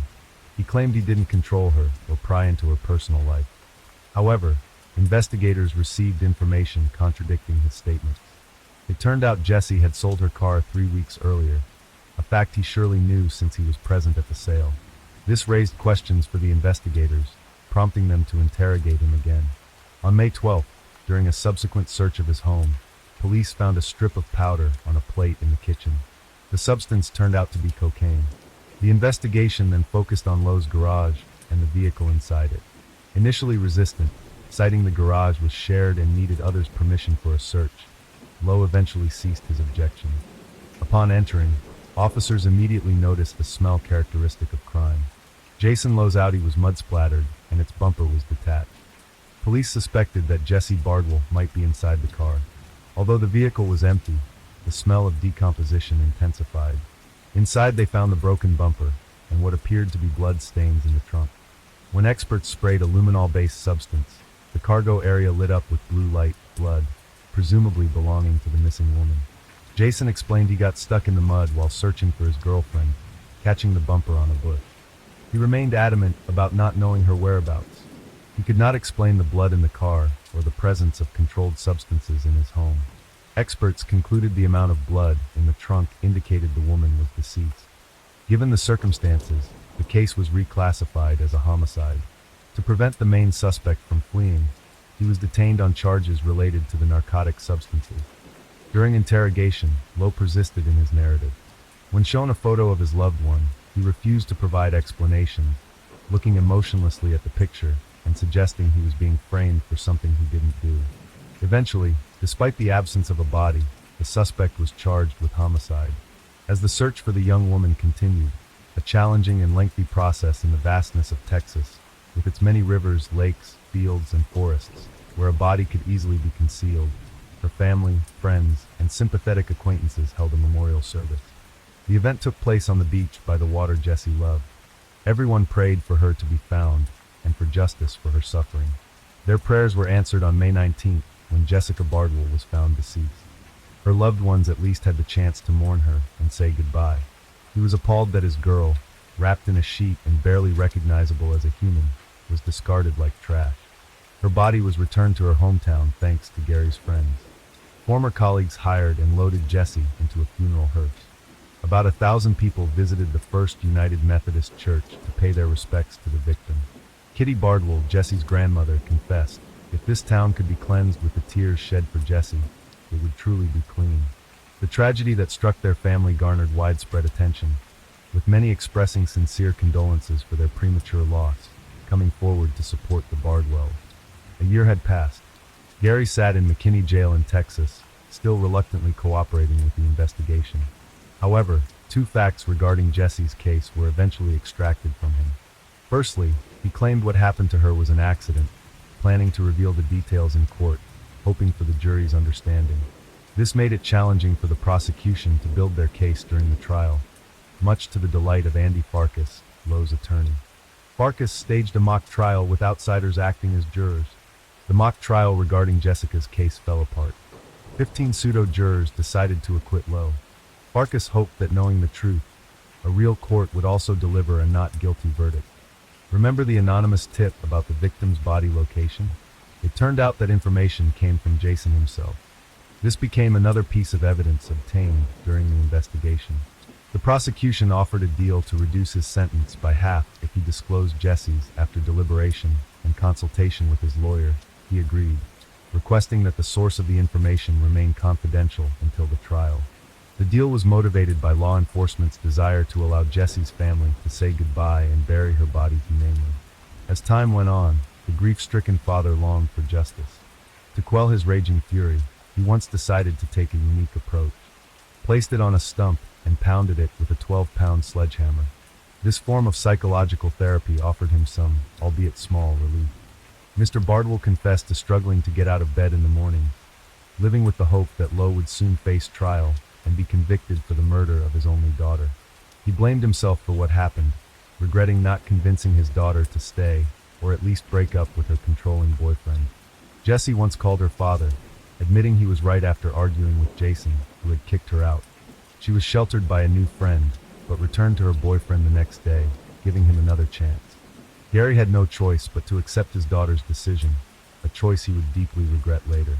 When the trial finally began, Mr. Bardwell arrived in Texas, determined to achieve just punishment. Prosecutor Cynthia Walker began her opening statement by characterizing Jason. Most viewed him as a complex personality with few friends, mostly avoided due to his long history with controlled substances, often leading to uncontrollable rage. Perhaps Jessie was caught in one of these moments. Prosecutor West then called Lowe's former girlfriends as witnesses. They confirmed the prosecution's claims about his aggression, sharing fears for their lives due to his jealousy-driven violence.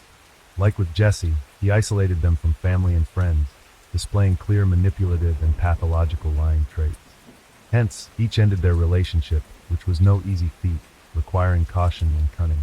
Conversely, Lowe showcased his superiority among men, effectively pulling the wool over people's eyes. Jason quickly responded to these court revelations. He disclosed starting substance use at 13, influenced by friends, leading to addiction.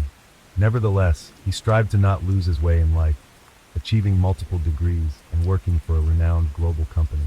Lowe confessed his desire to fulfill Jesse's dream out of love, aiming to build a family with her.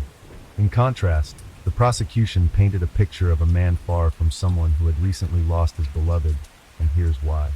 The investigation determined that the young woman's demise occurred between May 1st and May 3rd, presumably on the day when the Jordans, the couple's neighbors, last saw her alive. Following an argument that led to Jesse's demise, Jason moved her body to the garage and placed it in the trunk of his car, where it remained for several days. The blood traces found in the Audi indeed belonged to Jesse, and concealed it in the nearby woods. It was established that the sheet wrapping the body was part of Lowe's bedding set, which was still found in his home, fearlessly using it even after Jesse's death. While her body was decomposing in the car, the accused continued to see other women. His phone was filled with corroborative messages and intimate photos, which he sent to these women before meeting them at his apartment. Jason explained that he was trying to distract himself and forget, often indulging in substance use, claiming it made dealing with reality easier. The investigation learned of Jason's presence at Jesse's time of death through a clever manipulation. As the suspect had long denied involvement, detectives asked Tommy Jordan, an acquaintance, to speak with Jason. During their monitored conversation, Lowe admitted he messed up and made a mistake, confessing to an unfortunate accident with Jesse and his guilt, albeit for criminal negligence. Law enforcement took this as a confession. Realizing the investigation was on to him, Jason struck a deal with the prosecution and disclosed the body's location. At the trial, he finally shared his version of events. That evening, he and Jesse took pills that enhanced libido and then became intimate in the shower. At one point, Jason slipped, followed by Jesse, who hit her head on the porcelain bathtub. She then sat down, complaining of feeling hot and dizzy. Jason claimed he offered to call an ambulance, but Jesse refused, suggesting rest and sleep would suffice. However, he found her unconscious the next morning, lying on his chest without breathing. Despite his attempts to revive her, Jesse was dead. Hesitated to call the police and decided to act on his own, initially leaving the body in his car. Days later, he resolved to hide the body on a remote farm, where he carelessly disposed of his former lover in a pile of trash without a proper burial. His story might have been believable, if not for the defendant's character and the forensic medical examination findings. The woman had suffered cranial injuries, which couldn't have resulted from slaps to the face, indicating Jason attempted to conceal evidence of a beating. Thus, his entire narrative was fabricated. After a 6-hour deliberation, the jury found him guilty. Judge Scott Becker sentenced the criminal to 50 years in prison. The term could have been longer, up to 99 years, but was reduced due to Jason's deal with the prosecution as agreed. Lowe won't be eligible for parole until at least 2041. At the verdict announcement, Gary was relieved justice prevailed, yet he saw no remorse in the young man's eyes. Standing with the victim's father were Jason's ex-girlfriends. One, Chrissy Chambers, remarked that if she could say anything to Jesse, it would be, "Run, just save yourself." To this day, the convicted Lowe denies his guilt in the homicide, insisting it was an accident. The love of his life decayed in his car while he continued to live and entertain himself. Tragically, Jesse Bardwell saw the dark side of Jason Lowe too late. Daddy's girl hadn't realized how deceitful and brutal men could be, having always had a model of male integrity and care in her father, Gary. Regrettably, scoundrels possess a peculiar charm, easily lying or embellishing to intrigue or enamor. This story is a cautionary tale that a woman must choose herself, her safety, and her freedom always and regardless. Otherwise, the story's end can be tragic not just for her, but for her entire family. Story 7. In every person's life, 2 decisions are the most important. One is their career, and the other is their life partner. If someone gets their favorite career along with a fun-loving and caring life partner, then their life will be like a perfect picture. The life of Manjeet Pangali, who lived in Vancouver, Canada, was somewhat like this. But the end of her beautiful life happened in a way that shook the entire Canada. October 18, 2006 was the date when the news of Manjeet Pangali's disappearance surfaced. But just 5 days later, on October 23rd, her charred body was found on the shore of a beach. After this discovery, the police quickly reached the crime scene. They then informed Manjit's in-laws about it, that the partially burnt body of a woman had been found on the beach. Manjit's family couldn't believe why someone would do this to her, because Manjit was the type of person who always spoke to everyone with a smile. However, after months of investigation, the real killer of Manjit was identified, which surprised Manjit's family a lot. But in the end, to know how Manjit disappeared, who killed her, and how the killer killed Manjit, we will also need to know a little about Manjit's background. Manjit was a Canadian resident of Indian origin, residing in Vancouver, British Columbia, with her husband Muktir Pangali and their 3-year-old daughter Maya. Manjit's family had come to Canada in search of a better life and settled in Vancouver. They had worked hard to provide their family and children with every possible happiness. Manjit had a happy childhood. Like every girl, she also had dreams. She had decided long ago that she wanted to become a teacher. Manjit pursued her education to become a teacher at the university, and it was during this time that she met Muktir. Muktir's family also hailed from India, and he had come to Canada to pursue his career in the teaching field. According to Manjit, Muktir was a cheerful person just like her, which gradually made Manjit start liking Muktir. Their meeting at the university gradually developed into feelings of love. They eventually decided to get married. When both families found out that they both wanted to get married, they were quite happy. Manjit's family trusted that Muktir is a good and responsible guy who will always keep their daughter happy. Additionally, Muktir's family also liked Manjit as a good girl. Following this, Manjit and Muktir got married in 1997. In the eyes of both families, they were a perfect happy couple who were quite friendly and cheerful. However, just a few years later, when Muktir's true colors were revealed, Manjit had to face difficulties in her married life. Actually, Muktir belonged to a conservative family, and his thinking was somewhat similar. According to him, Manjit should serve him, and when Muktir returned home from work, there should be delicious food ready on his table. But now Manjit was quite troubled by Muktir's behavior. She was a woman of strong determination and hard work. She had never imagined Muktir's mindset would be like this. When Manjit told her sisters and friends about the difficulties in her married life, everyone told her that these are just the initial days of her relationship, and there are always some differences or arguments between every new married couple. She just needs to be a little patient. His sister and Manjit's friends also forget about this matter. Just as Manjit had planned the rest of her life, she had also planned her pregnancy in a similar way, and now she wanted to become a mother. As a result, 6 years after getting married, her dream also came true. In 2003, Manjit gave birth to a daughter whom she named Maya. Manjit was quite happy and Muktir was also very happy. Now Muktir spent most of his time with Maya. Muktir loved his daughter very much. Because of this, everyone began to feel that perhaps whatever difficulties were coming in Manjit's married life, they had all ended. But this was not true. After Maya's birth, Muktir started drinking even more. Whenever he drank, he would stay out of the house until late at night, and when he came home he expected his wife to have cooked dinner and be waiting for him. But Manjit, who wanted care and support after pregnancy, was quite broken by her husband's behavior.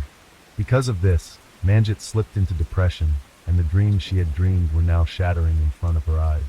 Now she understood how big a mistake she had made in understanding Muktir, and she was not understanding what to do to set her health and future in the right direction.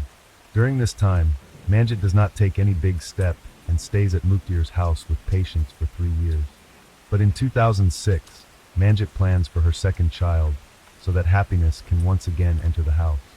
However, due to daily arguments, she begins to feel that it's no longer possible.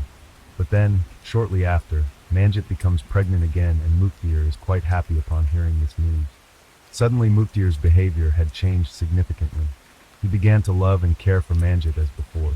This made Manjit very happy as she felt that she had regained his lost love, but she didn't know that this happiness was for very short time. Before moving forward in the video, I have a small request for you.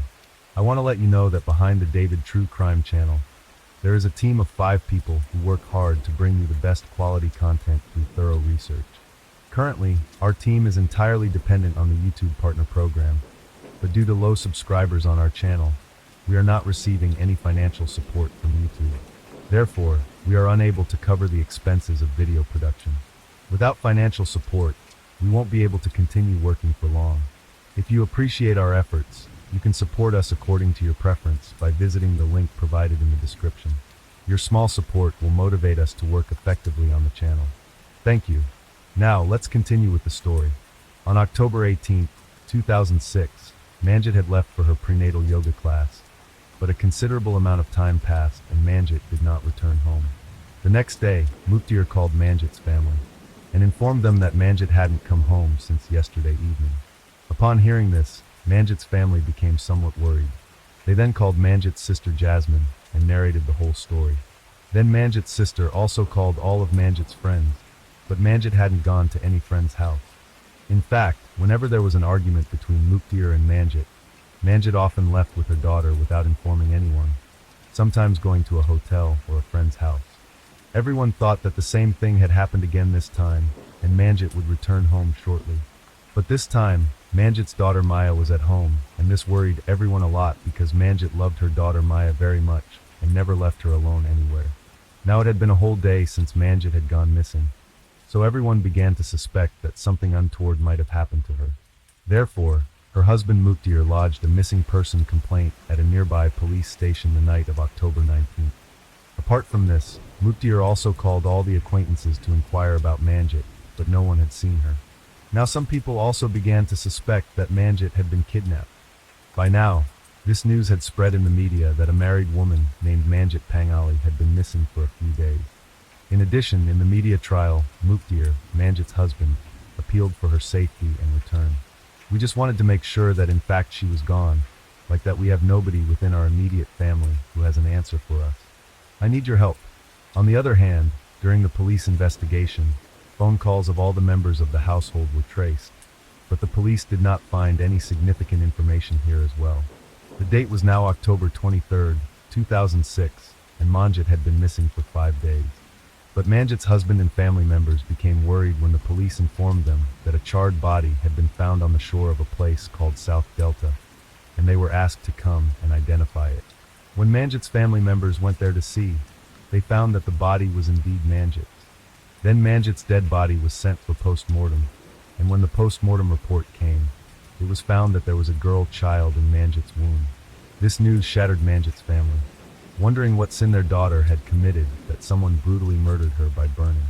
If looked at logically, Manjit's killer not only took one life by killing Manjit, but also took the life of the child growing in her womb. Furthermore, the post-mortem report also reveals that Manjit's death wasn't due to burning, but rather the killer first strangled Manjit and then, when her breath ceased, attempted to burn her body. During the investigation, the police also found Manjit's car parked at a distance from her dead body. Forensic examination of the car revealed no signs of forced entry or any marks of struggle inside the car. Subsequently, the police first checked Manjit's background, but they didn't find any suspects who had enmity with Manjit. Due to this reason, the police suspected that perhaps the killer was someone who knows Manjit well. Hence, now the police's direct suspicion falls on Manjit's family members. The police first thought of questioning Manjit's husband, Muktir.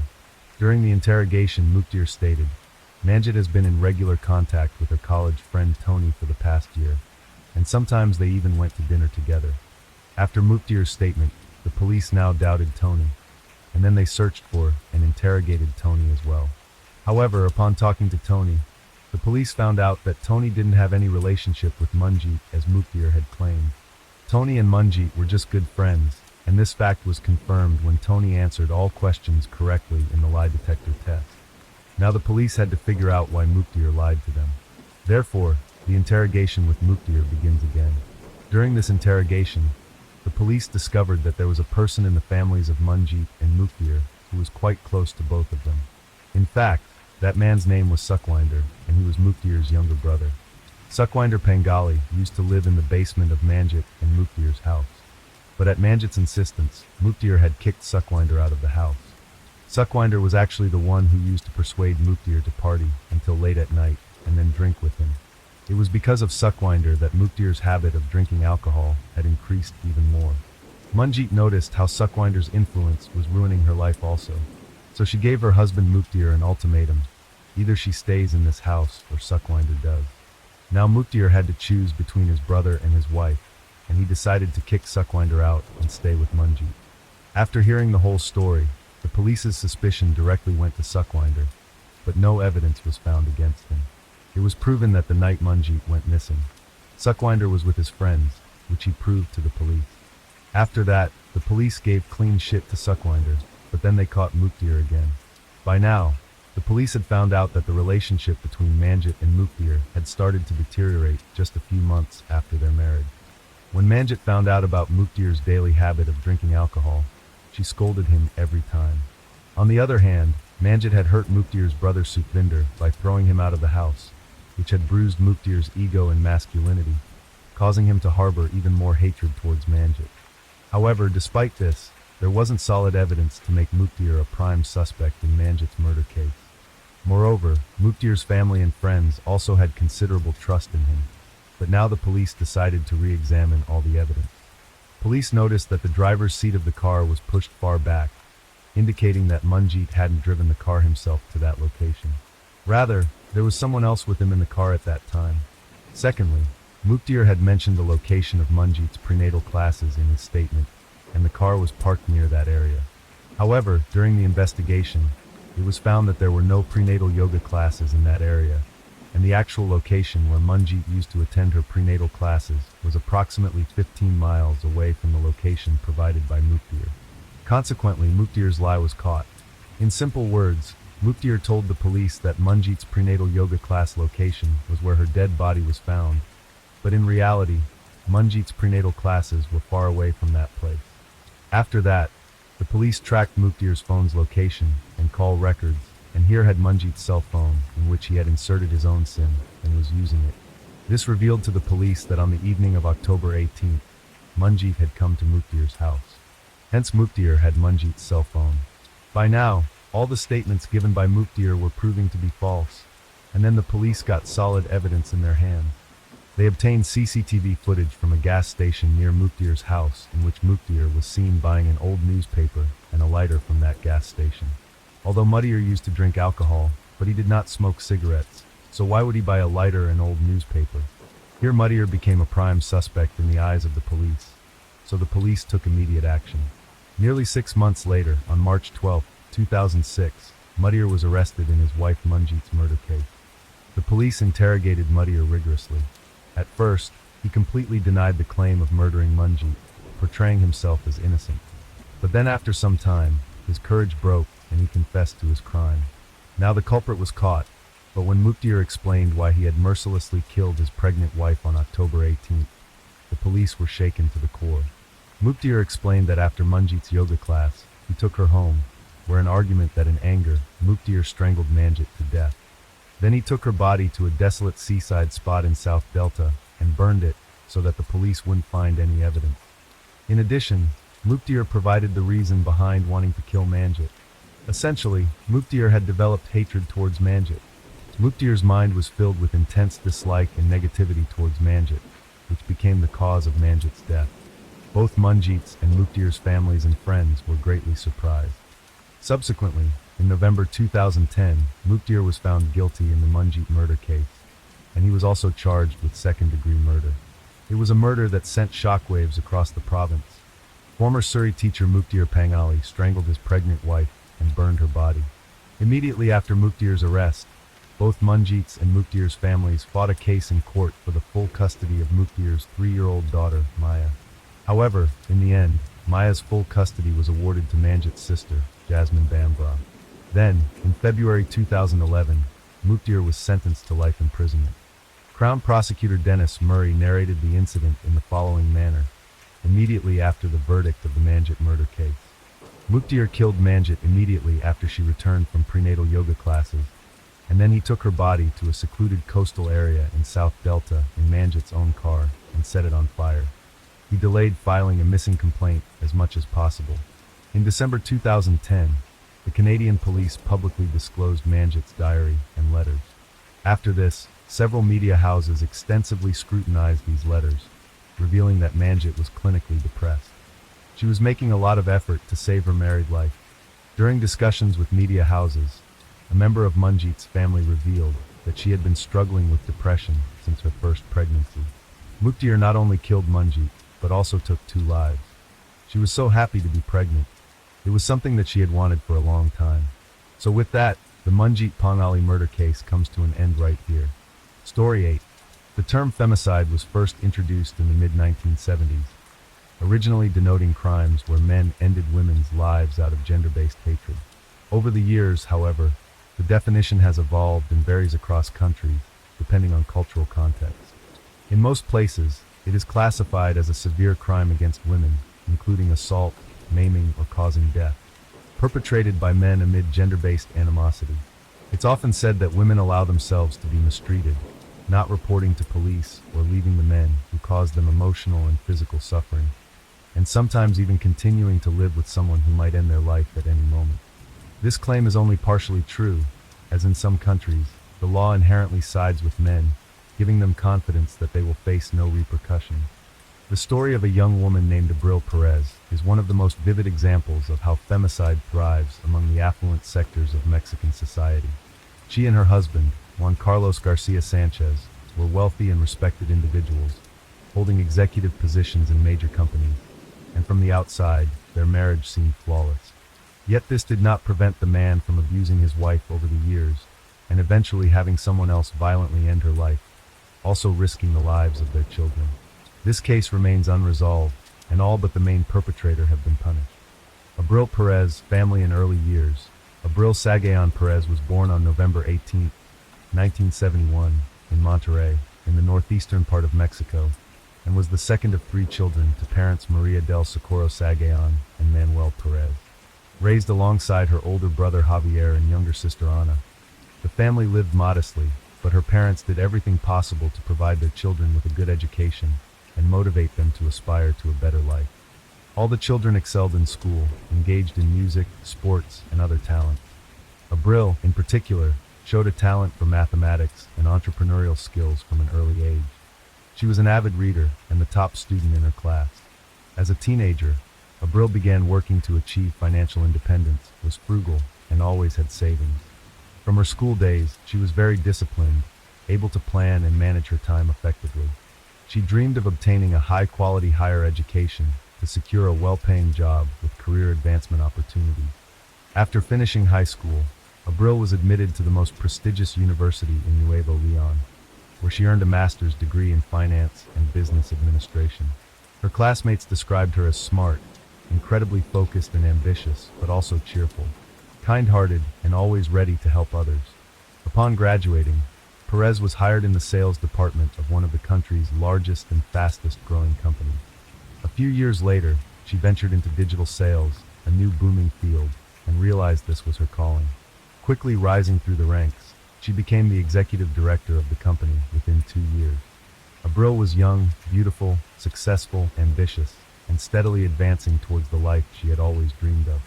She built a brilliant career, supported her family, and was full of plans for the future. Yet her personal life remained unsettled, which disappointed her loved ones.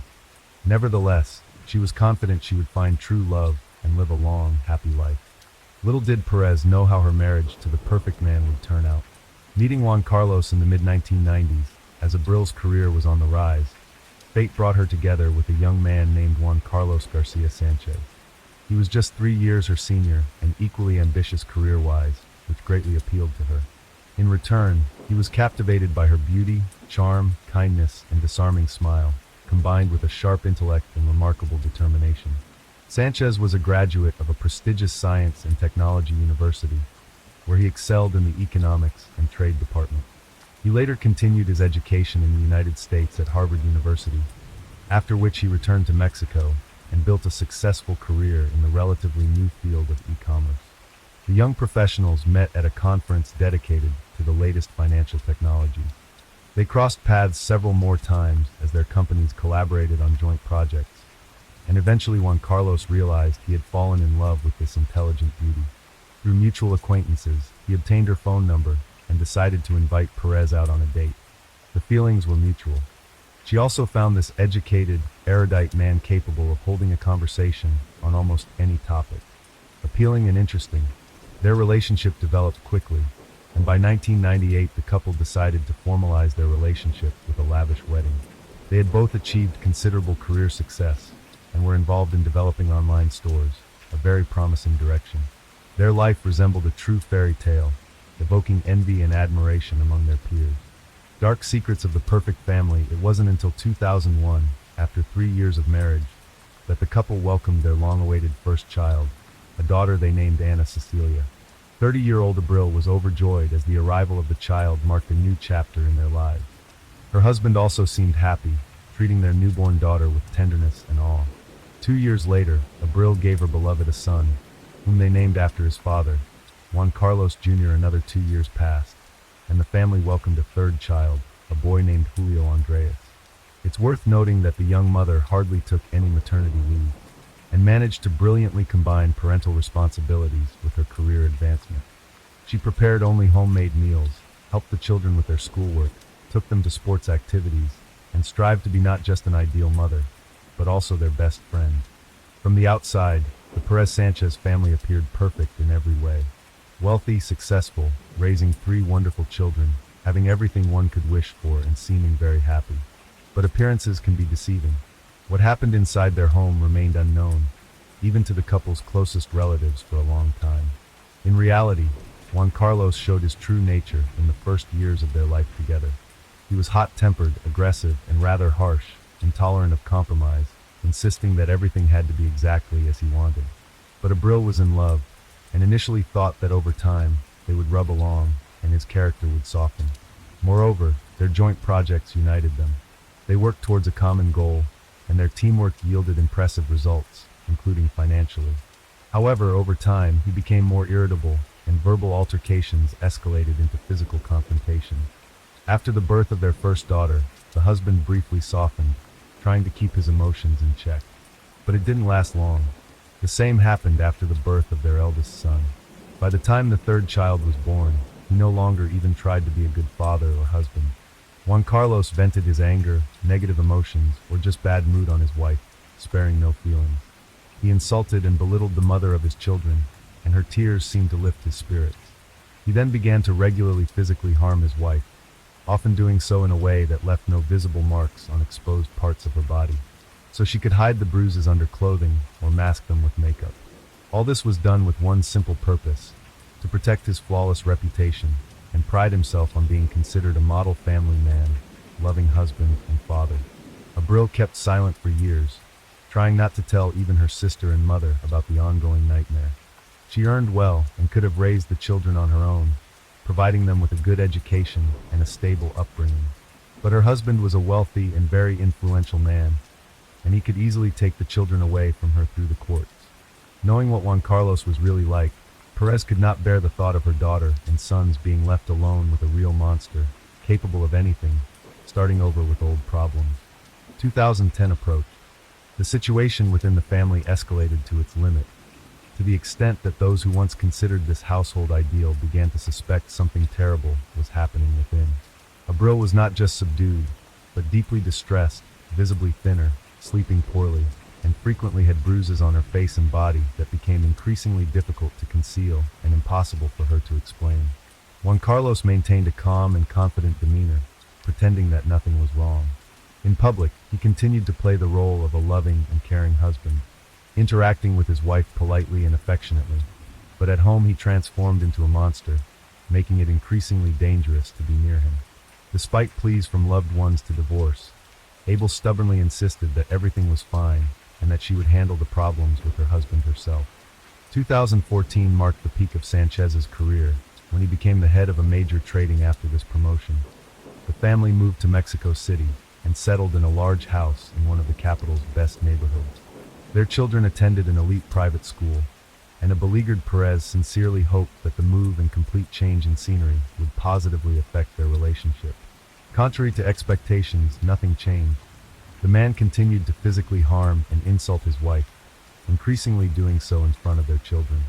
Furthermore, Juan Carlos began to groundlessly accuse his wife of infidelity, and whenever she tried to defend herself, he resorted to using his fists, claiming he would find evidence of her disloyalty.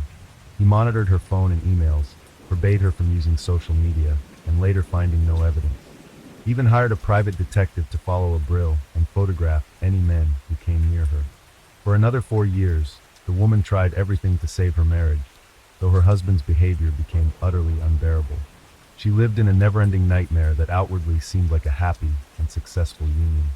Many even envied Abril, as she had such a prominent, influential, wealthy, and as many thought, caring husband. In 2018, the Sanchez family traveled to Monterrey to celebrate Catholic Christmas with the Perez family.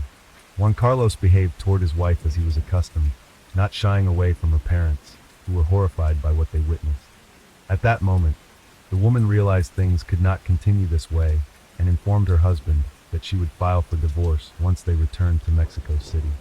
Hearing this, in a fit of rage, he grabbed her throat and squeezed so tightly she nearly lost consciousness. Prevented a tragedy. When the family returned to their home in the capital, Abril, preparing for divorce, moved from the marital bedroom to a small guest room, but this did not save her from the tyrant. On the morning of January 4th, while she was still asleep, her husband entered the bedroom holding a baseball bat. He struck her hard on the head and was about to swing again. Half awake, Perez barely understood what was happening, but managed to slip off the bed, literally saving her own life. The woman began to scream, and the children ran into the room, having heard the noise. The youngest son shielded his mother with his body, while the eldest son took the bat from his father. Together with their mother, they fled the house and headed to the hospital as Abel needed medical attention. Doctors diagnosed her with a serious concussion and a deep laceration above her eyebrow, which required stitches. Marital conflict as soon as his wife and sons left the home. Juan Carlos contacted his lawyer to explain the situation and asked for help in resolving it. He also posted on his social media page, claiming that his wife had betrayed him, was unfaithful, and intended to leave him for another man, taking their children and attempting to take all their jointly acquired assets. Moreover, he claimed that his wife had stolen all the money from their home safe, and that when he tried to stop her, she injured him with a knife in the shoulder. As proof, he posted photos of a bloodied knife and brown stains on the floor. However, the blood on the floor was actually Abril's from her own room, and the knife photo was taken from the internet. Nonetheless, Sanchez's friends believed his story and began actively sharing and reposting his account on their personal social media pages, calling for widespread attention to this egregious case. While still in the hospital, Perez filed a police report against her husband, accusing him of attempting to end her life. After being discharged, she moved out of their home, taking her sons with her, over whom she was granted temporary sole custody. Their eldest daughter, by then an adult who had finished school and moved to another city for college, also sided with her mother, condemning her father's cruel and unacceptable behavior. Sanchez was ordered to pay alimony to his ex-wife and sons while they stayed with their mother, although the amount was quite small, about $300, which he disagreed with. He himself faced a potential prison sentence, but the influential businessman was confident he would remain free and avoid any punishment. After enduring such a nightmare, Abel decided to return to her native Monterrey, to her parents' home, taking her children with her. It was there that she filed for divorce, and from there she monitored the situation. Meanwhile, she began offering help and online consultations to women in similar situations, and she planned to open a center for psychological and legal assistance for victims of domestic violence. Corrupt justice system. Only in September 2019, 8.5 months after the incident, was Sanchez finally arrested on charges of femicide, inflicting bodily harm, and attempting to end his wife's life. He was placed in jail where he spent over a month, but by November of that year, he managed to appeal the pretrial detention decision and was released.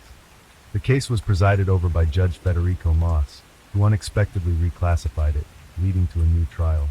During the trial, photographs of Perez from the hospital and entries from her medical records were not presented, and the testimonies of the woman and her sons were deemed insufficient grounds for detaining Juan Carlos. Furthermore, the defendant insisted that his ex-wife was turning the children against him. The defendant was released directly from the courtroom, as Judge Mas considered that his actions did not pose a direct threat to the victim's life. According to the judge, if Sanchez had truly intended to end his wife's life, he would have followed through, especially since she was asleep during the attack and unable to resist. She realized that her ex-husband had utilized all his connections and paid off the right people to be set free, putting her and her children in danger. She sent an official letter to the judge expressing fear for her life, but it had no impact on the situation. Immediately after being released, Juan Carlos began legal proceedings against his ex-wife for custody of their son. He forced her and the children to return to Mexico City to attend court sessions. Otherwise, the matter could be resolved in absentia, not in her favor. so she was compelled to return to the capital. Tragedy witnessed by children on November 25th. Abel arrived in Mexico City with her children. She genuinely feared the man she had lived with for over 20 years and did not want to encounter him unnecessarily. She planned to leave the city the same day after the hearing and had already purchased plane tickets, which Juan Carlos knew about. Ironically, on that day, a mass demonstration against gender-based violence was taking place in the capital. Immediately after the court session, the woman, along with her sons and their lawyer, got into a car heading to the airport, but they never reached their destination. At a traffic light, a motorcyclist pulled up next to their car, unexpectedly drew a handgun, and fired twice at Perez, who was sitting in the front passenger seat, before swiftly fleeing the scene. One of the bullets passed through and grazed the younger son, who was sitting in the back seat, but fortunately, none of the children were seriously hurt. The injured woman was quickly taken to the nearest hospital, where doctors fought desperately for over 6 hours to save her life. Unfortunately, due to severe injuries and significant blood loss, they were unable to save 48-year-old Abril, who passed away that evening. The victim's parents, brother, and sister flew to the capital immediately and urged authorities to arrest Juan Carlos, convinced that he was behind this brutal act that occurred in front of the children. However, law enforcement had a different view, stating that without identifying the shooter, it was difficult to discuss his motives, and it could not be definitively claimed that it was a hitman sent by Sanchez. The case was not classified as femicide until further investigation. Predictably, Juan Carlos remained free, and the police began searching for the shooter, which could take an extended period. The orphan children were temporarily placed under the care of their maternal relatives, while their father prepared to fight for them in court again. Abril's sister wrote an angry post on her social media account openly blaming Sanchez for the incident, but her page was soon blocked and later deleted. Nonetheless, the family decided to fight and draw heightened public attention to the case, highlighting that the attack on Perez happened on the day dedicated to fighting gender-based violence, public outcry, and the flight of the main suspect. The victims' relatives managed to draw attention to the tragedy that struck their family. Moreover, people openly discussed numerous cases where men attempted to end women's lives, but did not follow through and remained free without facing any punishment. Due to the significant public outcry, the General Prosecutor's Office of Mexico initiated a new investigation concerning Sanchez, and was also instructed to check the legality of the actions of the judges who had released him. The judges handling Juan Carlos' case were temporarily suspended from work and later removed from their positions. Mexican politician and women's rights defender Claudia Sheinbaum Pardo officially confirmed that the Perez case had been reclassified as femicide and would be reinvestigated, and the judges who had released Juan Carlos could face consequences for the woman's death if his guilt was proven. The businessman regularly posted on social media, calling for the perpetrator of his former wife to be found and punished to the fullest extent of the law. He also noted that despite the disagreements between him and Abril, he would never dare harm the mother of his children, let alone end her life in front of their son. However, his daughter Ana Cecilia left an angry comment under one of these posts, accusing her father of cruelty and accompanying her words with photos of her mother taken in the hospital after Juan Carlos had attacked her with a bat. Despite the resonance and widespread media coverage of the case, it was decided to leave Sanchez free during the investigation. He was placed under a restraining order and required to check in weekly at a police station. A warrant for his arrest was issued for violating the order. As one might guess, no one could find the accused. It turned out that the businessman again used his money and connections to quickly leave the country and enter the United States. Mexican authorities contacted Interpol, reporting the fugitive accused of a serious crime, and the next day Sanchez was declared wanted almost worldwide. During this time, efforts were underway to locate the hired criminal who, it turned out, did not work alone. Surveillance footage from street cameras clearly showed two vehicles following the car from the courthouse in which Abril, her children, and their lawyer were traveling. The motorcyclist, who later emerged and performed the lethal act, appeared to be in constant communication with the individuals in the aforementioned cars, receiving directions and instructions. It took investigators several months to identify just some of the participants of the incident, and it wasn't until March 5, 2020, that two suspects were arrested in connection to the case. Surprisingly, they did not resist arrest and almost immediately started giving testimonies, hoping to mitigate their sentences. It was confirmed that the orchestrator of the crime was indeed Juan Carlos, who had paid a substantial amount, with 7 people directly involved in carrying out the act. The first to be apprehended were the driver of one of the chase cars and the motorcyclist who fired the fatal shots. It emerged that, while in prison, Juan Carlos had hired a couple of seasoned criminals to protect him, acting as his personal bodyguard. One of these criminals was released a week before Sanchez, and the other was freed several days after him. Once out of prison, the businessman reconnected with them, asking them to find reliable people to carry out the elimination of a person, promising a substantial sum of money to each if successful. When all participants were identified, the orchestrator transferred the promised money and provided precise instructions about the route and vehicle Abril would be using. The most challenging part of the plan turned out to be luring his former wife to Mexico City. The man resorted to blackmail, threatening to take the children if she did not appear in court. Although she complied with the court appearance, she had no intention of staying in the capital, planning to return to Monterrey the same day, and Juan Carlos knew this from his sources. Despite this information, it wasn't until the end of October 2020 that 3 more participants in the criminal conspiracy were apprehended. Moreover, the arrest of these criminals was initially on suspicion of distributing controlled substances, and it was only at the police station that it was discovered these individuals could be involved in the high-profile crime. Juan Carlos Maldonado's gang, known as Juan Balto.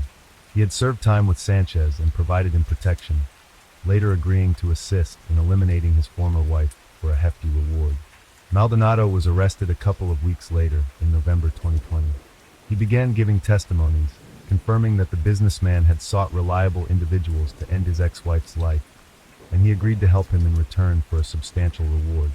There was no doubt left that Sanchez was both the client and organizer of the crime, and his previous assault on Abril with a bat was officially reclassified as an attempt on her life, leading the court to finally issue an arrest warrant for him on charges of femicide.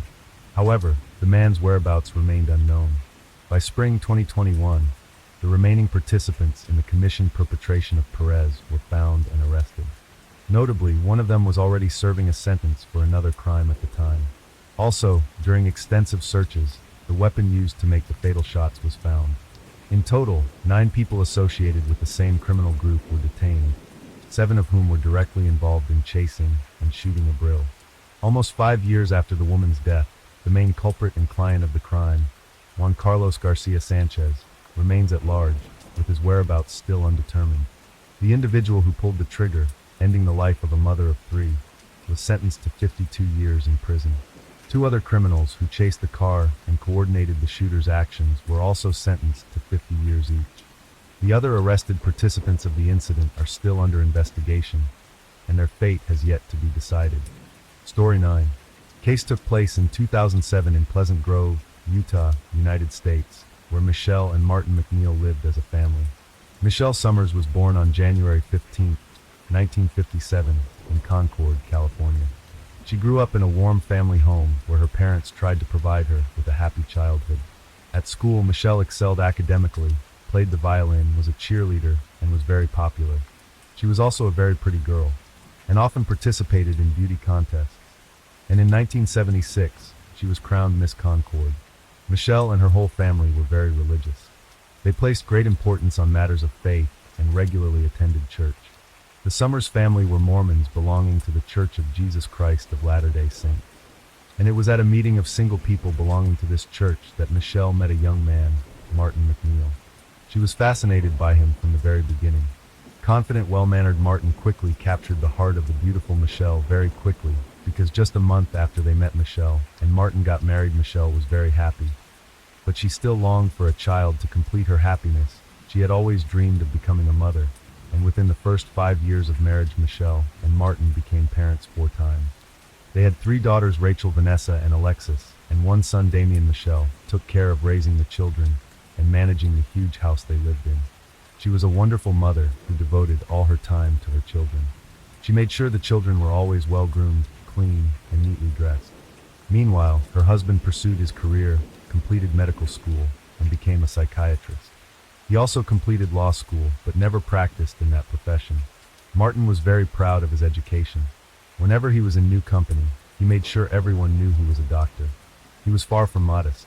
Rather, he was a man who liked to boast about his success and wealth. The McNeil family did quite well in life. They didn't complain about money, and Martin did everything to make it visible to others. For this reason, many people considered him an arrogant snob, although allegedly, at home with his family, he was a completely different person. As the children grew up, the McNeils began to have problems with one of their daughters, Vanessa. She fell into the wrong crowd and started abusing drugs. At a fairly young age, she also became pregnant, but had no intention of raising the child. So Michelle and Martin decided to adopt a girl whom they named Ada.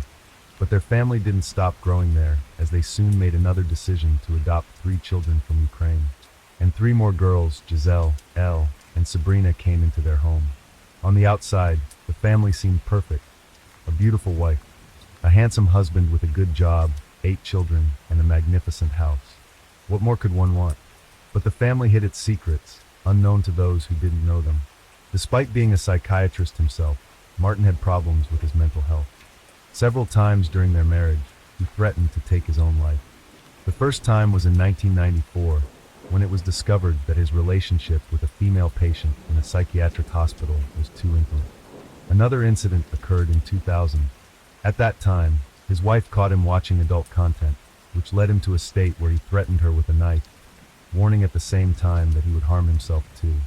5 years later, in 2005, the situation repeated itself.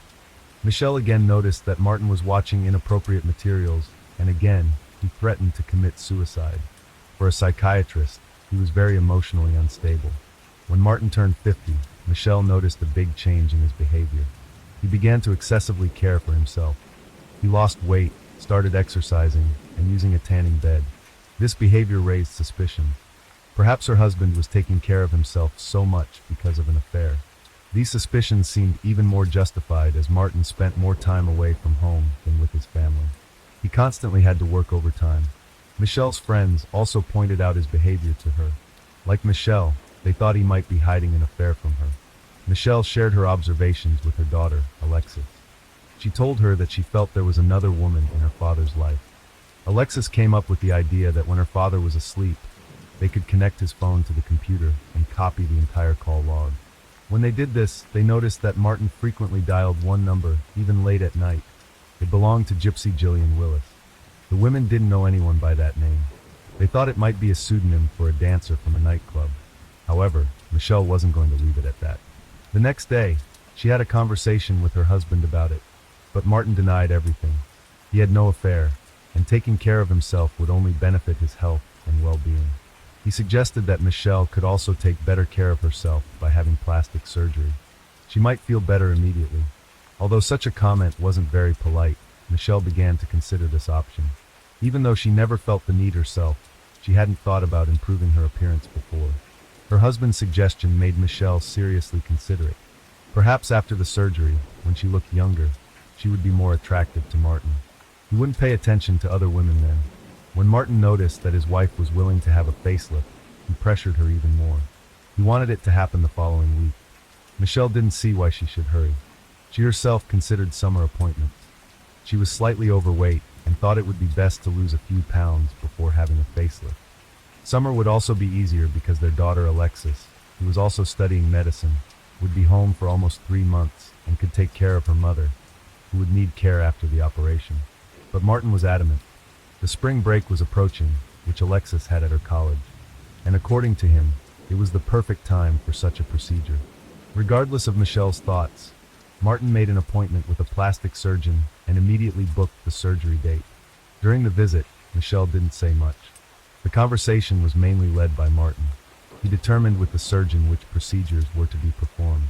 And in addition to the facelift, which he persuaded his wife to have, he wanted a few other corrections to be made, including eyelid lift, nose correction, and chin line enhancement. There were so many procedures that Michelle had to be under anesthesia for 9 hours as long as her surgery lasted. Normally, so many procedures aren't performed at once, but in this case, Dr. Martin requested it, and it seems the surgeon couldn't refuse his colleague. The operation took place on April 3, 2007. After it was over, Michelle didn't feel very well. Her whole face hurt, but in this case, it probably wasn't anything unusual. However, Martin asked the surgeon to prescribe a few additional medications, which aren't normally prescribed after such surgery. Believing his wife had a very low pain threshold, he asked for 5 additional painkillers and sleep aids to be prescribed. It was necessary to be very careful in their use. Care had to be taken not to use them simultaneously, but Martin assured the surgeon that he himself would take care of his wife after returning home.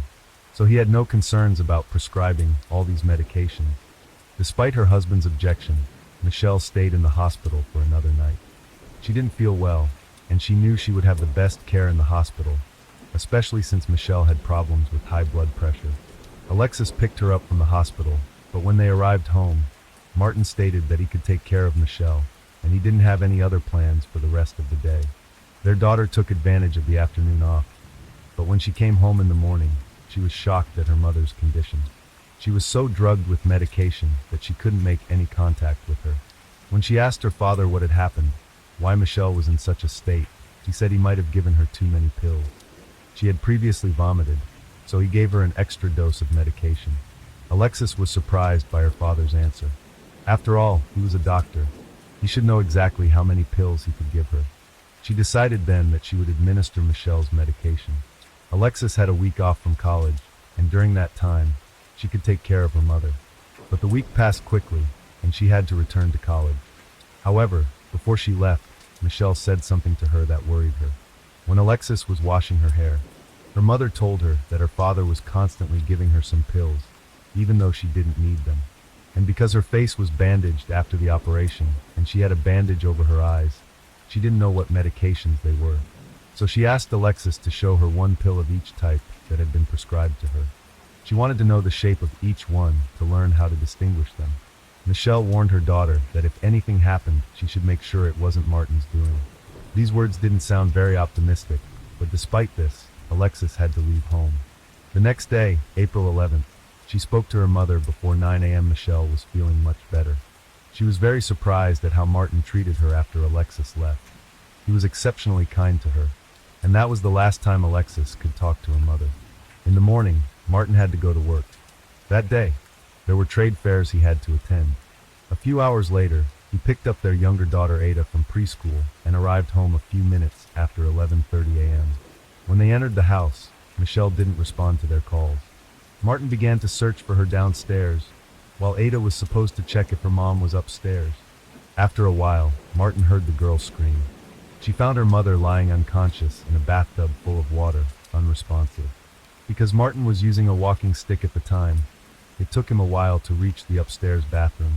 He tried to pull Michelle out of the tub, but he couldn't, so he just drained the water and sent Ada to get a neighbor. Meanwhile, he called the emergency services, but during the call, he behaved strangely. He was angry and yelled at the dispatcher the whole time. Martin was so angry that as soon as he conveyed the problem, he hung up. The dispatcher called him back because she didn't even know which address to send the ambulance to. However, Martin, who was still giving Michelle first aid, was in the same nervous state. He continued to yell into the phone and hung up again after a while.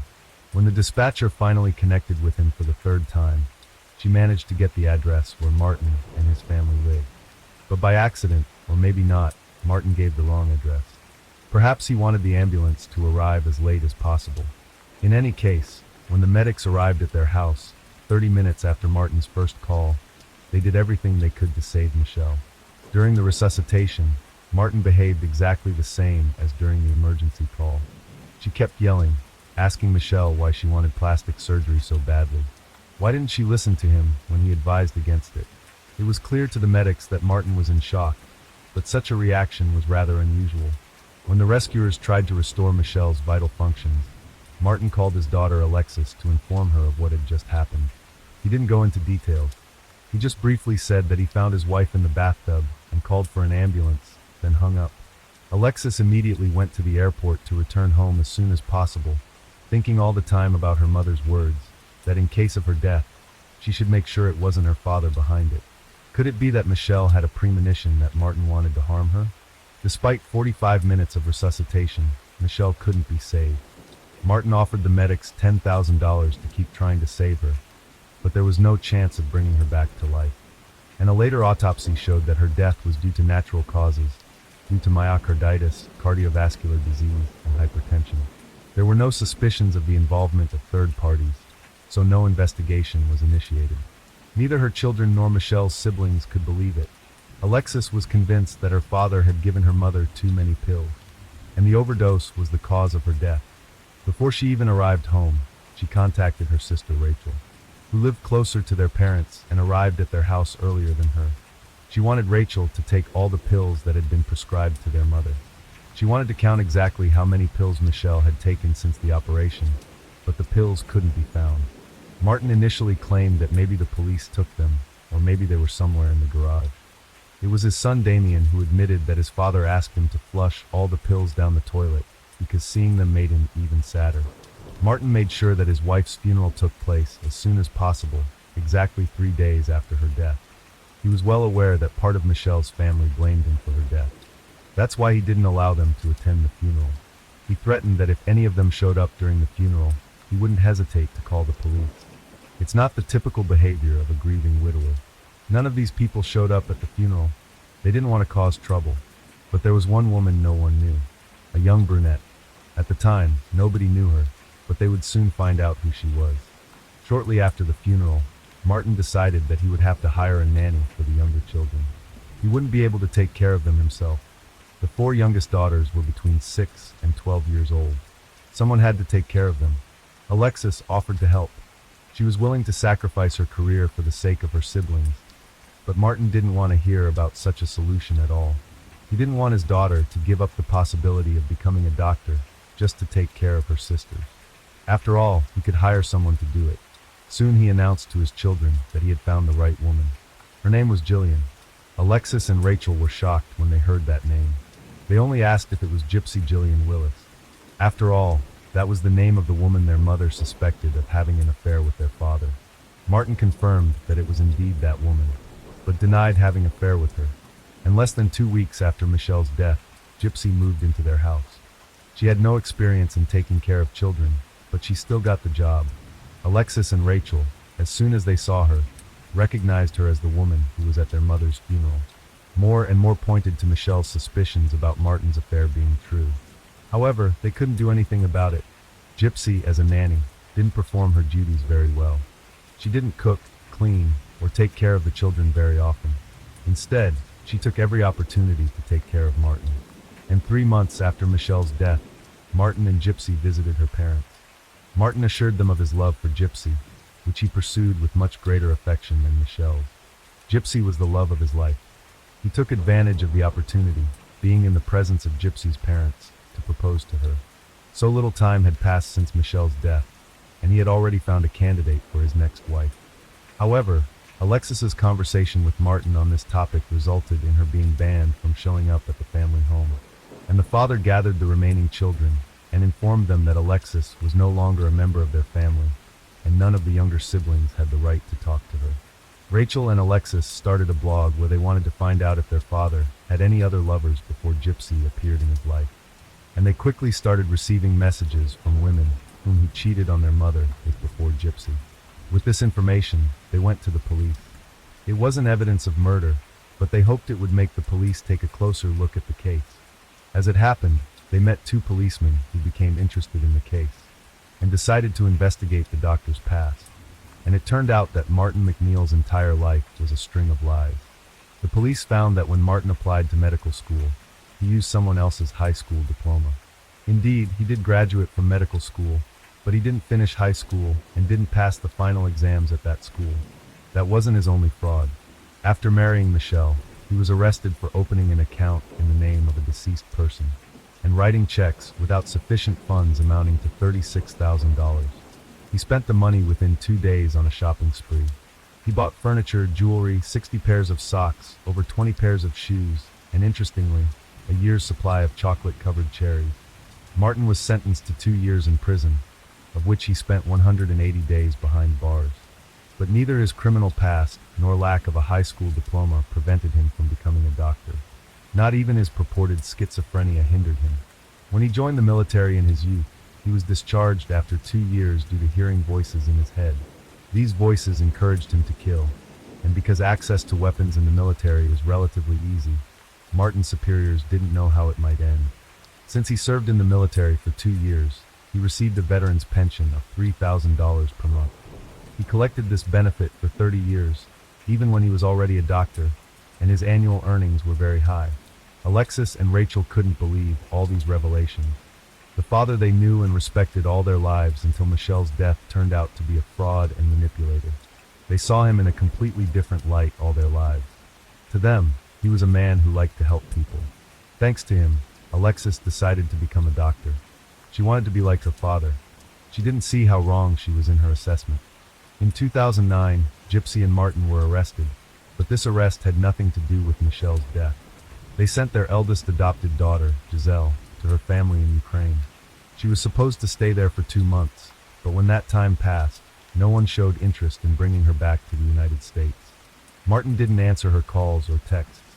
It wasn't a coincidence. Martin and Gypsy deliberately sent and left Giselle in Ukraine. This maneuver was necessary for stealing the girl's identity. Gypsy had loans totaling around $50,000 to $60,000. Her credit history wasn't great, so a new identity would allow her to take out new loans. They used Giselle's insurance number and created a completely new person named Jillian McNeil, purportedly Martin's daughter.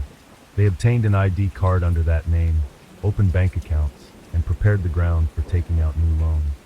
However, detectives who started observing the couple found out about it. Martin was arrested when he got off the plane, while Gypsy was arrested at Martin's house the same day. Supposedly, they planned to sell the property and move to another city, but for now, they had to postpone those plans for a while. Martin was sentenced to 4 years in prison, and his partner to 2 years. Giselle, who was left in Ukraine by Martin with no means to live, was brought back to the United States. When Gypsy and Martin were in prison, investigators began to take a closer look at Michelle's death. No one had done so before because at the time, it was believed that she died of natural causes, and there was no need to investigate. However, when the police became interested in the case, they had more and more doubts about the natural causes of Michelle's death. Initially, they decided to look at the autopsy report, specifically the toxicology tests. There were traces of 4 to 5 drugs prescribed to her after the operation in her blood. These medications were administered to her no earlier than an hour before her death.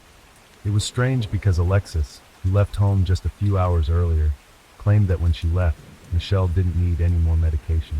She felt well enough not to want to take any more pills. It's known that she didn't take them herself because she still had bandages on her eyes and couldn't see anything. Her daughter suspected that Martin might have given her mother the pills in her food. Another thing the investigators noticed was Michelle's position when she was found. Ada, the daughter who found her, said her mother was lying completely in the tub with her face upwards. Their father, on the other hand, maintained that he found his wife slumped over the tub. Her legs were outside the tub, while her head was under the water's surface, as if the woman was preparing to take a bath and fainted while standing by the tub. Martin's version, however, made no sense. Firstly, according to what he told the emergency dispatcher, he couldn't pull Michelle out of the tub.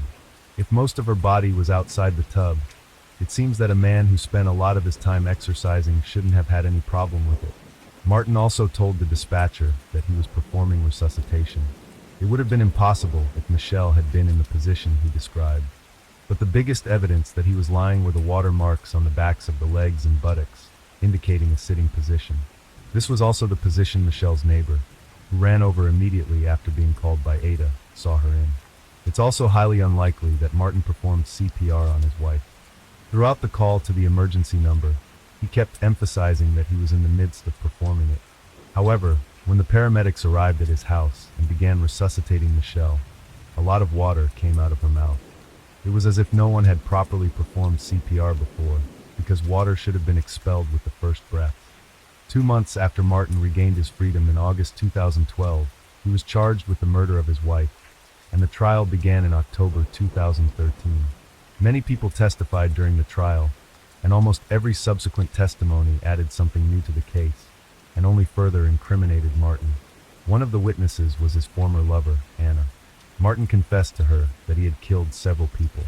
From what she knew, he even tried to kill his own mother, but his sister called an ambulance and managed to save her.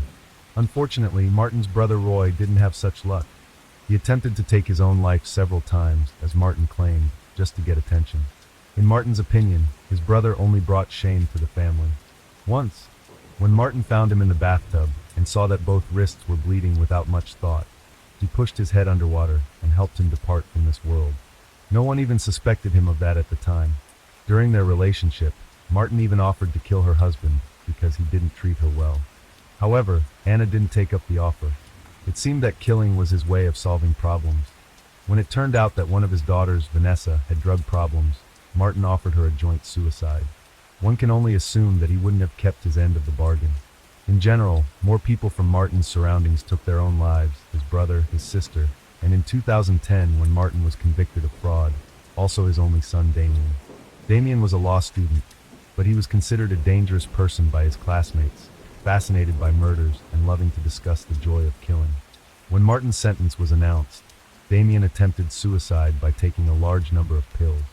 Anna also testified that Martin told her that you could give someone drugs that would cause a heart attack, but wouldn't be detected in toxicology tests. During the trial, Gypsy's former roommate also testified, having a lot to say about Martin. Their relationship began 16 months before Michelle's death. Martin was fascinated by his new lover, reciprocally. Everything in this perfect relationship was ruined by Michelle. Gypsy often wondered how to get rid of her. She talked about poisoning her or cutting the brake lines in her car. Alexis suspected that Gypsy might have helped Martin in the murder of her mother. There was no concrete evidence that Martin killed his wife, but the clues were strong enough that after 11 hours of deliberation, the jury found him guilty of first-degree murder, for which he was sentenced to life imprisonment, with the possibility of parole after 15 years.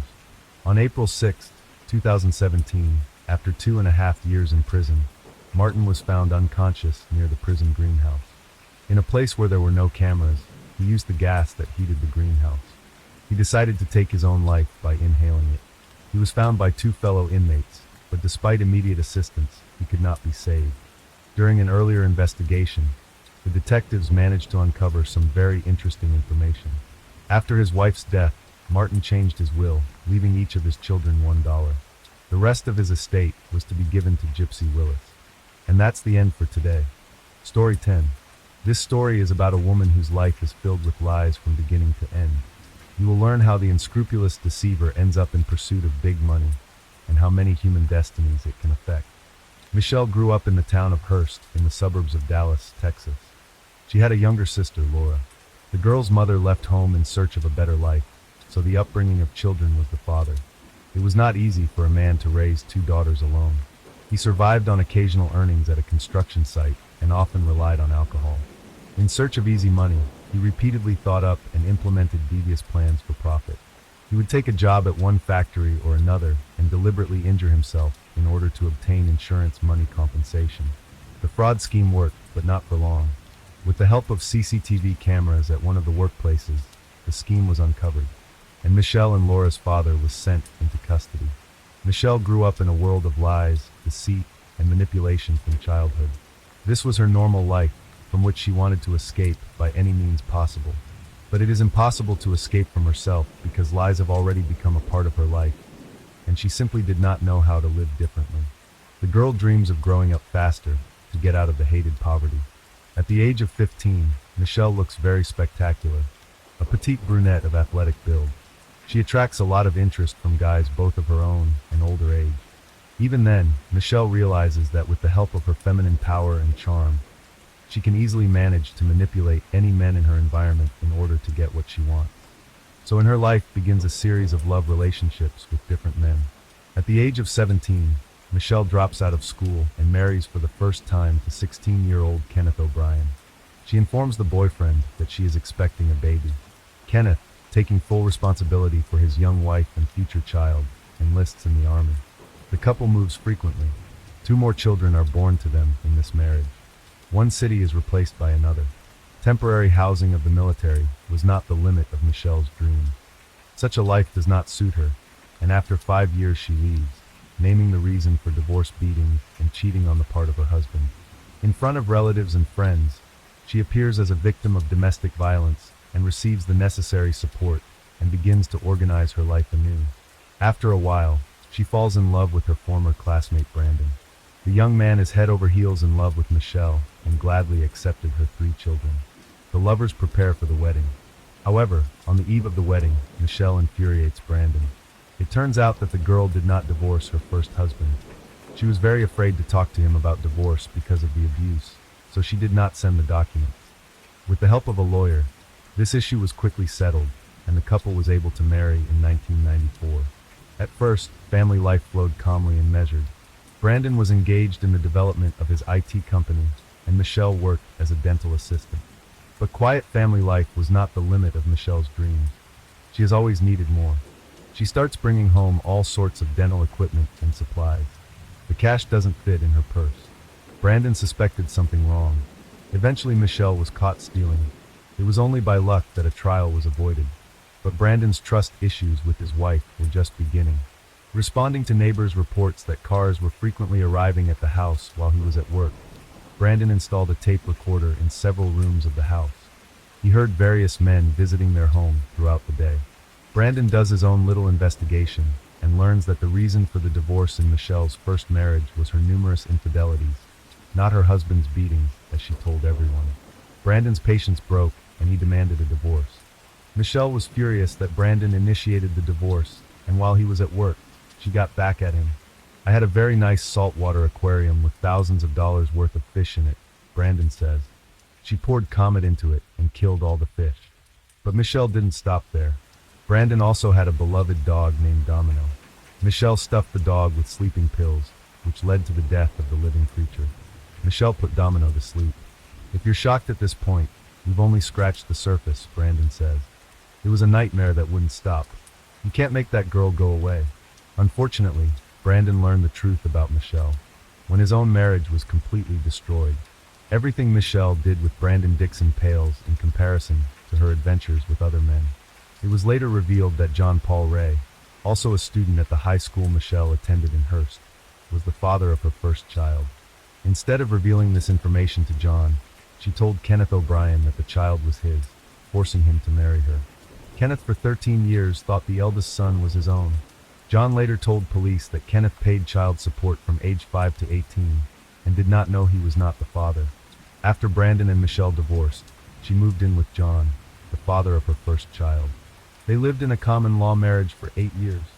Their relationship came to an abrupt end when John began to suspect his wife of cheating. Michelle didn't deny it. She confirmed the affair on the side. John moved out, leaving most of Michelle's possessions. Michelle's next love was Greg Williams. They were both not so young anymore. Both had a history of past marital failures. The man was married twice and had a daughter. After Greg and Katie divorced in 2003, the couple agreed to share custody of their common daughter, Taylor. However, there was no formal agreement on child support because the former spouses had a good relationship. Rich, successful, and generous Greg was a perfect match for Michelle. In 2007, Greg and Michelle had a common daughter, Michaela. A year later, they got married. Their marriage was like the American dream. Money, children, love, it was all in abundance. Michelle seemed to have made it through the thorns to the stars and got the life she had always dreamed of. Greg Williams held his family in very high esteem. He grew up in a family with fierce principles and achieved everything on his own from an early age.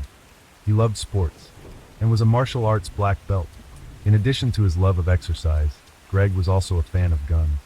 Both he and Michelle had guns that they kept in their home in Keller. Michelle's gun, a silver .40 caliber pistol, was kept in a safe, but Greg kept his gun, a black Liebherr .45 caliber, always loaded in a case under his bedside table. The couple was determined to make their marriage a success. They threw birthday parties for their children from other marriages at their home in Keller. Michelle's adult children would have barbecues and swim parties. Very often the house was full of friends. But despite the picturesque suburban home and a precocious daughter, Greg and Michelle were not the classic American couple. They met through an online community for bondage, domination, sadism, and masochism, and their wild adult house parties led to numerous complaints from neighbors. The couple decides to move out. The night before, Michelle and Greg had been unable to sleep for a long time.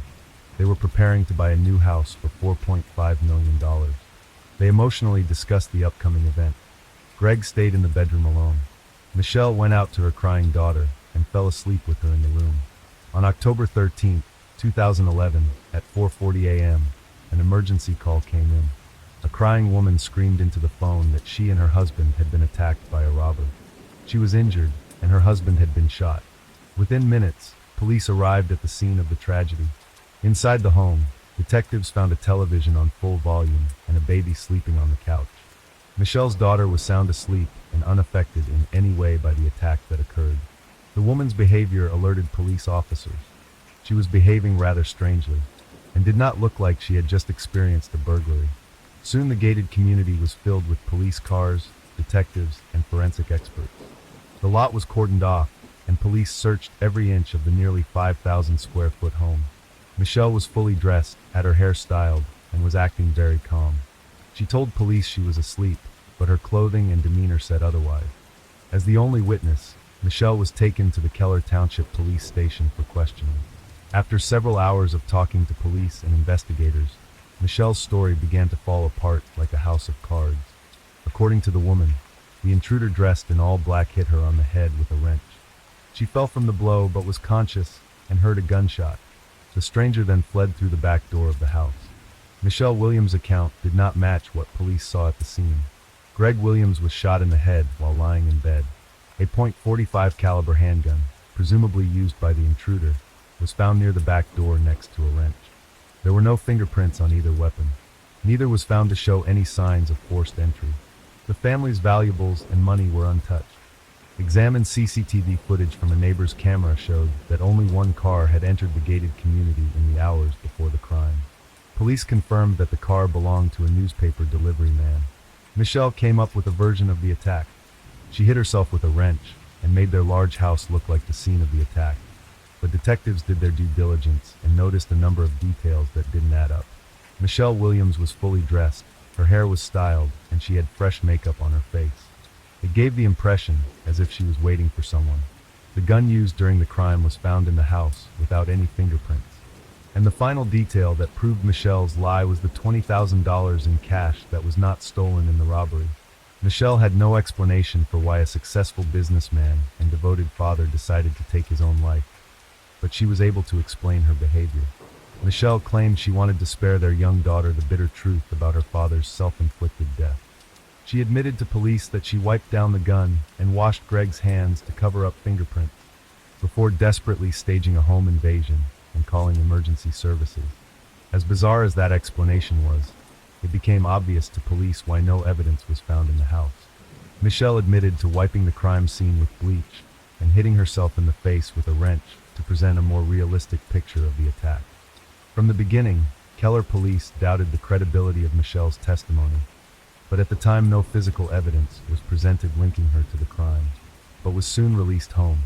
Around 5 p.m. on the evening of her husband's murder, Michelle went to her sister Laura's home and did not mention the late Greg's name once during the evening. Michelle cried from time to time, but it didn't seem sincere, her sister Laura Cusick said when questioned by police.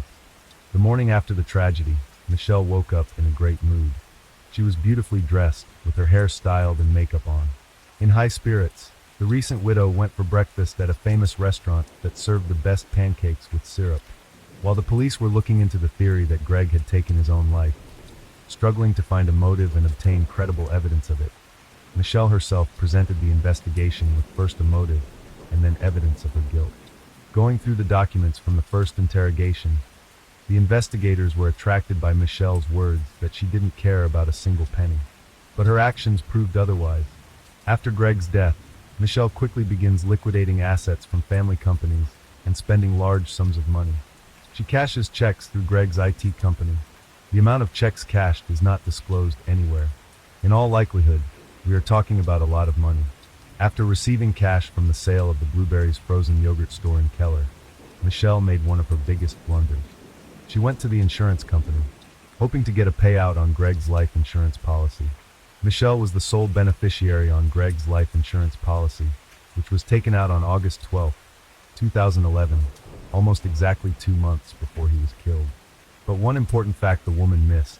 According to the terms of the insurance policy, Greg's death was not an insured event because he left his life voluntarily, and at the last moment, she was denied the money. The desire to get the insured sum of $600,000 was the main motive for the crime. Later, another important fact of financial fraud comes to light that casts suspicion on the widow. Fictitious financial documents for a mortgage loan were used to purchase the house that Greg and Michelle had been preparing for on the eve of his death. The account numbers were intentionally changed, and the lender did not immediately notice the elaborate fraud. Michelle canceled a meeting with the mortgage company, and the fake account was not discussed until it caught the attention of the police. Michelle, confident of her impunity, writes a check for $18,000 to attorney Kenneth Winkhorn and takes a week-long vacation to Grapevine with her children. During the 3-month investigation into Greg Williams' death, police were able to unravel his wife's web of deceit. An autopsy was performed on Greg, which proves that the man was shot from a range of 12 to 18 inches. Moreover, the toxicology examination conducted provided a report proving that Greg had a large dose of sleeping pills in his system at the time of his death. Also, the police determined that there was no assault on the house. Mrs. Williams sedated her husband and shot him from a foot away after turning up the volume on the television. Daughter Michelle, who was asleep in her room, did not hear anything. On November 3, 2011, based on the Tarrant County Medical Examiner's report, Greg Williams' death was officially ruled a homicide. Michelle Williams was arrested on January 9th as she was on her way to a fitness center. She was charged with murder, tampering with evidence, and making a false statement to police. Michelle was both the only witness to the crime and the only suspect. But Michelle spent a week in custody and was released on $85,000. Dressed in gym clothes, Michelle walked out of jail with a GPS monitor and under the arm of attorney Kenneth Winkhorn, who is now officially representing her. Greg's first wife, Kathy, was furious when she found out that attorney Winkhorn was defending Michelle. That money she paid him was part of Greg's estate, and it should never have gone to pay the legal bills of the woman who was accused of killing him. Online court records list Kenneth Winkhorn as the attorney for Katie and Greg's divorce in 2003, and Winkhorn's name and signature appear on legal documents regarding the custody agreement for their shared daughter Taylor in 2008. However, Kenneth Winkhorn's defense of collusion with Michelle Williams will be exonerated by providing evidence. The divorce was handled by his company, and he personally never represented Greg. Said he first learned of Greg's murder from an IT company employee. It was very shocking, Winkhorn says, adding that Michelle later sought his help. After her plot to cash in on Greg's death is foiled, Michelle Williams changes her name to Shelley and appears as a fitness guru hoping to start a new life. On Facebook, Shelley publicly announced her relationship with Gene Wallace, a friend of her oldest son, a man nearly 15 years younger than her. Shelley and Gene opened a fitness club in Bedford and heavily promoted it online. Armed with an ankle bracelet with a GPS tracker, Michelle spent the next few months enjoying her new boyfriend, fitness classes, and court hearings. She often appeared in court dressed for a night out on the town, wearing miniskirts, knee-length boots, and deep-cut blouses. She never mourned Greg's death for a second, says Greg's ex-wife, Kathy. Rob Conover was friends with Greg Williams for more than 20 years and attended many of Michelle's hearings. He recalls how she deftly manipulated police officers at the courthouse, making them see her as an innocent woman in need of protection. On October 9, 2013, 45-year-old Michelle Williams took a plea deal with the county and pleaded guilty to tampering with evidence and deadly conduct. She will receive 18 years in prison for tampering with evidence and for deadly dangerous conduct, a third-degree felony that only exists in a few states. Although Michelle admitted that she cleaned the gun in Greg's body, the absence of her DNA at the scene raised doubts about whether the first-degree murder charge would stick. Things can go differently. Play big, win big, or lose big, Michelle said in an interview. I'll be out on parole. But in February 2014, Michelle Williams, in an interview, suddenly changes her testimony and says she is not guilty of the crime. The judge immediately rescinds the plea bargain and sets a date for the first trial. Opening arguments have begun in the trial of a Texas woman, dubbed by the media as Keller's Black Widow, who is accused of intentionally targeting her husband in 2011 for an insurance payoff. Michelle Williams, 45, was charged with the crime. In court, prosecutors described the crime as a clearly planned scheme of acts to profit from Greg's substantial life insurance policy. In their opening statement, prosecutors told jurors that Mrs. Williams shot her husband in the head after drugging him with sleeping pills beforehand in order to collect on his life insurance policy. The motive was money, time-tested money, greed.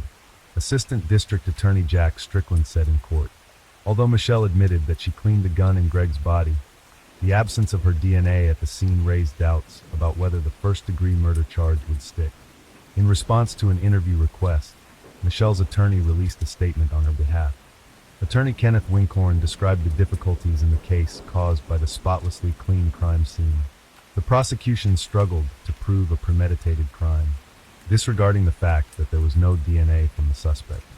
In repeated searches, cleaning products were found, but it stands to reason that Michelle's fingerprints were on them, since the products were in the house where she lived and did the cleaning. If the jury concludes that Michelle tampered with evidence of Greg's death, making it look like the man had spontaneously passed away, and then cleaned up the crime scene by hiding evidence and then lying about it, she will get a life sentence. But if Michelle is sentenced as scheduled on April 21st, no jury will ever get a chance to hear the whole story and decide on the appropriate punishment. Through careful questioning of the Williams couple's friends and acquaintances, information regularly emerged about the unfavorable environment that had prevailed in their family for a long period of time. According to the studied correspondence in social networks and messengers, it was found that the couple quarreled very often, and the reason was finances. At the trial, prosecutors said that in the hours leading up to the violent death, Greg Williams argued with his wife over their finances, and even slapped her for spending a large amount of money that had been set aside as a down payment on a house.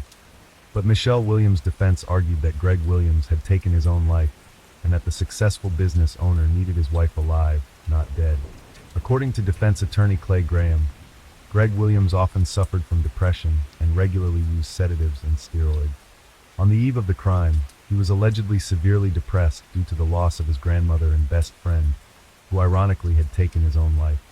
Defense counsel told the court that when Michelle Williams found her husband dead with a self-inflicted gunshot wound, she panicked and in a fit of fear began to cover up the tragedy without realizing it. She had one goal: to protect her 4-year-old daughter from psychological trauma by hiding the truth from her. Michelle Williams never once changed herself, presenting at court hearings in different images with styled hair and manicure. At one hearing, the defendant, dressed in an off-white blouse and black vest, showed little emotion throughout most of the trial, but did not forget to wipe away tears during a presentation of photographs showing images of the body of murdered Greg Williams. The court also heard testimony from Michelle Williams' adult son, Andrew O'Brien, who said his mother, Michelle Williams, asked him to help frame Greg Williams' ex-wife, Kathy. She planned to blame her for Greg's death, using the motive of unreconciled differences over the custody of their daughter, Taylor. But that plan was a failure from the get-go. After all, there was never any disagreement between the former spouses about the custody of their daughter, and it would have been very difficult to prove otherwise.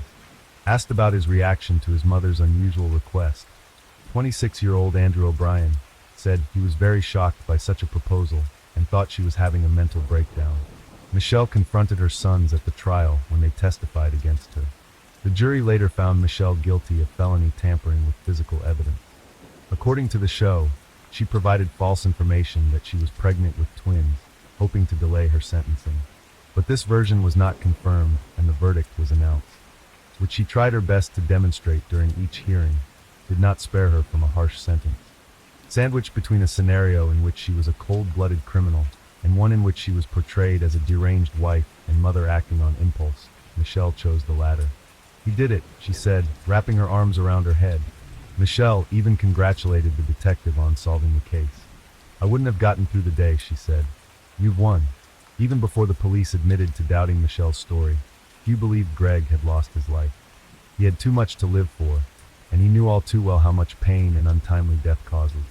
Kathy Williams believes that Michelle's relationship with Gene Wallace began when Greg was still alive, and may be the elusive motive for this crime. If Greg had found out she was sleeping with her little boyfriend, he would have dumped her, and she would have gotten nothing, Katie says. But he wasn't willing to put up with cheating. "She's ruined so many lives you can't even imagine," Brandon says. "She's a professional manipulator. If the courts had gone further and interviewed all of us, things could have gone in a different direction." Michelle was sentenced to 60 years in prison. The judge also ruled that she would have to serve a minimum of 30 years before being eligible for parole. Michelle currently remains incarcerated at Mountain View Prison in Gatesville, Texas. Michelle Williams is a felon and fraudster who is currently serving time in prison for all of her willful acts. She has never shown remorse for her actions and still refuses to take full responsibility for her crime. Thanks for watching, guys. Interested in more real-life mysteries? Be sure to like and subscribe to our channel. Leave me a comment and I'll read you. Enjoy life because there is only one life.